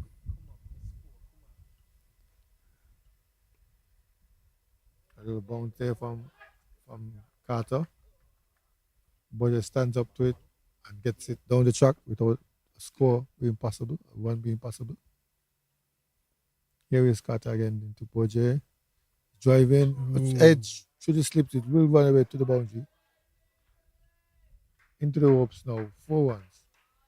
Yeah, Bowler only took a bottom edge, that is, and it eluded both keeper and first slip and ran into the boundary for 4. It's a left arm spinner bowling to a left-handed batsman, and the ball might have kept low, and he got into a bit of a drive, which took the bottom edge, and we have had several bottom edges around within the last few. Boyer is moving on in score. Short up, pushed up into the offside. Extra cover comes around and fields.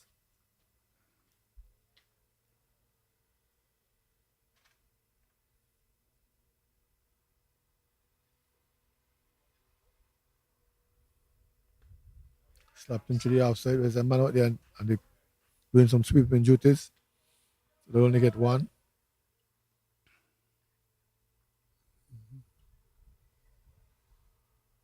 That's Bell over there doing the sweeping duties for Carter in the cover boundary.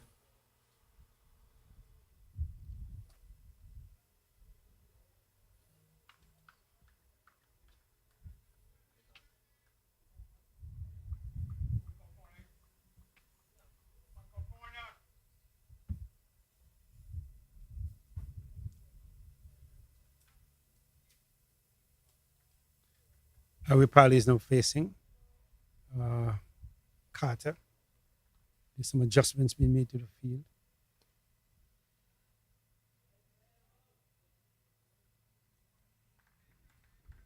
I don't know if this is a period where we're going to get a slowing down of the run rate. Normally there is. They have not slowed down so far. They have got a boundary so far in each of these overs from the spin. A good shot over cow corner by Harry Parley and then an edge from Bojo down to the slips for 4. So they're still on target, getting just about 4 or 5 runs on over.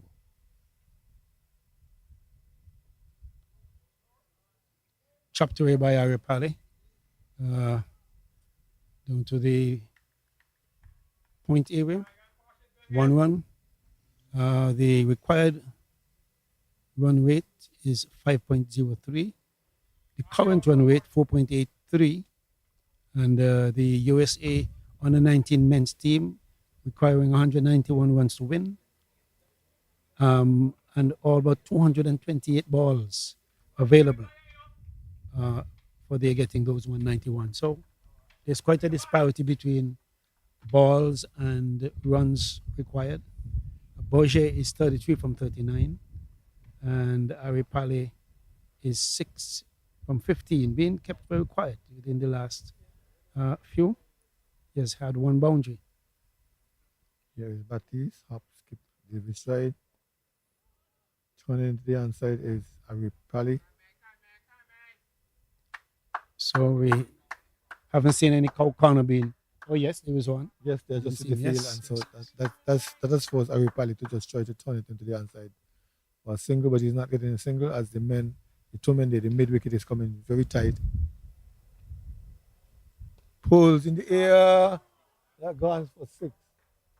Yeah, that was a short delivery, ill-directed, and in fact pulling down. He was trying to bowl a bit quicker. And normally there's a tendency for many of these youths when they try to bowl quicker, they maybe grip it a bit tighter, and the result of that they release it a lot later than they really should, and they bowl that was a rank short ball to Harry Parley, and he's the kind of batsman who once he gets that challenge, he's not going to say no.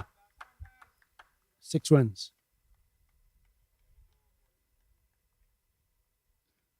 John, look in the east. Walk coming, John.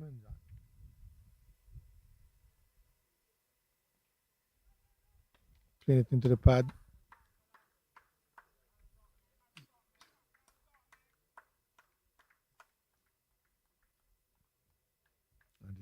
And the Barbadians are trying to urge on Baptiste, especially Pollard leading the chant.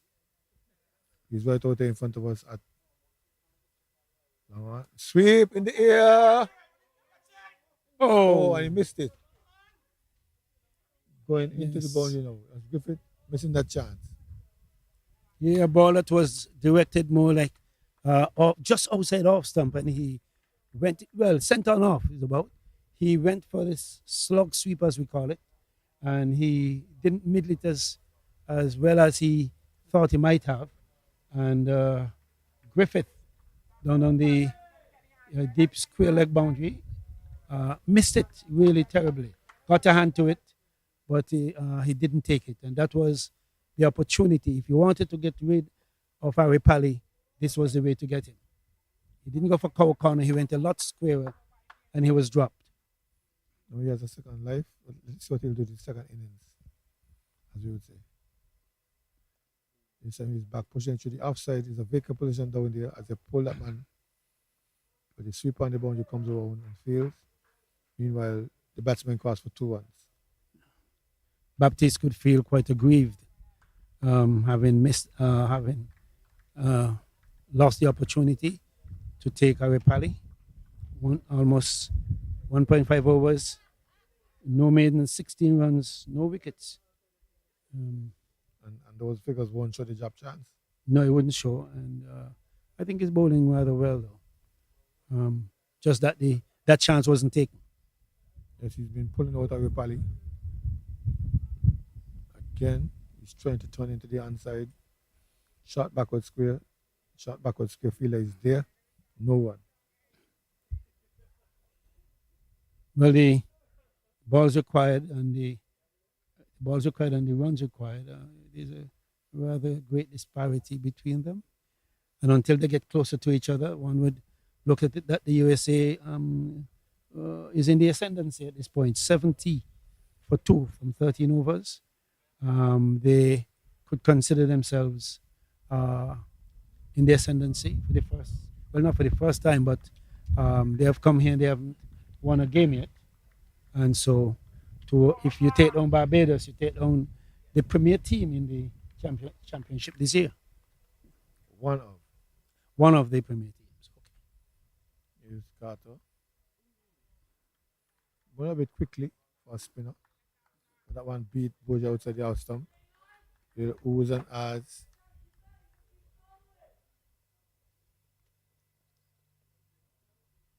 Carter again to Boja. He's driving out to extra cover. Man fields. There's Baptiste out there. Donut slip. Greenish behind the stumps. Carter to ball. The outside house stump. Wide. Another extra to Team USA 2. 71 now for 2. As I said before, I think this partnership drive in a little bit airy, but short of the man, well short of the man Baptiste in the extra cover area. This will determine the game, this partnership. They had a chance to break it just now, and that man was caught. Somebody was guilty of dropping it. Was it Griffith or was it Carter? Okay. Covering up his budget. Rather good over up to this point. Up to this point. Apart from the wide. Commentator scores. Boundary coming now. Oh, Lord.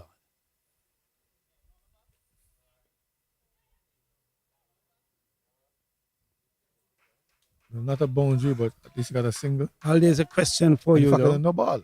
No ball, that's right. He spoiled it. Al, on my left, the Mount Liamigua has disappeared behind clouds and mists. And to my right, the horizon seemed to be disappearing. And there's no sunlight. Don't worry about those so that's two why left. I'm asking your opinion. That to the right. Huh? That to the right is going to cause a problem. That to the right. Yes, especially in the southeast. So we may not have. We're not yet out of the woods. Okay. Mr. Duckworth and Mr. Lewis may have to answer their phones. It's drinks, Al. The third umpire is going out. And I usually call it a snack break. Yes. Having bananas and fruits. The ground staff is coming to do some remedial work. They are sweeping and remarking, whereas the Barbadians are having a little water break and a chat. And of course, the two United States batsmen on a 19-1, they are just having a rest. But my view, the horizon looks a little suspicious. Well, what you have out there, 2 sets of rain. Mm-hmm. One in the direct east. That one will not come here. That will go down to Mansion again. Mm-hmm. The one behind you. Southeast. Yes. Is the danger one. Behind us. Yes. Unless the wind changes, we want to have a sprinkle. The only thing can save you now is the wind that would force it most further south, and then it will go up the mountains and to avoid the lower land. It will go around the mountain to... If the wind changes. Right. To St. Peter's. Yes. Okay. To the southern ridges. So we're going to hope that it So you have to lick your finger and test the wind every now and again. Okay. Yeah, so I said that the United States men are in the ascendancy, 218 balls remaining to get 178 runs. Unless Barbados will be willing to take the catches and take some wickets. It's a deal that is going toward the USA 1. I don't know if it's too early to speak. My prediction is these two, you have to break their back by getting one of these two and then make inroads into the other batsmen. But these two are the best of their battles so far, Boje and Aripali. Aripali has been given a chance just now.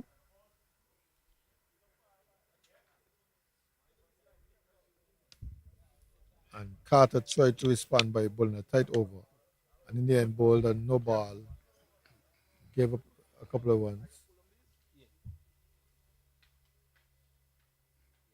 Not yet. Huh? Put on this side.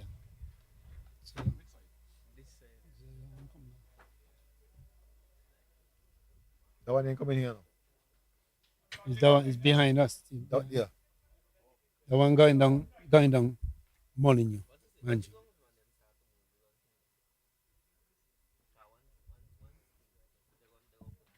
They didn't even move. They know that ain't coming here. That ain't carrying.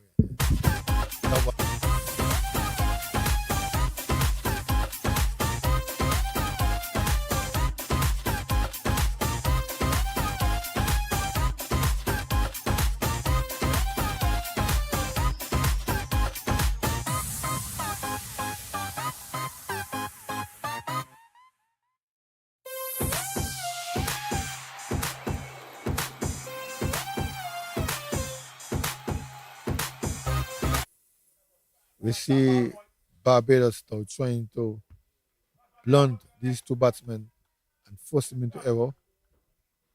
Build pressure. Hop, skip, delivery stride, slapped into the offside. We get one, at least one.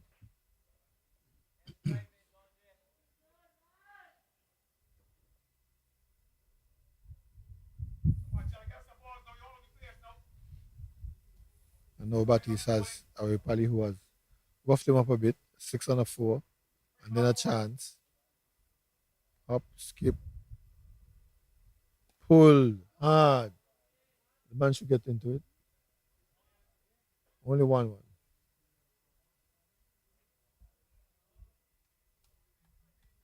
Number 11 judging that bounce perfectly.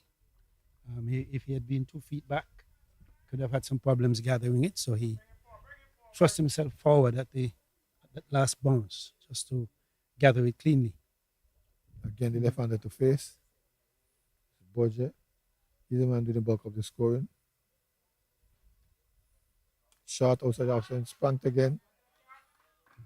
Carter doing his best to get down and save any possibility of a single.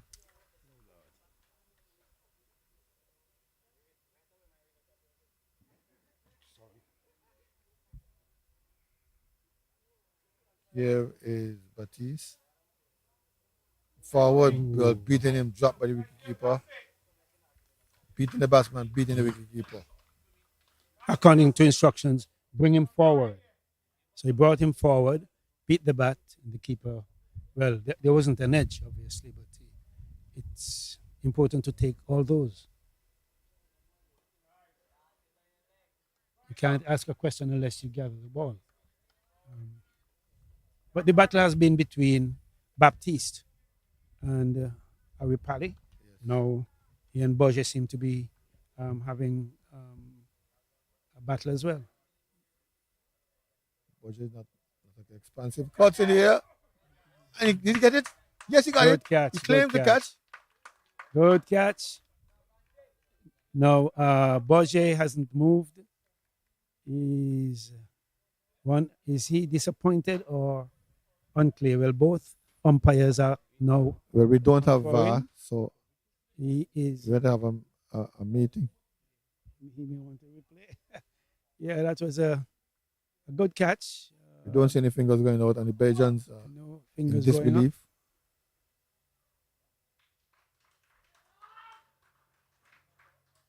So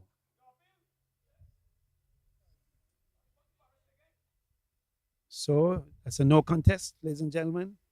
Um, the umpires rule that the ball might have touched or ball might have been grounded prior to going into the hands of the catcher. And of course, the umpires are in the best position, and we are duty bound to take their view on things because they're in the best position. And the umpires having conferred, there is no contest. But like I said, there's a battle brewing up between Baptiste and most of these batsmen because he seemed the most likely to take a wicket. He seems quite potent in the sense that he gives it generous flight sometimes, and once or twice he pulls it down, which is not good. And Ari Pali has made him pay whenever that happens. But then he has been good since. But a good attempt at a catch by the fieldsman, and he claimed the catch, but the umpires disagreed that the catch was taken cleanly. So there's a no contest. Changing bowling. Yes.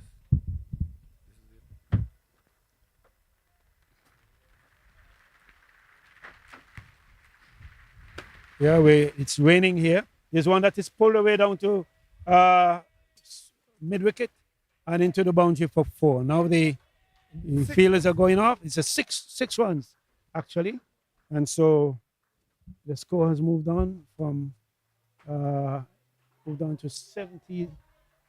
75 for 2.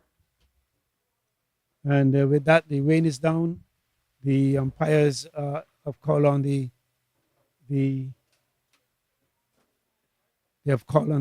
covers, and so we'll go into a break.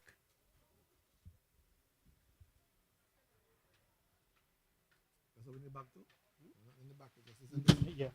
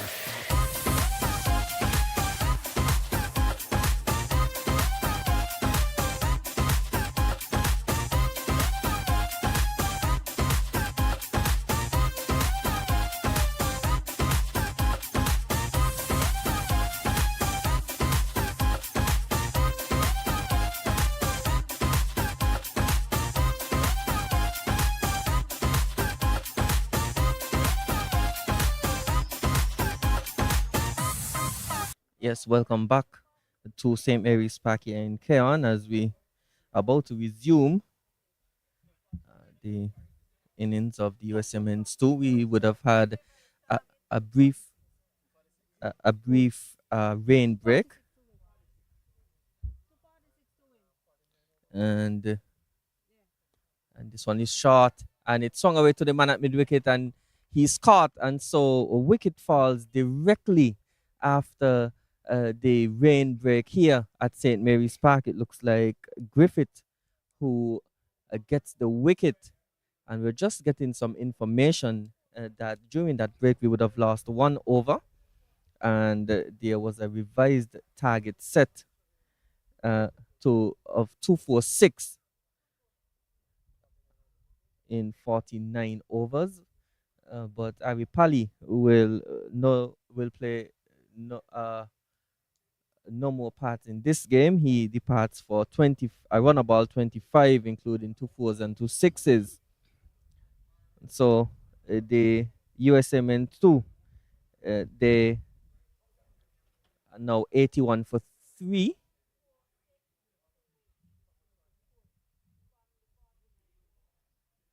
The new batsman striding out to the middle is Rahul Basu, it looks like. Just need to confirm. No, it's Number 11. no, it's is it? I have to see the number. It looks like Basu though, number 1. Basu, of course, is the Number 1. yes. Sorry. Basu is the right arm leg spinner. Of course, he's had more success with his bowling so far.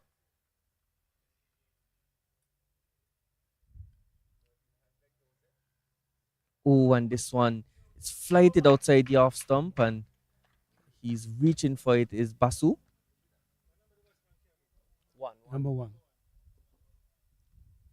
So Yeah, I'm hearing some revised targets of 246 from 49 overs.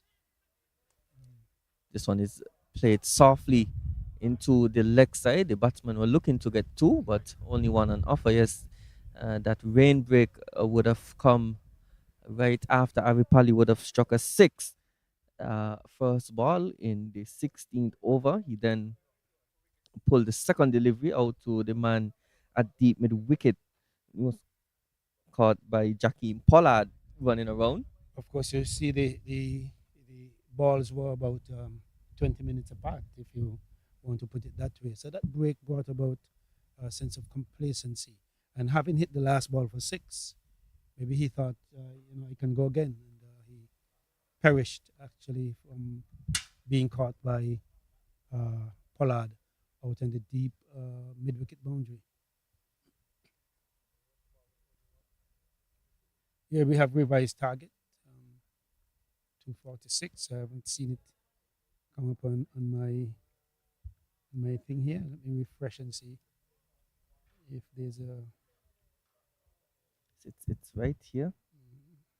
I'm going to show you. It's just in the area of partnership, target 249. Yeah, target 249.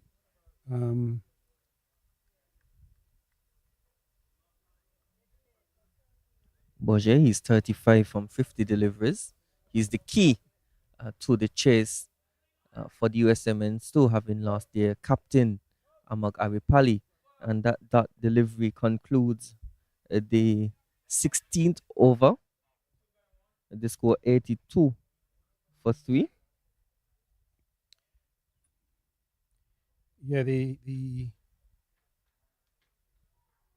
foul of that wicket, of course, shifted the momentum, or it is slowly shifting the momentum from the USA men's 2 onto Barbados, because now the target is, according to what I see here, is 249.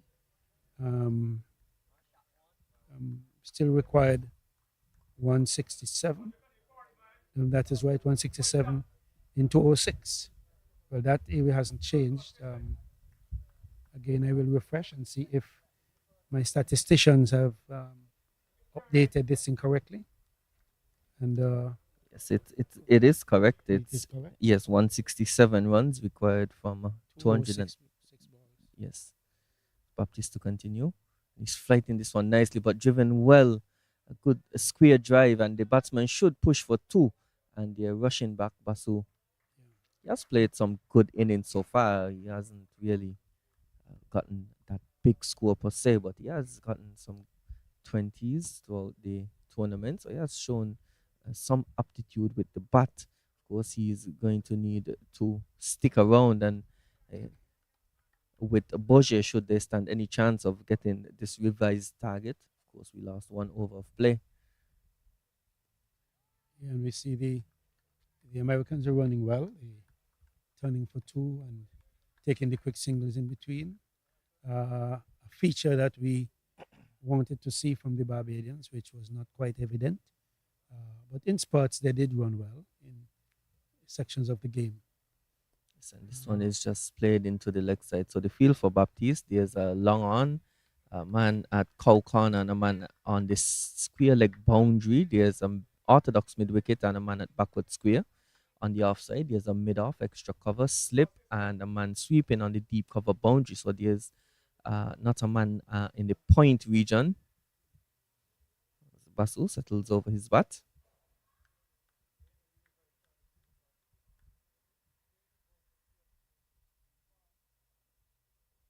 Ooh, and this one is getting some good bounce and turn.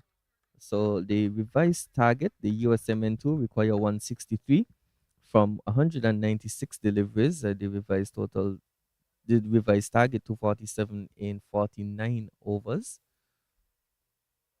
And he's looking to get down the track, and he plays it nicely to the right of the man at mid wicket. It looks like Joshua Branch. Score goes up by one. The field has to change now for the left-handed batsman. Mm-hmm. Target 247 in 49 overs. The DLS method. And so USA men, 163 runs required, 196 balls available to them. The clouds persisting around, especially in front of us, just to the north. And over that one, he was going across it, trying to apparently whip it through the extra cover area, but his bat was that flat. I don't know. His bat was more not vertical, but it was more flat. So I don't know. He was trying to hit it on the offside. And so I was talking about the clouds over to my left. The entire Mount Laimigua area is covered. I'll say that doesn't bother us. I disagree. And off in front of us, you can see some heavy clouds. But the danger is behind us. The danger would be behind us, and it seems to be clearing as we speak. And I hope that we will have a full afternoon of cricket left. Another couple overs to go. It's 49 overs to make 247. Ooh, and he's trying to play this one late, gets the inside edge, almost chopping that one back onto his stumps. Is Basu. So the two spinners operating, two off spinners for Barbados. Griffith. He's a tall man. He'll get good bounce. He's flighting this one. Basu is chipping down the track, unable to make any meaningful contact as Boje now spins down the wicket. They're gonna have a chat. Probably tell him just get yourself in. There's no need to take any undue risk here. It's going at a good rate. They're keeping up with the required rate at this stage. Oh, and this one climbs on him. He's forcing it into the third man region. The batsman come for two. And it's something that he's gonna need to be wary of is Basu. The fact that Griffin is delivering from a higher release than most bowlers. He's over 6 foot, and so he's gonna get some good bounce. And we have seen some turn as well.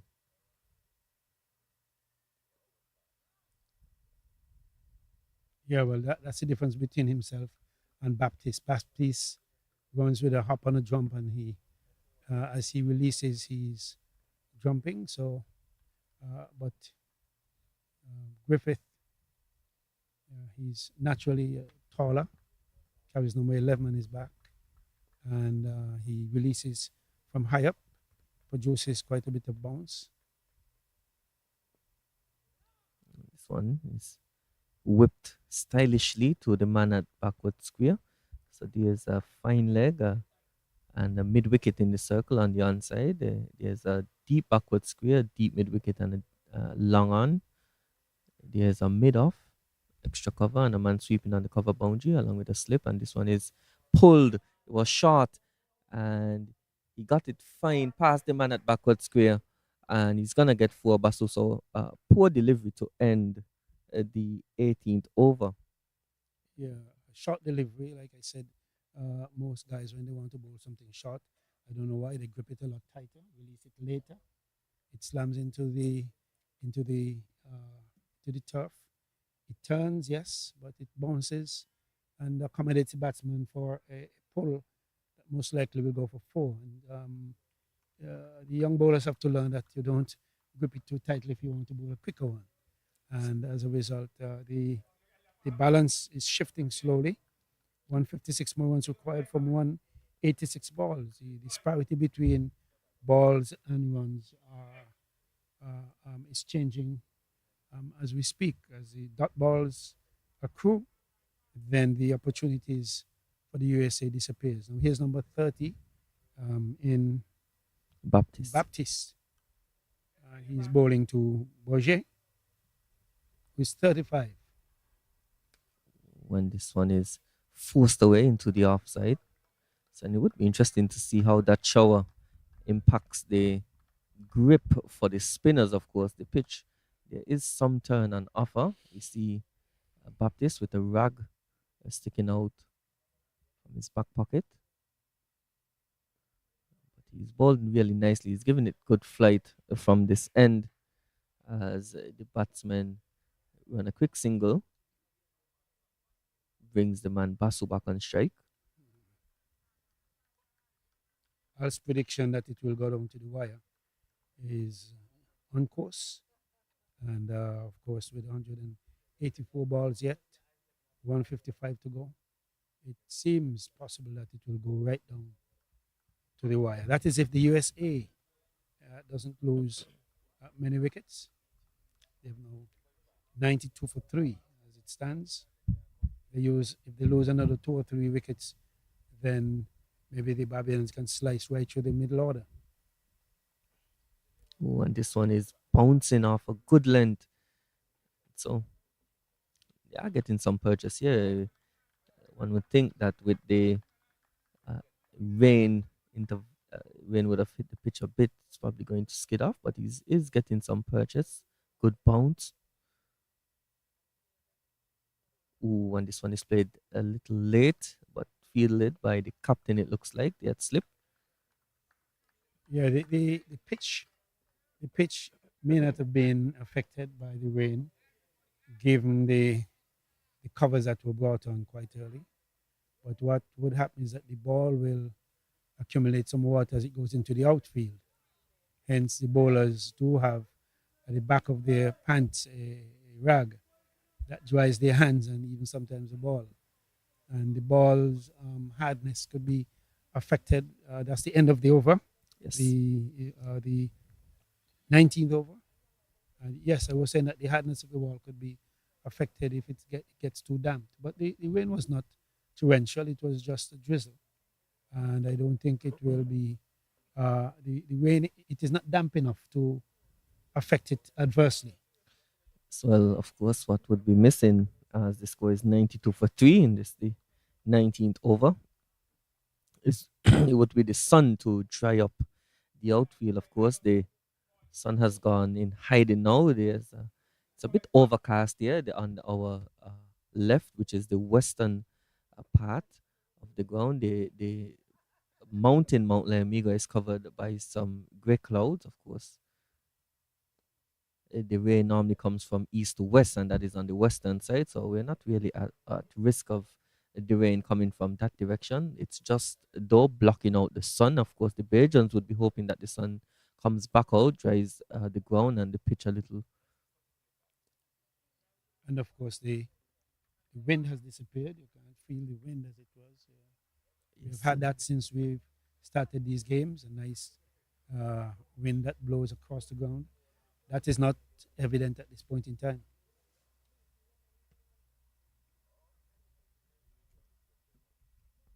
this one is taking off of a length. Batsman bamboozled there. He was looking to play back to that one, but it just climbed on him. He was able to drop the hands. Bourget is shown a good propensity to drop his hands quickly, and he needed to do so there. That might have taken the outside of the bat. And this one again climbs on him, but he's able to slap it too long off for a single. So Griffith is getting some good bounce from the far end here. And that's for the reason that he's bowling from high. He's a very tall guy, looks like 6'3", thereabout, and he's releasing from a very high position. And of course, the surface is responding well. Apparently, the overcast conditions makes it even more difficult for the batsman. When this one is flighted, but played nicely into the vacant point region, and they rush back for two. So well played there by Basu. Good cricket. He noticed that there was a gap in the point region. He just Yes. opened the face with soft hands and got two. Yes, and the whole question of you manipulating the field. It's important that when you reach to this stage, when the fielders are all over the place, you seek for the gaps, and you will benefit from it. This one just played for a dot into the offside. So at the end of over number 20, they score 95 for 3. And we're going to do a bit of a comparison here. So in their turn at the crease between overs number 10 and 20, Barbados would have scored 55 for 1. And the First men 10, from the the USA, first 10.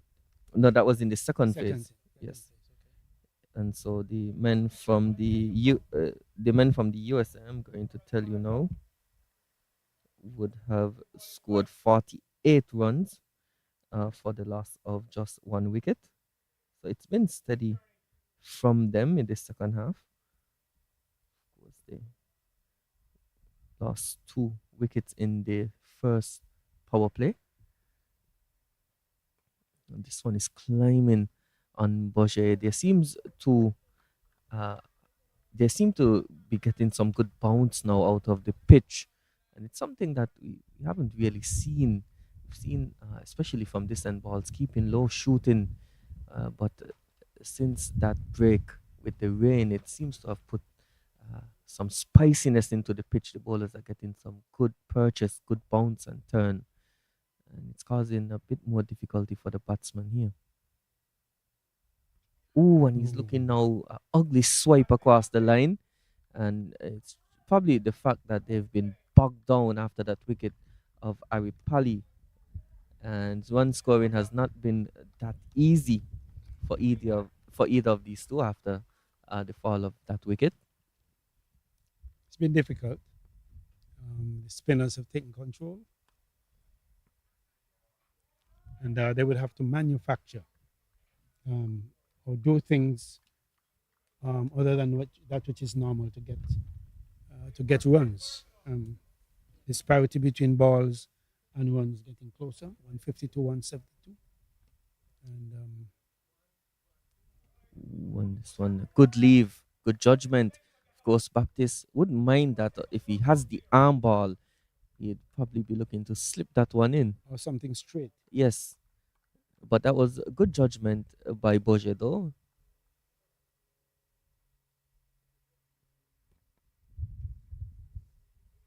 And he's again looking to go across the line. This one pitching probably center and leg and just turning away.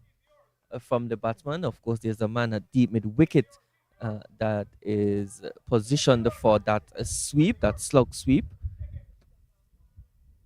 One of the coaches say, "Is yours."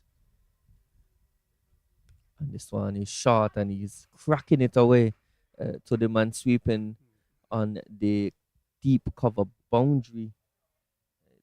Uh, RJ Gittins, who would have had a terrible, terrible first spell at the end of over number 21. The score now 96 for 3. Yeah, Gittins didn't start well earlier. He was wide and he was short. He was bowling too many wides, no balls, and but the captain persisted, I think, for 2 overs, and then Bell took over from him. Wasn't much of a difference. Bell too was a bit wayward, and meanwhile, on the other hand, on the other end, was Pollard bowling. I mean, beautifully. I mean, 5 overs for 8 runs, 1 wicket, with one wide. Of course, he was quite immaculate as it relates to his control. And here's Bourget facing Griffith. So Bourget is 38 of 65, with 4 fours. Ooh, and Boje is looking to cut this one away. He's been strong on the cut. We've seen a few, especially off Shakwan Bell. He was cracked away for the boundaries in his first over by Boje in the backward point region. And again, he's looking to cut this one, this time a bit more full.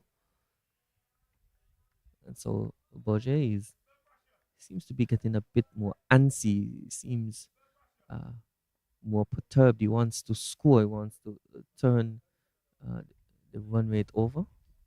And this one is flighted nicely, driven to mid wicket. Yes, and this is a good move though by Griffith.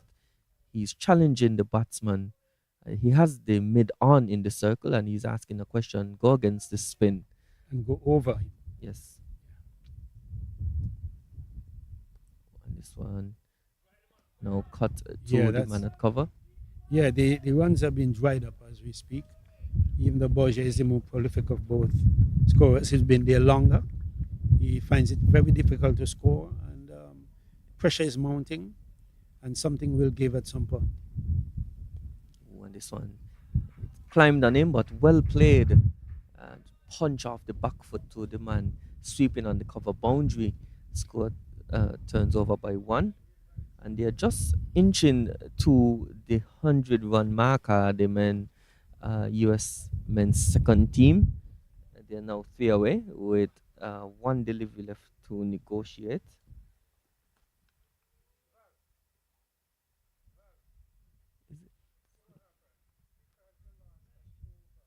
Oh, and this one is a full toss, and he's sweeping it behind square. The man has some work to do on the boundary, gets across and throws it in.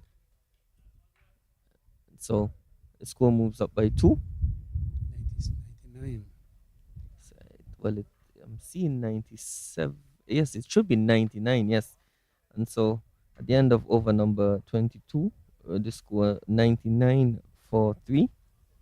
And the men from the USA, they require 148 runs from 162 deliveries. And as you were noting, McCall, that the equation is starting to get closer. The men from the USA are scoring at 4.5 runs and over exactly at this stage. They require just under 5.5. But as the dots build up, which they have been so far, it's gonna bring that equation closer. Of course, they have 7 wickets in hand, but with the threat of rain, Duckworth Lewis, of course, has already come into play with the revised target of 247. They wouldn't want any further calculations to be made. Again, they probably want to push ahead with what they have now. I don't think, though, that we are expecting any more interruptions in regard to weather this afternoon. Nice, especially behind us. It's nice and clear.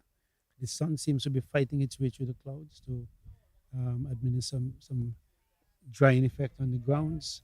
The ball, when it was overcast, was popping and doing all sorts of things. Now the wind is back with us, and so we think things will be different. But with 160 balls at their disposal, 148 runs still adrift, Ooh, and this one is they looking. can be. There was one that was played out into the cover area, one run taken, and Boje moves on to, as it were, 41. So it's 100 for three, in fact. 100 for three. Boje moves on to 40. 100 for three. And so it's an 147 runs to get from 159 balls. Again, the disparity is becoming closer. The difference between balls and runs beginning to narrow. So as we And that's see. where the Barbadians have to keep working on their control and on their dot balls and seek to take a wicket or two because of the pressure. We see a change in the field. The man at deep cover now comes into a more orthodox point position. So there's no one out on the offside for Baptiste, the off spinner, to Basu, the right hander.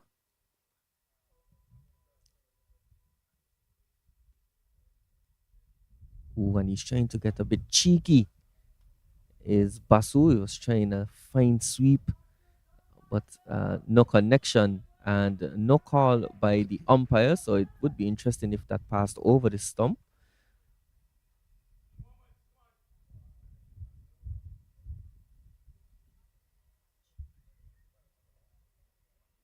Ooh, and this one sharp turn and bounce, and See, he'll be Basu sorry. unable to negotiate at the end of over number 23. The 100 has come up, so it's 100 for three Three. in over number 23. Yeah, the batsman could be advised to come out front and play, though. He's waiting until the ball turns.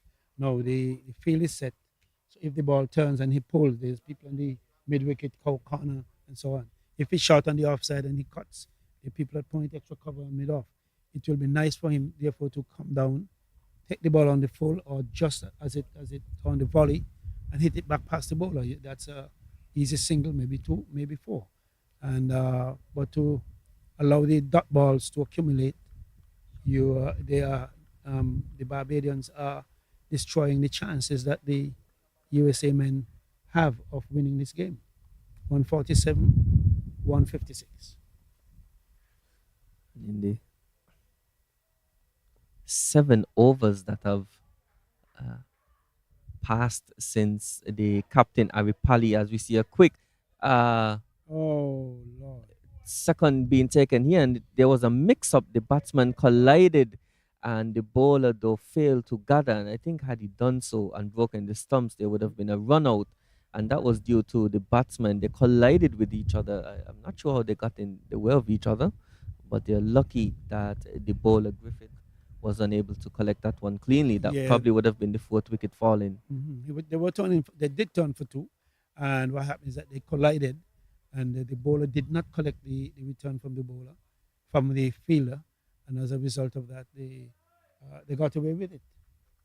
I'm glad there was no damage to both men because there's a tendency when that happens, somebody gets injured. Um, so the difference now is 145, 155, a difference of 10 deliveries. Ooh, and he's flighting this one. It was a full toss, but they're just patting that one back to Griffith. He probably got away with that one. Griffith he should have at least got a single to long off of that delivery. And this partnership now we're at 21 from 48 deliveries. So it's been a steady partnership, but they would like it if they can score a bit more quickly to stay ahead of the rate. And this one is short, and he's pulling this one into the vacant mid wicket region. The man at mid on is coming around, and a misfield by him, but there's a man who was stationed at deep square leg, and he cleans up. The batsman cross for two. And so the battle continues with these two teams. I'll suggest that it will go right down. And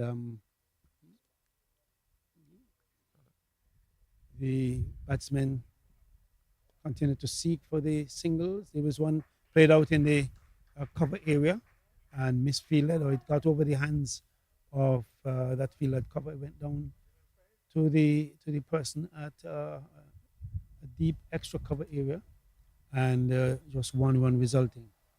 So now at the what we would consider to be the middle point, of course, we lost 1 over. And so it's not particularly the middle point because you can't have 49 evenly. But at the end of over number 24, they score 105 for three. And the USA men's second team, they require 142 runs from 150 deliveries. And there's Anshu Boje, the opening batsman. He's 45 not out from 79 deliveries. And he's joined at the crease by Rahul Basu, who's 14 from 23 deliveries. And it looks like we're gonna see a change in bowling. It's gonna be the captain, Joshua Dawn, right arm off spin. And he's gonna come from the pavilion end now. So he replaces Baptiste. Baptiste who bowled 7 overs for 24 runs. And a good start here by the captain.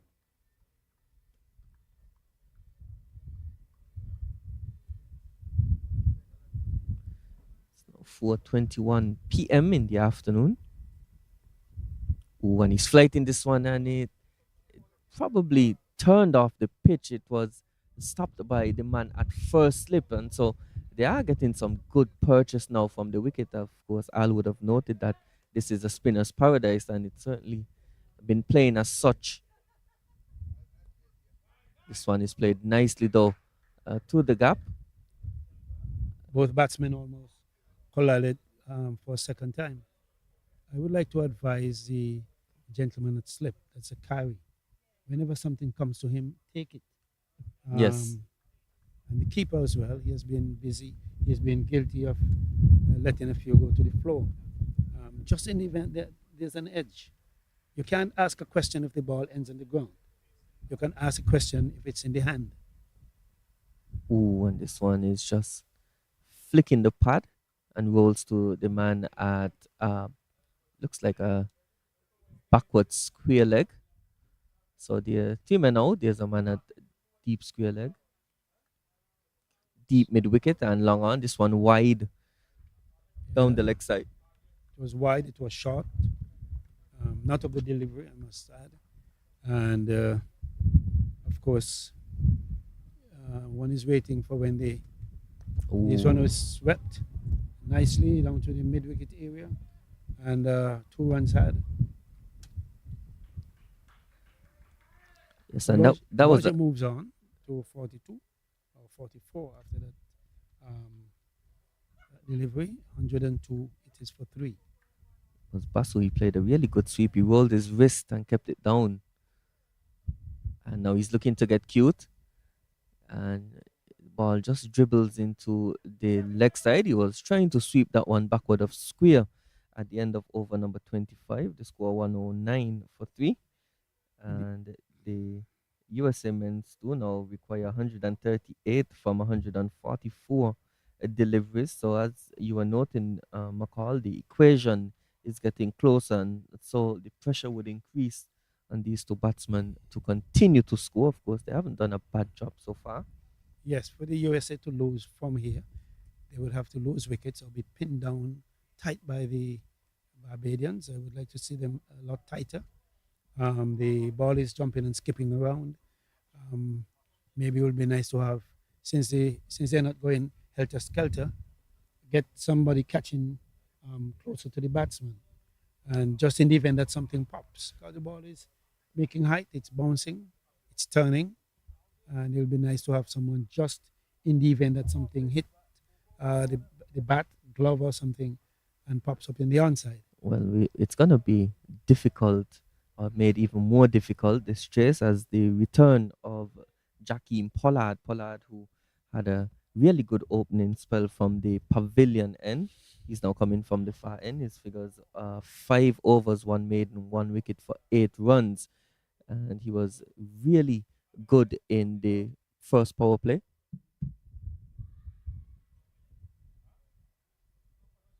He You was ready for me? he was really Yeah. good. Next over. Yeah, he He, was really good. He troubled all the batsmen. He was short when it was necessary and bowled with control. Here is the one moving outside the off stump, and Borge allows it to go through. And Borge still very diminutive, as was his partner at the time, and he didn't have to go very short to get it to go chest height. He was one, of course, one ball over the shoulder, and he adjusted quickly and did fairly well. His control is much better than the other two opening bowlers with him. says, "Ooh, this one is short, and he's cracked it away." Uh, Backward, sorry, in front of Square on the onside and goes for four, brings up his 50 as well. And Shiboje, a really good knock by him. He's been uh, hitting it really well. There were some moments of indiscretion in terms of his shot selection, but he brings up a well compiled 50 of 83 deliveries with 7 boundaries. And that shot, it was short, but it was really slow. And he had enough time to slap it into the onside and the forward square boundary as a man now goes back on that boundary. So the field for Boje, there's a fine leg, a man now a deep backward square. There's a mid wicket and a mid on, a mid off, extra cover point, and sorry, a cover. There's a man at backward point and deep third man.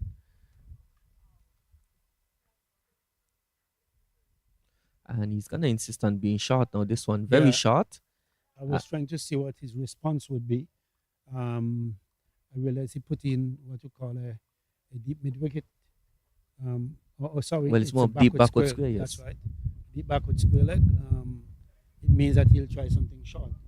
I think that during the time when it was a little bit overcast, when we had the spinners, it might have been good to bring the pacers through to do a thing or two. Um, and here is Pollard. It was full of length, tried to drive, and he just bubbled it out into the offside. And the response from Pollard was understandable, short, but coming from that end, it's not as quick as when it was coming from this end. It was quick, it was bouncing, he was really direct. But these short deliveries are ballooning. Yes. Okay? They're not rising with good carry. It was standing up in the wicket Yes.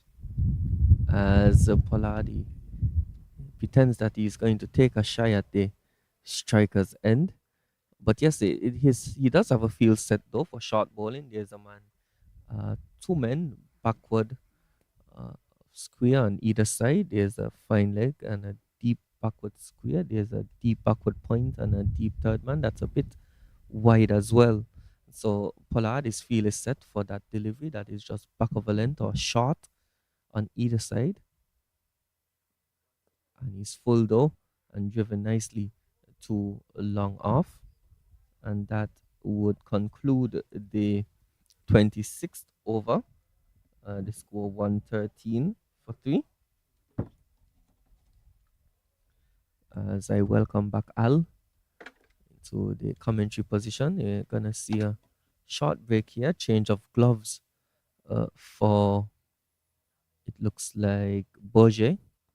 He has been batting out there for a while, and so probably his gloves are drenched with sweat as he gets a new pair. Yes, Al, you did call that this game would go down to the wire, and you mentioned that it was because the men from the USA would try to put on their best effort to get a positive result. They would have traveled all the way from the US, and they wouldn't want to return without a victory in this tournament. They have done a good job so far, though. They have a solid platform by which to continue chasing this total of 247. They now require 134 from 138 deliveries. Basu on strike. taking this one to backward square. There's some hesitation and no run taken. That single has never been on. Harry Pally was trying it, but the fielders in that area they become tight. Ooh, and this one is full. And there's an appeal and he's given out. And so Basu, he was trying that little paddle sweep, a fine sweep. He missed it completely, struck on the pad. And the umpire from the pavilion end, that is umpire Crawford, he put his finger up. And so the fourth wicket now falls in the 27th over with the score on 113. And so the door now being slightly open for victory by the men by Barbados. They now just require 6 wickets. Of course, the men from the USA still require 134 with those 6 wickets in hand.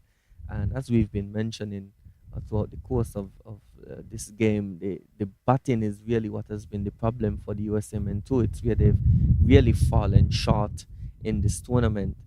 The new batsman stride into the crease is Adit Kappa. Kappa, he had a good spell of, yes, he had a good spell from the far end. He was miserly throughout his spell. I think he got a wicket as well. Actually, he got two. He got two for 43 from 9 overs. So he'll be hoping, though, to put on a show with the bat alongside Boje. Boje, of course, he's an even 50 from 88 deliveries. Kappa is just looking at his statistics so far in the tournament. He's played 5 matches. He's scored 39 runs at an average of 13. And that speaks volumes, Al, to the struggle that the USM and so batsmen have faced throughout this tournament. They've really struggled outside of Aripali and now Boje to find someone that can score meaningful runs for them. Score freely and score quickly because it's coming down to a one ball now. And it looks like some all-round capabilities are expected of Kappa. And this one is flighted nicely. And so good bowling by the captain, Donny. Gets the breakthrough. Of course, he's looking to get as much wickets as he can here. He brought back Pollard for that. And I think he's also mindful that the pace bowlers will have to bowl a quota of 40% of the overs so far. Well, I think they've gotten down to 11 overs bowled out of 26. Well, that would be contingent on if they do get to use the full 50 overs. So I think that rule only applies if the full 50 overs are being bowled. But as you would have mentioned, it does seem the way that the US men have approached their innings so far that they do plan to bat long and bat deep. At the end of over number 27, the score 113 for 4, and that he would have bowled then the captain a wicket maiden in his second over. So he has really good figures so far. As we see a change now, it looks like Baptiste is gonna switch ends. He's now gonna come from the far end. He was previously coming from the pavilion end. Take a look at his. You look at his figures here. He bowled 7 overs for 24 runs, no wickets. He's been quite economical. And the field now for Boje. There's a man at a deep square leg. There's a mid wicket and mid on the onside. No one behind square. So he can't get to full. And on the offside, there's a slip, backward point, cover, deep cover, extra cover, and a long off. So he can't afford to be full down the leg side. Can Baptiste? There's no one behind square on the leg side. This one is full and it's clipped to It looks like Carter there at extra cover. Captain Don is at slip. It's going to be a change in the field now. Carter he exchanges with, it looks like Branch, number 7. So Branch now at extra cover. Ooh, and he's reaching for this one and he's beaten outside the off stump. That one just taking off of a good length.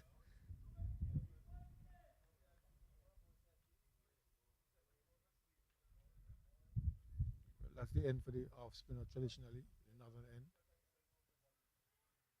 And a quick single taken. Good running.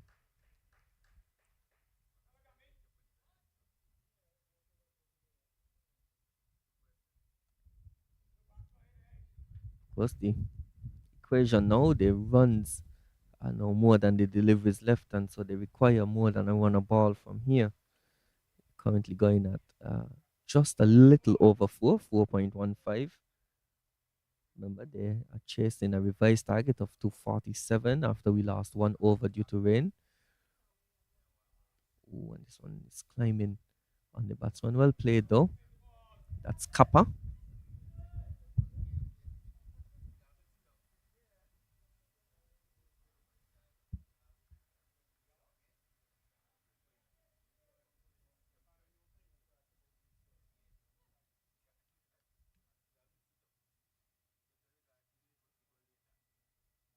Oh, and this one, he kept low and he struck in front and he's gone. Yes, that one, Kepler is shot at the batsman who was unable to react to it. And Baptist now gets his first wicket. And the new batsman, Kappa, he has to depart for 0. And he was dismissed LBW to Baptiste, 0 from 6 deliveries. And the score now 114 for 5. One delivery left in the 28th over. I always love to see that duck coming across the screen. Unfortunately, we don't have any monitors here, but we'll just hope that the producers have a duck that will come across the screen for the man Capo. Baptiste took his first wicket. He deserved it. He bowled well. He had Ari Paddy out of trouble. A chance out to deep mid wicket. Yes, and sorry, it was good bowling, though he did get some to turn away from the outside edge, and that one it seems was a bit faster and flatter, and just skidded to it, wrapped him on the pads, trapped on the crease. And so smart bowling. We have to give the bowler credit there. That was a good bit of bowling on his part. It seemed an easy call for the umpire Ebanks, who looked at it and went up straight away with the finger. So that's now 5 down. Going into the bowlers now, we see Patel coming out, I think. No, this one is Looks like Ryan Taj, yes. it looks like, but he But did still in the bowlers. see he did take some time. I'm wondering what he was doing that required him taking so long to get to the crease. But And nonetheless, there is a dismissal call timed out. yes. And I think that was something that the coach for Barbados was inquiring about. He did pose the question, where's the batsman? He's still urging them to appeal. It's just one delivery left for Taj to negotiate to conclude the 28th over. And so the game now certainly looks to be getting out of control for the men from the US. Of course, they require 133 runs with 5 wickets left.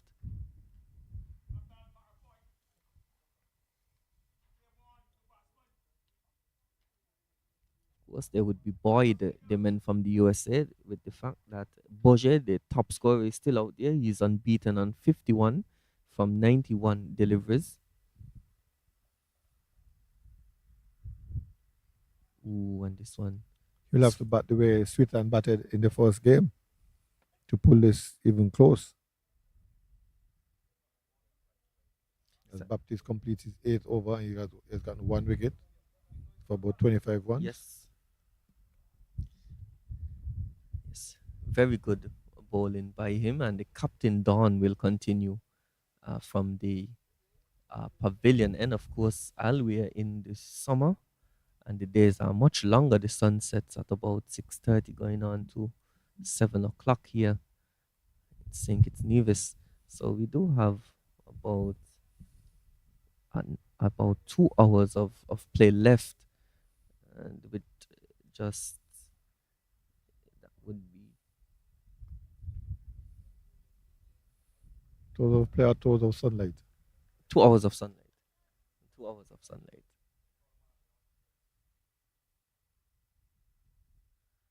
Oh, and this one is edged. He was looking to drive, and he gets it past Carter, and it's running away to the boundary, and just plugs, and they're rushing back for three. It could be a run out. And that Yes, he's was run out. that is a poor effort by the Bajans in the field. The Oh, he missed the batsman, ball. yes, they were looking to uh, come back for three. Taj was that was uh, running down Boje at the striker's end, and the throw came to the wicketkeeper, who threw it to the captain Don, but it was a poor throw, and he was unable to collect the captain, and so the batsman collect three, but a run out He opportunity. really had me fooled because I saw Boja giving up and Don at the wicket, but he didn't collect the ball. He brought this up with his hands. Oh, and this one, uh, Taj is. I'm not really sure what is going on with Taj here. He seems to kind of be out of it. That was, it looks to be a leg by. We're gonna wait. Oh no, yes, a leg by. So that one came off the pad, and Taj, disappointed with himself, he didn't even recognize the opportunity for a single until Boje was running down on him. Of course, he had that eventful last delivery where he would have run down on Boje. This one driven nicely to long off though. The score moves up by one.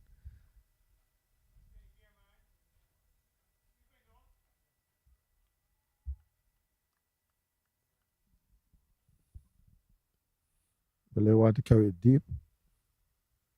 Ooh, I and hope this that one. Boja will have some fireworks as this one turns into Taj. Ryan Taj. It seemed to have exploded off a good length there. It hit his bat as he was trying to get it out of the way. This one is much better for our defensive. Dropped on the inside.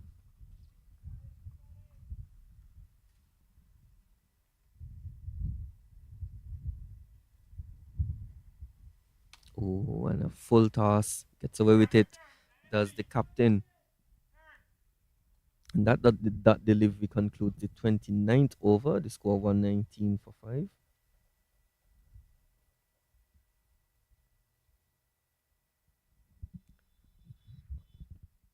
Yes, 119 to 5 it is. Boja motoring along on 55. Taj yet to score. Runs coming from his end or leg bys. And Boja still continues to have a problem with his batting gloves. So, This is about the third change in as many overs.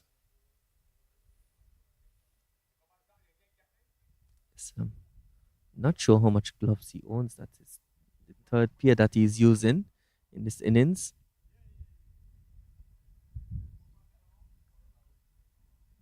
Moves from white to black, from white to black, black to white. But he has to get on with it. Can't continue to score. He dashed up to 32 with some crisp drives, 3 boundaries to the offside half of one bowler, then another boundary in the next over, and then after that he just slowed down. Ooh, get into the pitch of this one nicely. Strokes it along the ground too long off. Brings the right hander Taj on strike. But they're putting some pressure on Taj. They're bringing in the field, they're bringing the long on, they're bringing him on at cover, the cover point area. They'll squeeze the living delights out of Taj. Ooh, and this one is, Wide. yes, it's just erring down the leg side. Of course, there's a right and left hand combination, and that causes the bowler to have to adjust the line and length. when he's flighting this one, and he's looking to drive it a quick throw, and it's probably gonna be run out. Yes, and Taj, I'm not really sure what he was thinking there. He hit that firmly to cover. He called Boje through, and this run out was always on the cards, to be honest. Al, they've run poorly since Taj came to the wicket, and this time Boje unfortunately loses his wicket for a well played 55. And so the US men now in trouble at 121 for 6. Well, the communication was even more poor than the running because he just hit it and ran. We didn't have any distinctive call.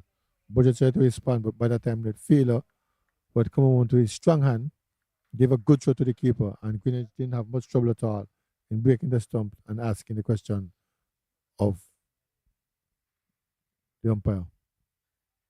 And the new batsman now stride into the crease. Sean Jindal. Of course, Sean Jindal, the left arm slow orthodox bowler. And I think with the wicket of Boje, that would conclude the resistance from the USMN too. We've seen that this pitch has offered something for the spinners, and he was the only man that seemed able to blunt the Bajan attack so far. But he was carelessly run out there by Taja. I mean, I'm still lost for words to really describe the approach that Taj has had to this inning so far. There was that one incident where he ran down on Budge and he was able to get away with it because the captain Dawn was unable to collect it at the bowler's end when he had his spell from, his over from the pavilion end, but this time not so lucky. Yep, he got out of luck this time. That was his ninth life if he was a cat. He got away the first time with it was as Dawn granted him a life by missing the ball altogether. Yes, and this one is short and wide and left by Jindal. So the equation gets more difficult for the USMN too. They now require 125 runs from 116 deliveries with 4 wickets left. Yes, it's swung totally into Barbados' favor. And this one again, it's a great turn and bounce. It pitched about middle and leg and just beat the outside edge. Of course, the captain Don is at first slip.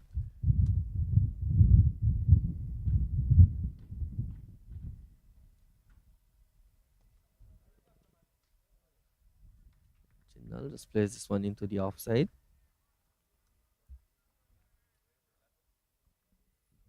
Baptiste in his ninth over. He has one more after this.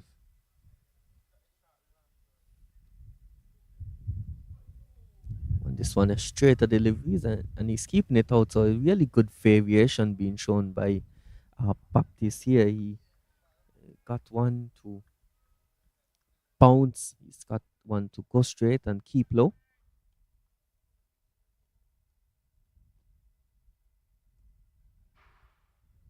Ooh, and this one just turning past the outside edge again, and it just misses the off stump as well. So really great bowling here at the end of over number 30. The score 122 for 6.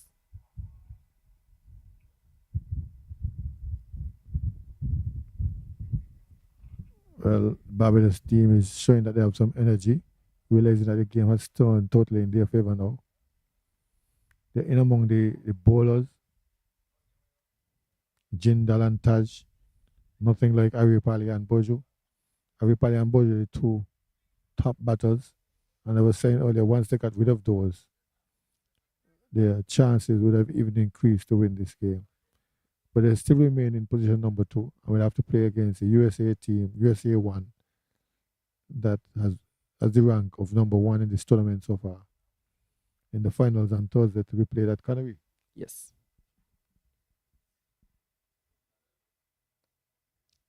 And just to provide some context, in the innings of Barbados in this phase between overs number 20 to 30, Barbados would have scored 43 for the loss of 1 wicket, and in comparison, in the same time, the USA men would have only scored 27 runs and lost 3 wickets. And so this period has have really broken uh, the back of this chase, especially having lost Boje, the set batsman. And earlier, Ari Pali, who was looking to get on with it. Here is Don.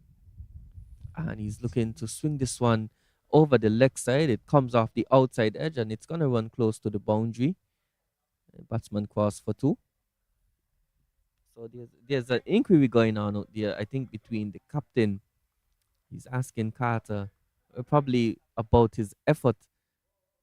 And now we're going to see a second slip added. So there's a change in the field. There's number 16 that looks Bell. like Shakwan Bell. Shakwan Bell. He's moving to second slip.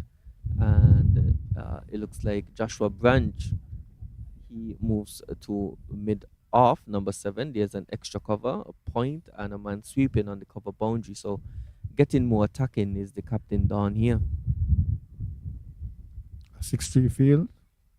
And he has tightened the outside, raked it a bit, and put in 2 slips.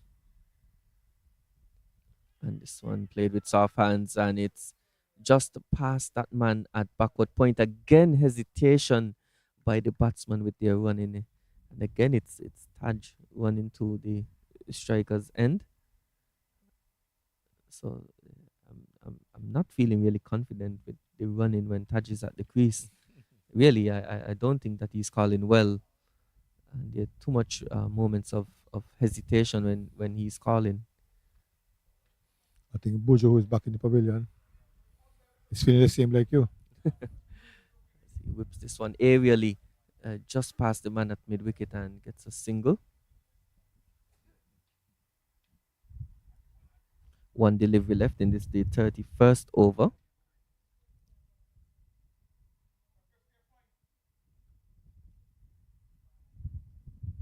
Be reminded that there are only 18 overs left. They're going to 49 overs. Ooh, and this one is struck in the ear over Pollard at extra cover. Single taken. So at the end of over number 31, the score 128 for 6. The USA men, they require 119 from 108 deliveries. The required run rate is 6.61. And in comparison to their current run rate, which is 4.13, and dare I say, getting lower and lower as the innings progresses. You did make a good call, Al, that the US would try to take it as far down into the overs as possible, trying to get a positive result. They would be their first of this campaign so far. Well, I read their body language from the moment they came in. They had a look on their face as if they don't want to lose everything. That's thousands of miles to come to St. Kitts. Ranked as the second string team of the 2 US state teams. They had a point to prove. They were trying to prove everybody wrong that we're not second string. And that didn't happen. And so this was their last opportunity to get a feather in the cap, and they didn't. Well, not officially yet. Not officially. Yes, but it certainly seems like they're heading in that direction. The equation really seems out of the realm of possibility for them. Of course, it would take a monumental batting effort by the rest of the 4 wickets left to get these 119 runs. It's not impossible, though. In the first game, we would have seen the USMN team won. Their last 2 wickets would have rallied for 100 runs between those 2 wickets, 50 runs for the 10th and 11th wicket. Well, with the approach from Jindal and the uncertainty of Taj, I wanted to make the call that Barbados is really in the ascendancy, and it will really take a Herculean effort from one of these batsmen to turn around this game. When he's swinging this one into the leg side, it plugs in front. The man coming around from mid-on. Taj is scampering to get back at the non-striker's end as the batsman complete too. But you can see, though, the intention being shown here by Jindal. He knows that they have to get a move on to at least get the equation to break even. Of course, they require now more runs than they have in this equation more runs than deliveries.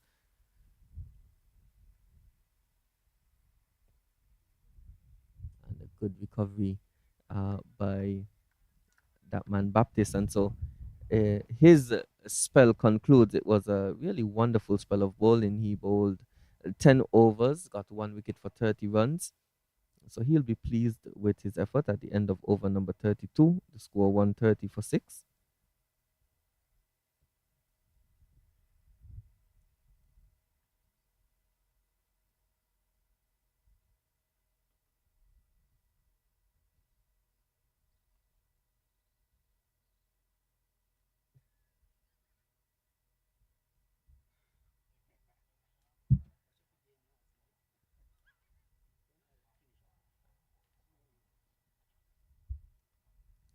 So Don, the captain, to continue from the pavilion end. And this one is bouncing, exploded off a good length. And we've seen those deliveries taken off here. They're getting good turn and bounce. The off spinners, we haven't seen a leggy introduced. Well, yes, there was Carter, the left arm leg spinner. Of course, the leg spinner, the orthodox right arm leg spinner, they get a bonus points if they get wickets. As this one is down the leg side, badly lined, and it's gonna run close to the boundary. Uh, Good fielding by number 11. It's Griffith, and so 3 runs added to the score. That man Taj, he's on strike. Taj, of course, he's 2 from 11 deliveries. Partnership now. We're at 9 from 18 deliveries. He's patting this one to mid wicket. And you can hear the encouragement. And that's from that man Pollard, who is on the deep square leg boundary. He's a fair distance from us, but he's very audible in his support. He has been the talker all match now. Ooh, and this one is a lovely shot, but good stop by that man Wiggins at cover. He had to get down. It was well struck, but good work by him. It just limits that to a single. Wiggins, a burly built man. He's not going to move around fast in the outfield, but he certainly got down quickly there. And the field changes around for the left-hander. 2 slips. Carter and Blanchard. Pollard watches on his captain. That one again just kicking off of a good length, and the batsman lucky not to get the edge. The end of over number 33, the score 134 for 6.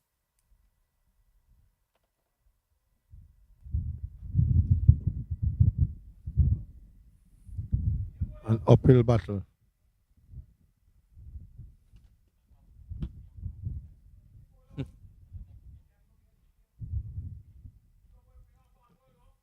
An uphill battle for the USA team, number 2. So we see it looks like Griffith is going to come back into the attack. Number 11, the tall off spinner.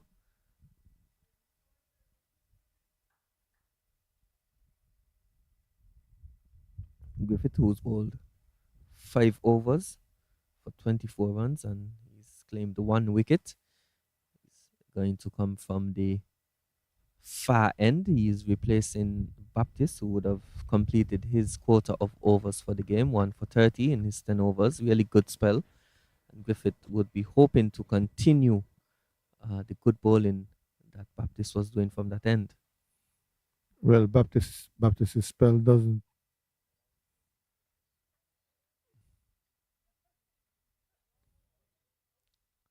show the way he was bowling because he only picked up 1 wicket, but he deserved more than 1.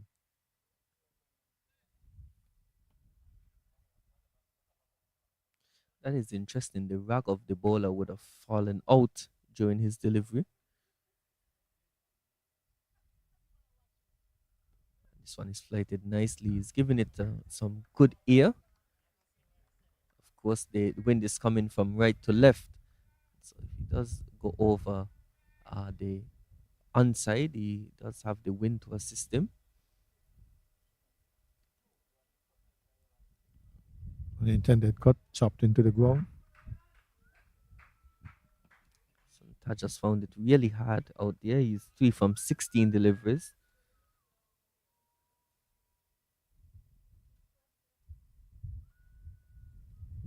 Ooh, and he's looking to be expansive. And he gets the inside edge. And Wiggins, it's going to be a close chase. He gets there finally. And the batsman come crosses for 2. They probably should have been looking for 3. Wiggins had some good ground to cover, of course. As I was mentioning, he's a burly figure. He's not going to move around quickly in the field, although I'm not doubting his capabilities as a fielder. But it's clear to see that he's going to be athletically challenged with his figure.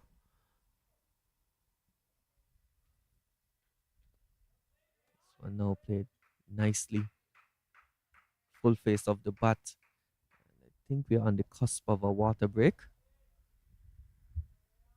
Yes, we see the third umpire, Mr. Byrne, with the snacks, lining up for his umpires. Ooh, and this one is just missing the stumps there. And luckily, as we're going to take a short water break here and join you when play is about to restart.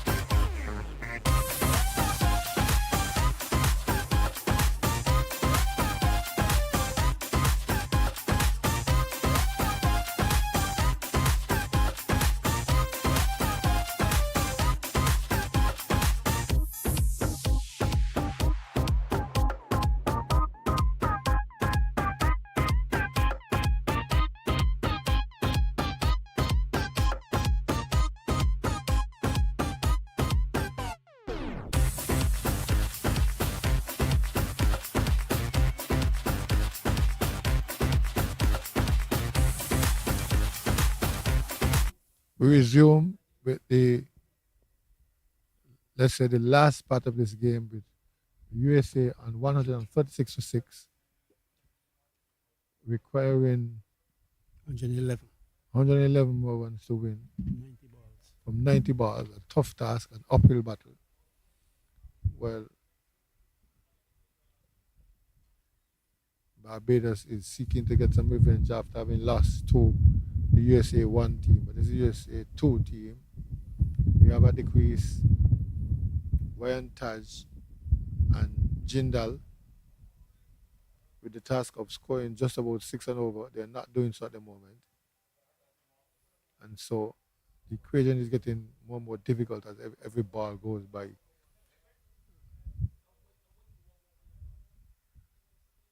Pace comes back. Here is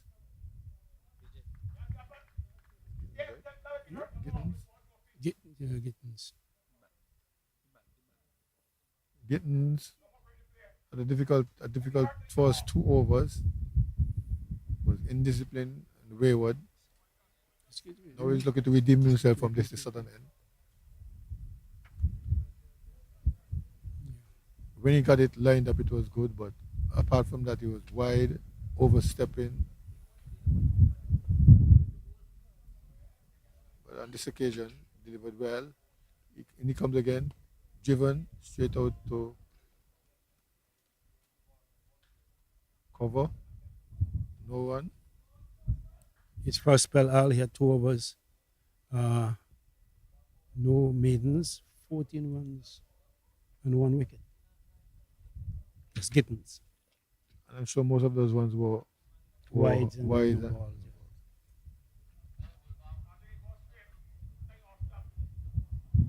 So Barbados will be using their 2 worst performing bowlers for this match in the person of Gittins, who delivers a ball up to the batsman. Is right forward defensive, plays it back and fielded by the man at short mid on, and no eventuality. And then eventually on the other end would be Shakwan Bell, who didn't do very well either. 3 overs for 24 runs. So the difference now is a 111 in 89 balls, and it's a tough task. But with cricket, anything is possible. A current run rate of 3.98 per over. Required run rate is 7.48 per over. But we also have to call what we're seeing. These 2 batsmen don't have the propensity, or they have not shown the propensity to attack this bowling to get it to a rate that is close to what is required. Well, And in this case, given the 2 worst performing bowlers for this game, they may be helped by wides and no balls. But so far, he has bowled much better from this end. I must agree. Yeah, so Gittins right up in the block hole and pushed out on the offside this time. The first ball was played on the onside. Now on the offside, the discipline is required by Gittins and Bell to bring Barbados to victory. They must be disciplined. Bell would be asked to bowl another 7 if possible. How is that? Finger goes And up it's out slowly. LBW. A ball that was pitched up to him, he came forward and tried to turn the ball. In fact, he was playing across it. And the appeal was upheld by the umpire. And so he's out. LBW is Jindal. And he scored 6 runs from 15 deliveries. Out LBW, Bowl Gittins for 6. The second wicket taken by Gittins. And as we said, there's much better line from this southern end. Yes, his control and line is a lot better. Of course, there were too many wides, too many no balls, and it was very erratic. Yes, he had pace, but pace without control spells a lot of disaster, for teams. And the one that I admired mostly was Pollard, who was direct, strong, and right on the spot. And so these two bowlers in Gittins and Bell have both delivered 3 overs apiece. One is three, one maiden 14 runs, the other one is three, no maidens 24 runs. And now Gittins have a second wicket, which gives him 2 wickets for this match so far. Well, certainly that wicket would have changed the figures, and you cannot refer to him as one of the worst performers Okay. so far anymore. Correct, Al. Thanks for the correction. Driven out to the outside. It's Taj. Griffith is bowling from that end. It's Griffith and not Bell. Griffith, yes. Griffith, that's right. In he comes again to Taj. He's back and blocking. He's getting it down into the onside.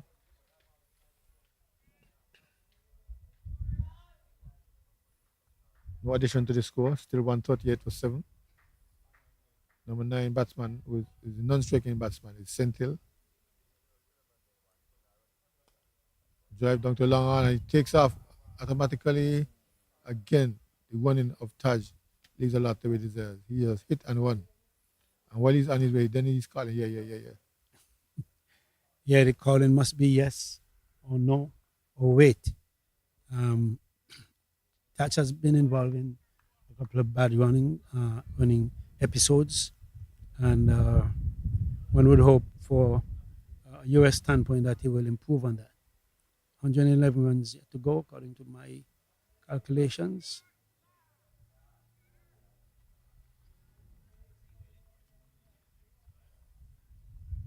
So there goes Griffith bowling his fourth delivery. Driven early, but in the gap. Man comes round doing the fielding. Yeah. Anyway, Looks like a substitute fielder is on the field. Whenever Sentil gets to the wicket, he always appears to be very busy. And so here he's striking one nicely out to the deep extra cover, getting himself 2 runs. Again, he's swinging, missing, and completely fooling Greenwich.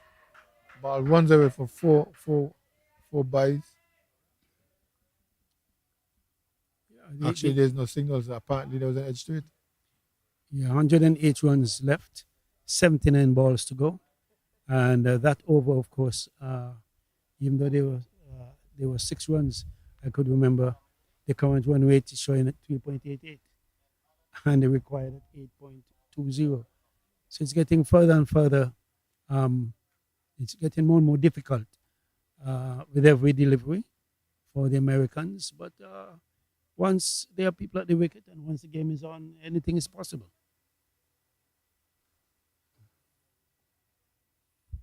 I'm more of a realist.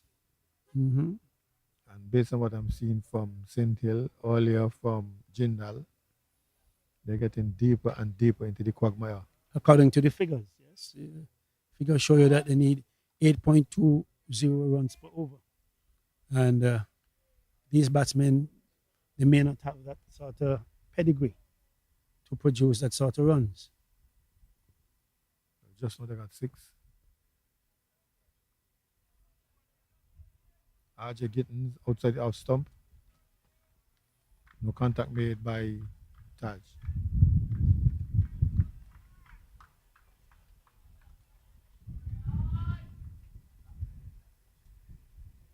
$143 for 7. Taj 6 from 24, and Sentil 6 from 3. Gittins loses his one. Umpire indicates that nothing happened, dead ball.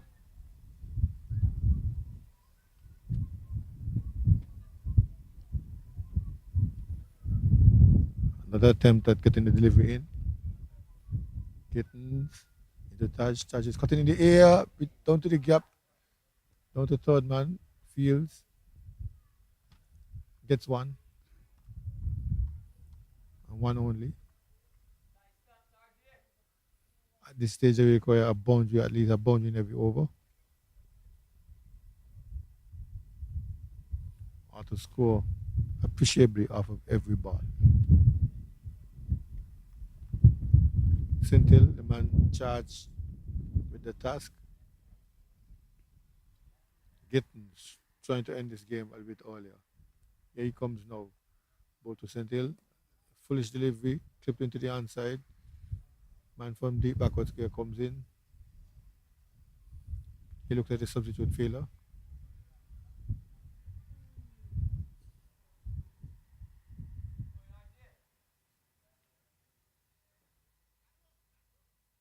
Do you think they can get a big over, Al? 15, 20 runs? One over?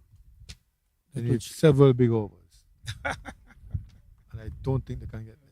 I'm being real. Unless there's some no balls. Edge. And that one will go down to the boundary, beating the man there, third man who came around. Here comes your big over.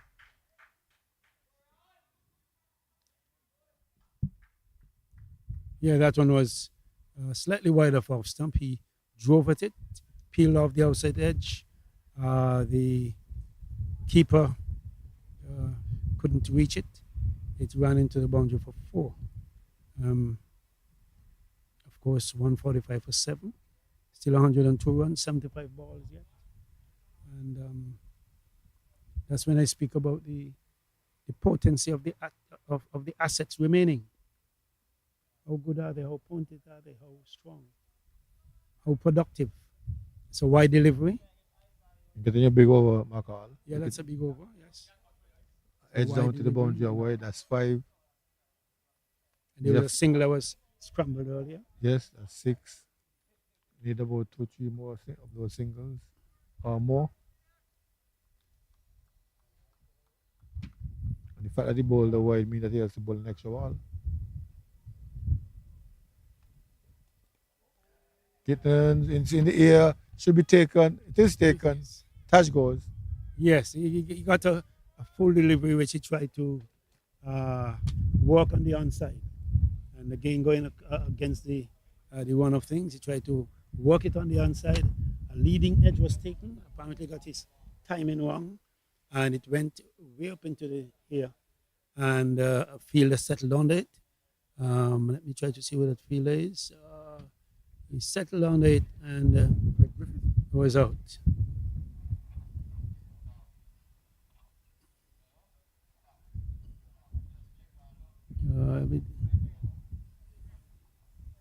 Yeah, he was out, caught.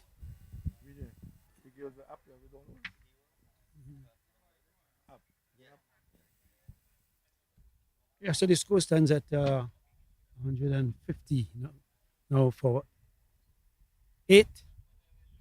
150 for 8. You're still thinking about big overs, Al? 97 runs left, 74 balls. Still thinking about big overs? I wasn't in that between them. Oh, I wonder why Barbados is keeping us here. Why they're keeping us out here? Yep. Yeah, it's a done deal. 150 for 7. Current rate 4.9. Required rate 7.86. And that's of course as a result of the big over, which they are still going through. One more ball to be delivered, and that will end what we call it. Well, in fact, 2 more balls left.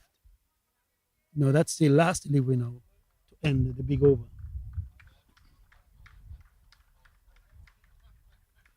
The ball fell from his hand just now. Another dead ball. Meanwhile, Gittins has picked up 3 wickets. And he comes again to bowl. Ball pushed into the onside. Straight to the man Carter. No run. So it's 4.7 per over now. That's current. And there's a required run rate of 7.97. Getting close to 8 and climbing. It was up to 8, but because of what we call the big over, it has been reduced to 7.98. So the difference now is 97 runs to be had in 73 balls. 70, let me update and make sure I'm right. 72 balls. Correct, sir. 150 for 8. And 2 wickets remaining. Yes. One batsman padded to come down. Yep. In small days, we talk about man play. Yeah. Carter comes back, still bowling quickly. Ball pushed into the onside, take a quick single. The man coming to the crease is Vic Aripidi, the opening bowler. So Zachary Carter is having his second bowl. 2 overs for 10 runs, no wickets. Oh, that one just eluding Don there at slip. Chased down by Griffith. Meanwhile, the batsman crossed for 2 runs.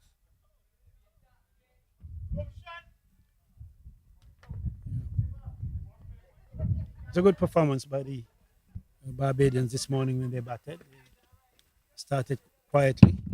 Carter and Greenwich. They weren't taking risks. They were simply playing what was given to them, and I thought they were quite admirable. And then the innings went along very nicely with the batters all taking advantage of whatever bad deliveries were delivered. A few misfields from the opposition as well. And so Barbadians came up with 250. Now it's now required weight, the target is 247. And now this one is bowled, clean bowled. Wild swish by Sentil, and clean bowled by Carter. So Carter picks up his first wicket of the game so far. He's into his third over, and Sentil clean bowled for, as it were, Sentil clean bowled for 8 of 5 deliveries. Patel, the last batsman, comes out now to join Apidi. Meanwhile, the umpire is securing the ball to make sure there's no ball tampering going on. Yeah, the Barbarians are all chirping and bubbly. Victory is just around the corner. And so they thought they would enjoy a bit of chirping and laughter. For the first time today, we've heard quite a bit of chirping from the Barbadians. Well, they had a cheerleader in Pollard who led the chirping all the time, even when things were down. When Aripali and Boji were going good, he was the one urging them on. Last wicket to go. Here is Carter, Zachary Carter. That one missing outside our stump. A legal delivery. But both keepers have had a difficult time on this wicket, though. Yes, the bounce and turn of the spinners. Oh, he's caught a brilliant catch by Don. A ball that was pitched up, he drove at it. It peeled the edge. It was going to his left, and he dived away and with one hand and brought up a great catch by Don. Well, the Barbados team has exacted revenge on the USA 2 team to earn the right to play against the USA 1 team. Although it is not the perfect revenge because this is only the USA 2 team ranked lower than the USA 1 team. They would have an opportunity on Thursday to get the perfect chance for revenge to overcome that hurdle. Yes, and as I join you all as we wrap up this game, as the players are coming onto the field for the customary handshakes, just to recap, the USA men who would have initially required 249 for victory. The play was interrupted by rain, so we lost the over, and the revised target was 247. They were only able to muster 153 all out in 38 overs, and the pick of the batsman was the opening batsman Ange Bourget. He scored 56 from 94 deliveries. He was supported by the captain Aripali, who scored 25 at a runner ball. And not much resistance after that. They were helped by 24 extras, including 4 no balls and 18 wides. The pick of the bowlers for Barbados was RJ Gittins, continuing his good form in the tournament. He uh, got uh, 3 wickets for 21 runs in 4 overs. He was supported by Zachary Carter, who got uh, 2 wickets for 13 runs, and 4 bowlers would have gotten a wicket each. There was also a run out uh, in the innings. And so, as we say goodbye here, we want to thank you for tuning in, and we do look forward for you to join us on Thursday as we host the third versus fourth place game at 10 o'clock. And at this stage, we do believe that it's going to be Jamaica versus the Windward Islands in that encounter. So it promises to be an exciting one. So from myself, Vijay, Al, and McCall here in Connery, we thank you for joining us. In Keon, sorry, St. Mary's Park in Keon. We thank you for joining us, and we look forward to seeing you back here on Thursday. Thank you.